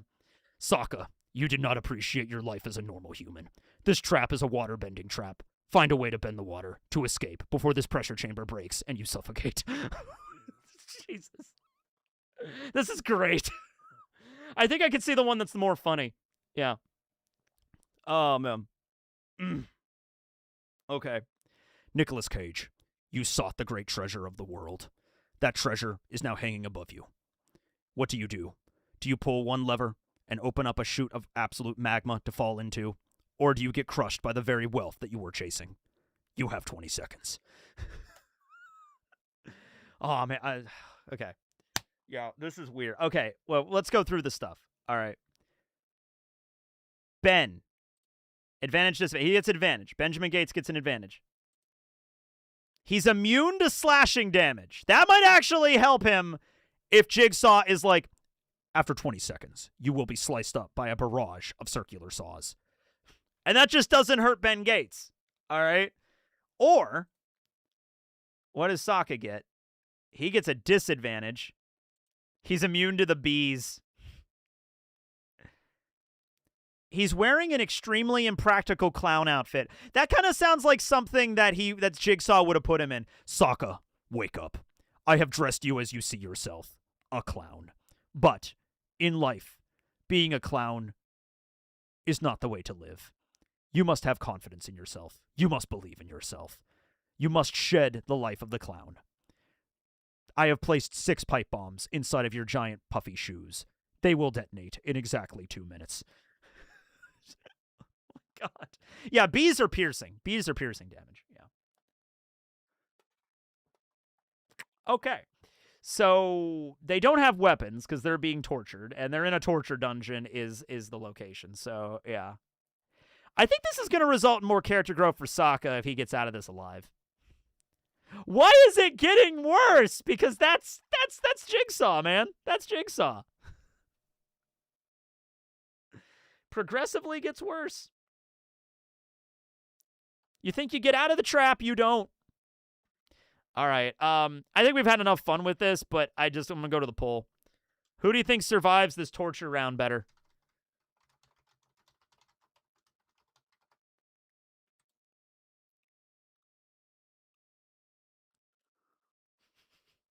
Is he trying to motivate Sokka? No. That's Jigsaw's thing. Jigsaw kidnaps people that he thinks have done a wrong deed, and he tries to, like, get them to better their lives through death. Now, it's all fucked up because I think Jigsaw just likes torturing people, but ostensibly that is the reason. It's just like, you have been cheating on your wife, I see. I am here to show you what such a good marriage you had and what you threw away. There is a giant... there is a giant container filled with ravenous rats that is about to be dumped on you that will gnaw your very flesh off its bones. You know, like, it's that stuff, yeah.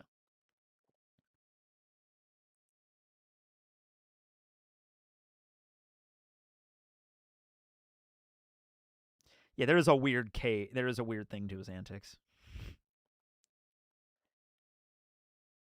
Okay, well, that's yeah. Sokka's got it. Man, that was great. That was great. Sokka beat Jigsaw! Sokka takes the gun and he wins at Russian roulette and he walks away, maybe missing a toe or something, but he walks away being a more confident man after this experience. Okay, Sokka wins the winner's bracket, but we still have to do the loser's bracket to see who's going to fight Benjamin Gates and then go back to Sokka. All right.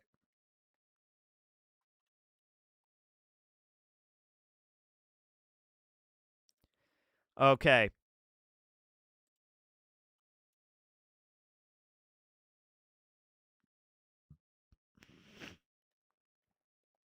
Round 20. Elastigirl versus Balkan Skull. Okay. This will decide who fights against Benjamin Gates in the winner of the loser's bracket. Yeah, I don't know who Emu is. I don't know who that is. We did that. Okay, it's a straight-up battle. Elastigirl has the advantage here. Bulk and Skull are two bumbling people, but maybe they can get the advantages and the weapons to pull it off. We'll find out. They're working together. They have their walkie-talkies. They're working together. All right. What does Elastigirl get? They better God rule this. If Elastigirl gets a disadvantage and Bulk and Skull get a really good advantage with, like, the plasma rifle or something, they might be able to pull it off. Elastigirl gets a disadvantage. What is the disadvantage? It better be a good one. She is 25% slower. She has a speed debuff. Now, Elastigirl was never known for her speed. She's not Dash. She's not, like, if Dash had a 25% speed decrease, he still outspeeds any normal human being. So, she's slower. She's slower. That can actually matter because her abilities don't make her... She doesn't have super speed. She just doesn't. She could stretch, but she's slower. I don't think you could just say, that wouldn't matter. I think it matters. I think it matters. She's a little quick, but, like, she doesn't have super speed. She has a motorcycle for a reason. All right. Bulk and Skull. They better get something good. Holy shit, they got an advantage. This is how it's going down, ladies and gentlemen. We're witnessing history here. All right, what do they get? Their weapons are duplicated, which would make sense because there's two of them. They both get, okay, whatever weapon they roll, they both get one. That is perfect for them. That is the perfect roll.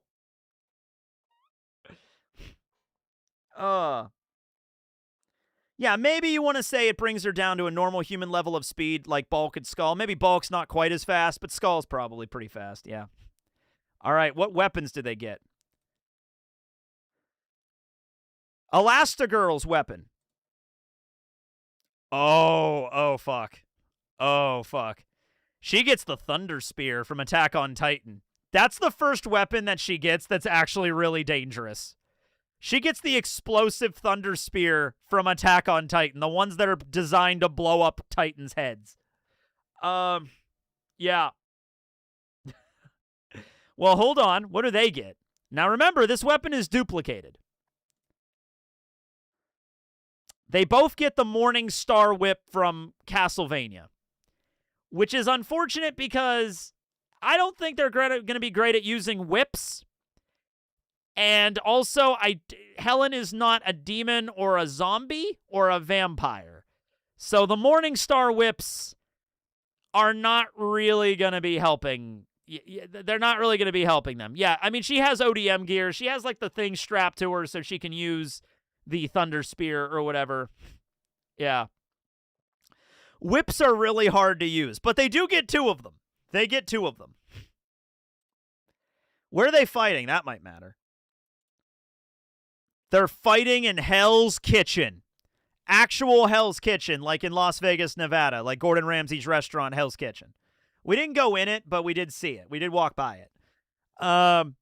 So yeah, I think Helen's got this. Even with the speed debuff, Helen just showing up with a fucking Thunder Spear, and then Bulk and Skull are just. Let me pull up the.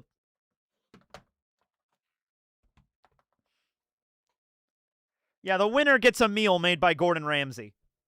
Sure. You could use that as a motivation. I don't think that's going to save him, though. Gordon is the judge. An idiot sandwich for days from these two. Yeah, Bulk and Skull are eating at the restaurant.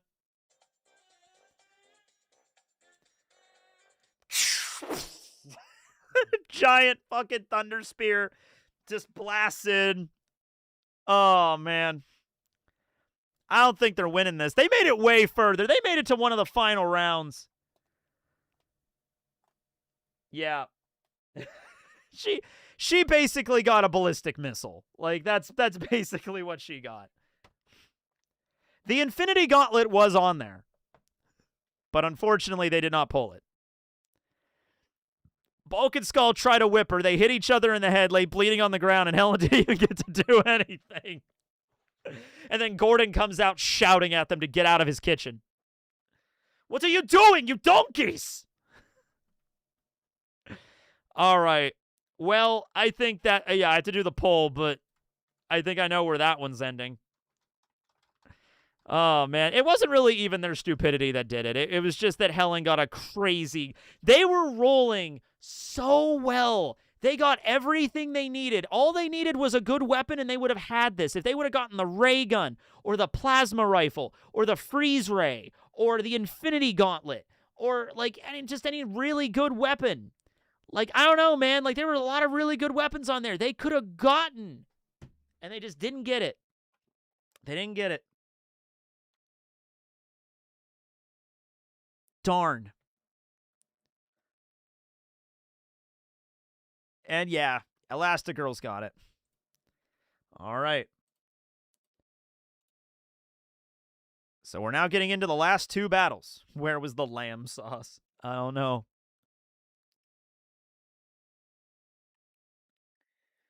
Okay. All right, the last battle of the loser's bracket. Benjamin Gates versus Elastigirl. Yep. Who's going to win?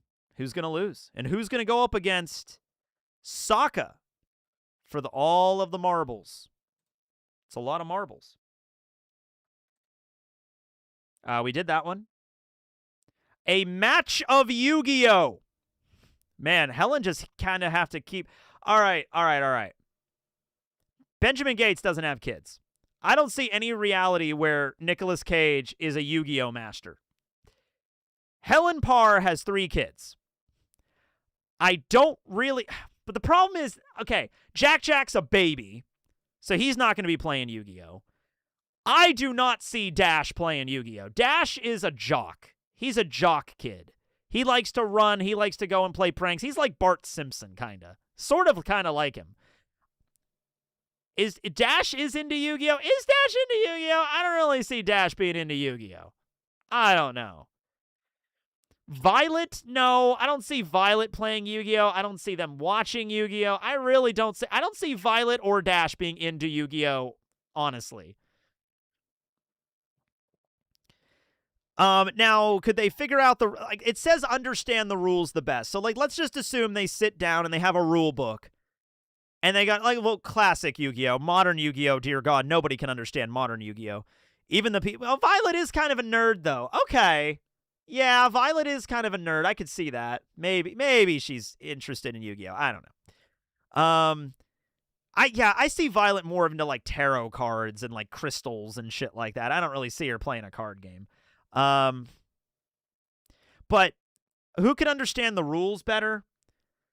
I mean, both are adults. They sit down, they have the rule book. It's just like, okay, you can summon a monster card, magic cards, equip spells, draw for turn, graveyards. Okay. I mean, like, who can understand the rules better? Who's smarter? I mean, Benjamin Gates is really smart with history stuff, and Elastigirl is really smart with, like tactics and, you know, battle and things.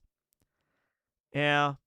Benjamin Gates goes on an adventure. He leaves and goes on an adventure to find the Millennium Puzzle. Yeah, that is funny. Yeah. You know what? Just because Yu-Gi-Oh! Is based off ancient Egypt, like that's the aesthetic of the game, I think Benjamin Gates would be more interested in that idea. Maybe just like a slight little, like, oh, it's based off of Egypt. Oh, there's cards in here that are referencing, like, Egyptian gods and, like, pharaohs and stuff like that. Okay. That seems kind of interesting.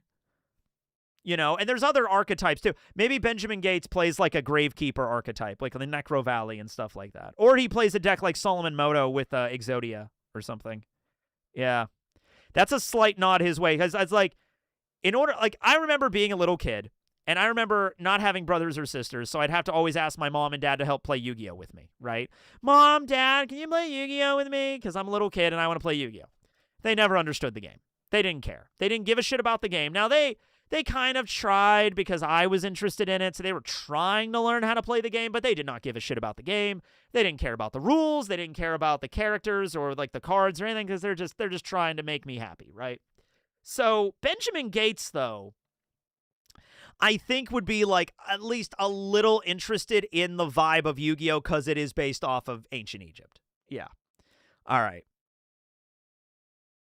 So what's the difference? So it would be a difference between intelligence and interest in a hobby.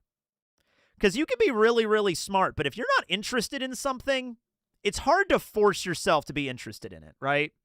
Like, let me just ask you a serious question. Take something in your life that you don't really care about, right? Like, I don't know, let's just say it's like baseball. You don't really care about baseball. You're not into sports. And then someone tells you, you got to get really good at baseball and you got to know the rules right now. Go. If you don't, I mean, you can try, but if your heart's not in it, it's going to take longer. You're not going to, like, I really don't want to, but okay, I guess if I have to, you know, yeah. Okay. We'll go to the poll.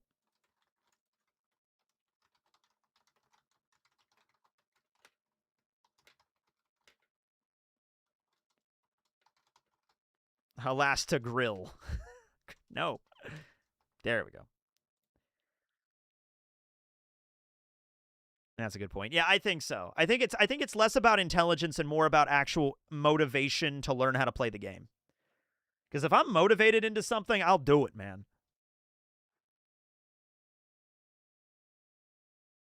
Oh, shit. No. Wait. Scrub that. Fuck. Sorry. Yeah, I forgot to do it. Scrub that. No. Scrub it. Forgot to do advantages. Fuck. I'm sorry. I got so into Benjamin Gates learning how to play Yu-Gi-Oh! I got completely, all right. Yeah, damn. Scrub that. Okay. Benjamin Gates. Advantage or disadvantage? Neither. Helen Parr. Elastigirl. Mrs. Incredible. Disadvantage. Okay. A trained assassin is trying to kill them. Okay. So while Helen and Ben are trying to learn how to play Yu-Gi-Oh!, there's an assassin in the background with a weapon that is trained directly, like a laser rifle, trained on Helen Parr, trying to assassinate her. So she's going to have to go deal with that shit while Ben is learning how to play the game. All right, I think this is serving as enough a distraction. I think Ben's going to have more time to learn how to play the game, and I think Helen's going to be distracted by that. So by the time, let's say she takes care of the assassin, she beats the shit out of the assassin, it's time to play the game. I think Ben's head's going to be more in it. All right? Yeah. Helen's going to... The assassin is Merrick. Ha ha! Shuffle well, Elastigirl! All right. Yeah, so there you go. Weapons are irrelevant. Location is... I mean, I could roll where they're playing Yu-Gi-Oh! They're playing Yu-Gi-Oh! At a water park. I've actually done that before. I've went to a water park when I was a little kid in Georgia, and I brought my Yu-Gi-Oh! Cards with me. I remember that. I've actually played Yu-Gi-Oh! At the county pool before. I remember I brought a water deck, and I played it at the county pool. Man, I was a nerd. Was a nerd. I'm clearly not a nerd anymore. I'm cool. All right. Anyway, so now I think we have everything that we need to know. All right. So there's a little bit of a distraction for Helen because there is an assassin trying to kill her. I think she could take care of the assassin, but that's going to take time.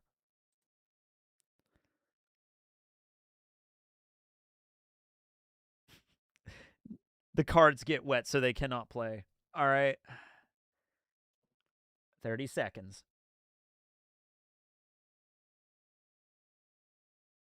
Oh. Maybe. Oh, is it a full moon tonight? Yeah, it's a full moon tonight. I have like this atomic clock over here that tells me the moon phases. Cool. Benjamin Gates got it.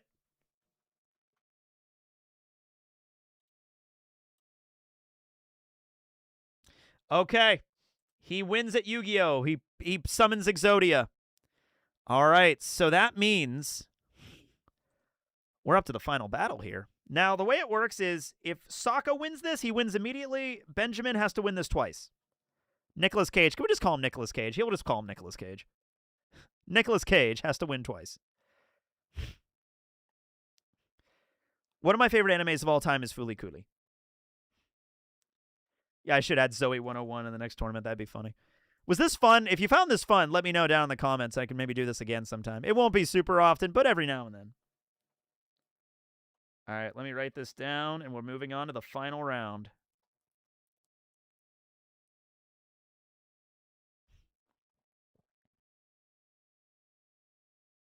Happy April Fool's Day. Okay. Sokka versus Benjamin Gates. So you're going to want to pray. If you're a Ben fan, you're going to want to pray for something good for him, because if it's something good for Sokka, he just wins this whole thing. All right, here we go. Master of Illusions. Win a magic show competition using stage tricks and illusions. So they're magicians. I think this favors Sokka. Oh, I think this favors Sokka a little bit. Yeah. Well, let's find out.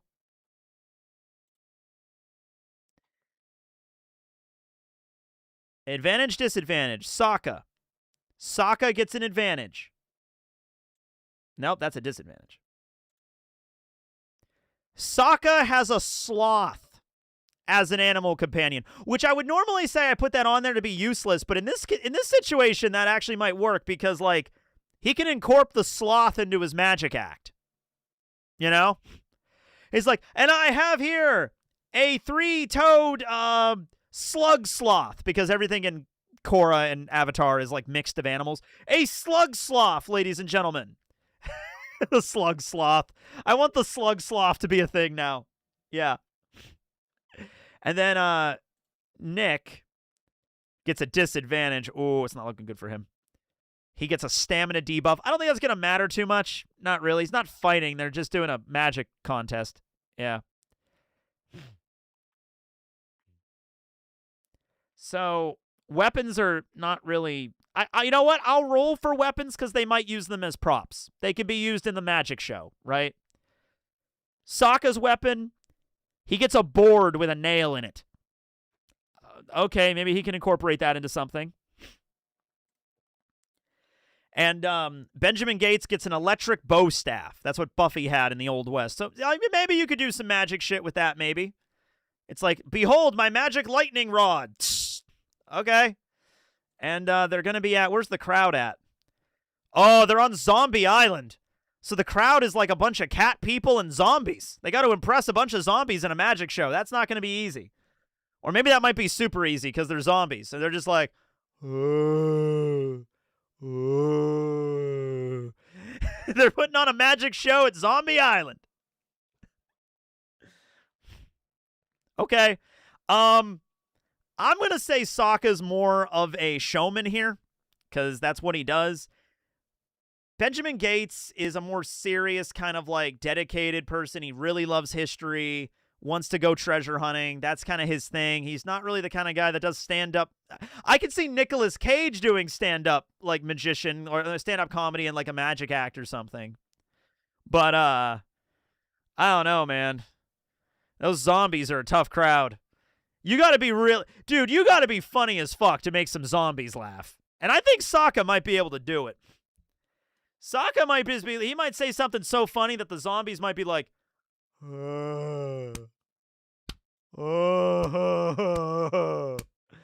funny, man.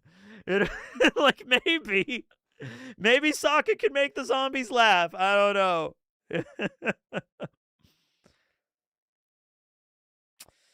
Yeah. Oh, yeah, that movie was scary growing up, yeah. One of the zombies starts to clap, their eyeball falls out.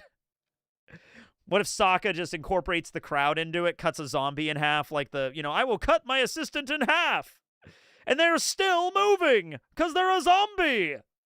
I don't know.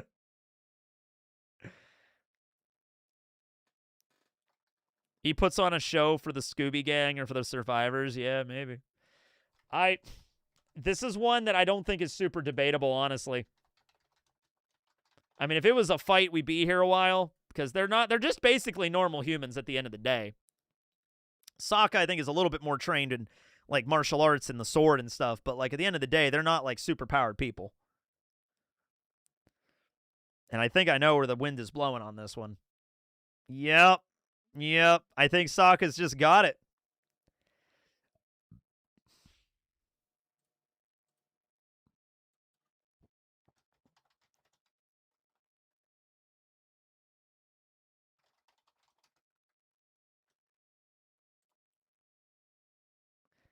Okay. So, yeah, that's a blowout. All right. And with that, I can't remember the last time we actually have not gone to the extra rounds, but with that, the winner of the April Fool's tournament has to be Sokka!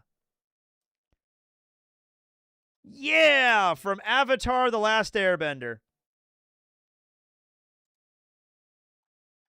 Congratulations, Sokka! What would have been the next battle if Gates won? Well, we could roll that. The next battle would have been, who would be the best barista? Who would make the best coffee? I still think Sokka wins. I still think he wins that. Yeah. And even if Benjamin Gates won that, he would have to win again. So let's see another one.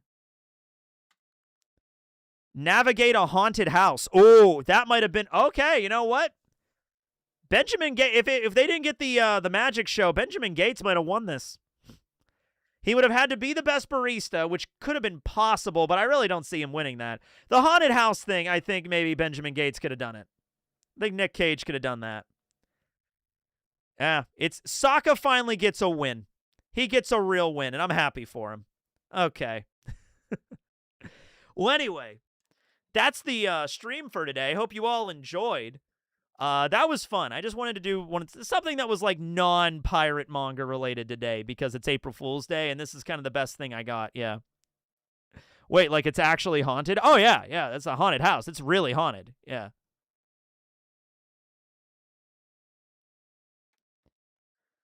Sokka's reward is we're going to send him to the moon. He gets to go to see the full moon up close. April Fool's Phoenix Wright wins. Shut up. Bye. Yeah. Sokka! You win the tournament, buddy. I'm glad for you. Enjoy your dinner. Yeah, I'm going to go eat some pizza. And I guess I'm going to go down and hang out at a friend's place tonight. And I got to do some other stuff. So, yeah, he gets to see his girlfriend tonight. That's nice for Sokka. He gets to go see Yue tonight. Yeah, that's nice. Okay. Well, anyway, I hope you all enjoyed this. And, yeah. I haven't talked to James in a while, no. Although I'm going to start doing Bleach stuff soon because Bleach is coming back this year. But, yeah. Enjoy the pizza. I will. I'm very hungry, so I'm going to go enjoy that. Thank you all for joining me on this. Get this up in a bit, and I'll have all of the different rounds kind of put in as like time codes and everything. Be careful about spoilers, all seriously, because spoilers are out right now, and it's very, very, it's a very crazy chapter this week. If you've already been spoiled, that's how it is, I guess. But you know, we'll see. My chapter review will be out when the TCB is up, like usual. All right, later, everybody. Teching. Signing out. Bye.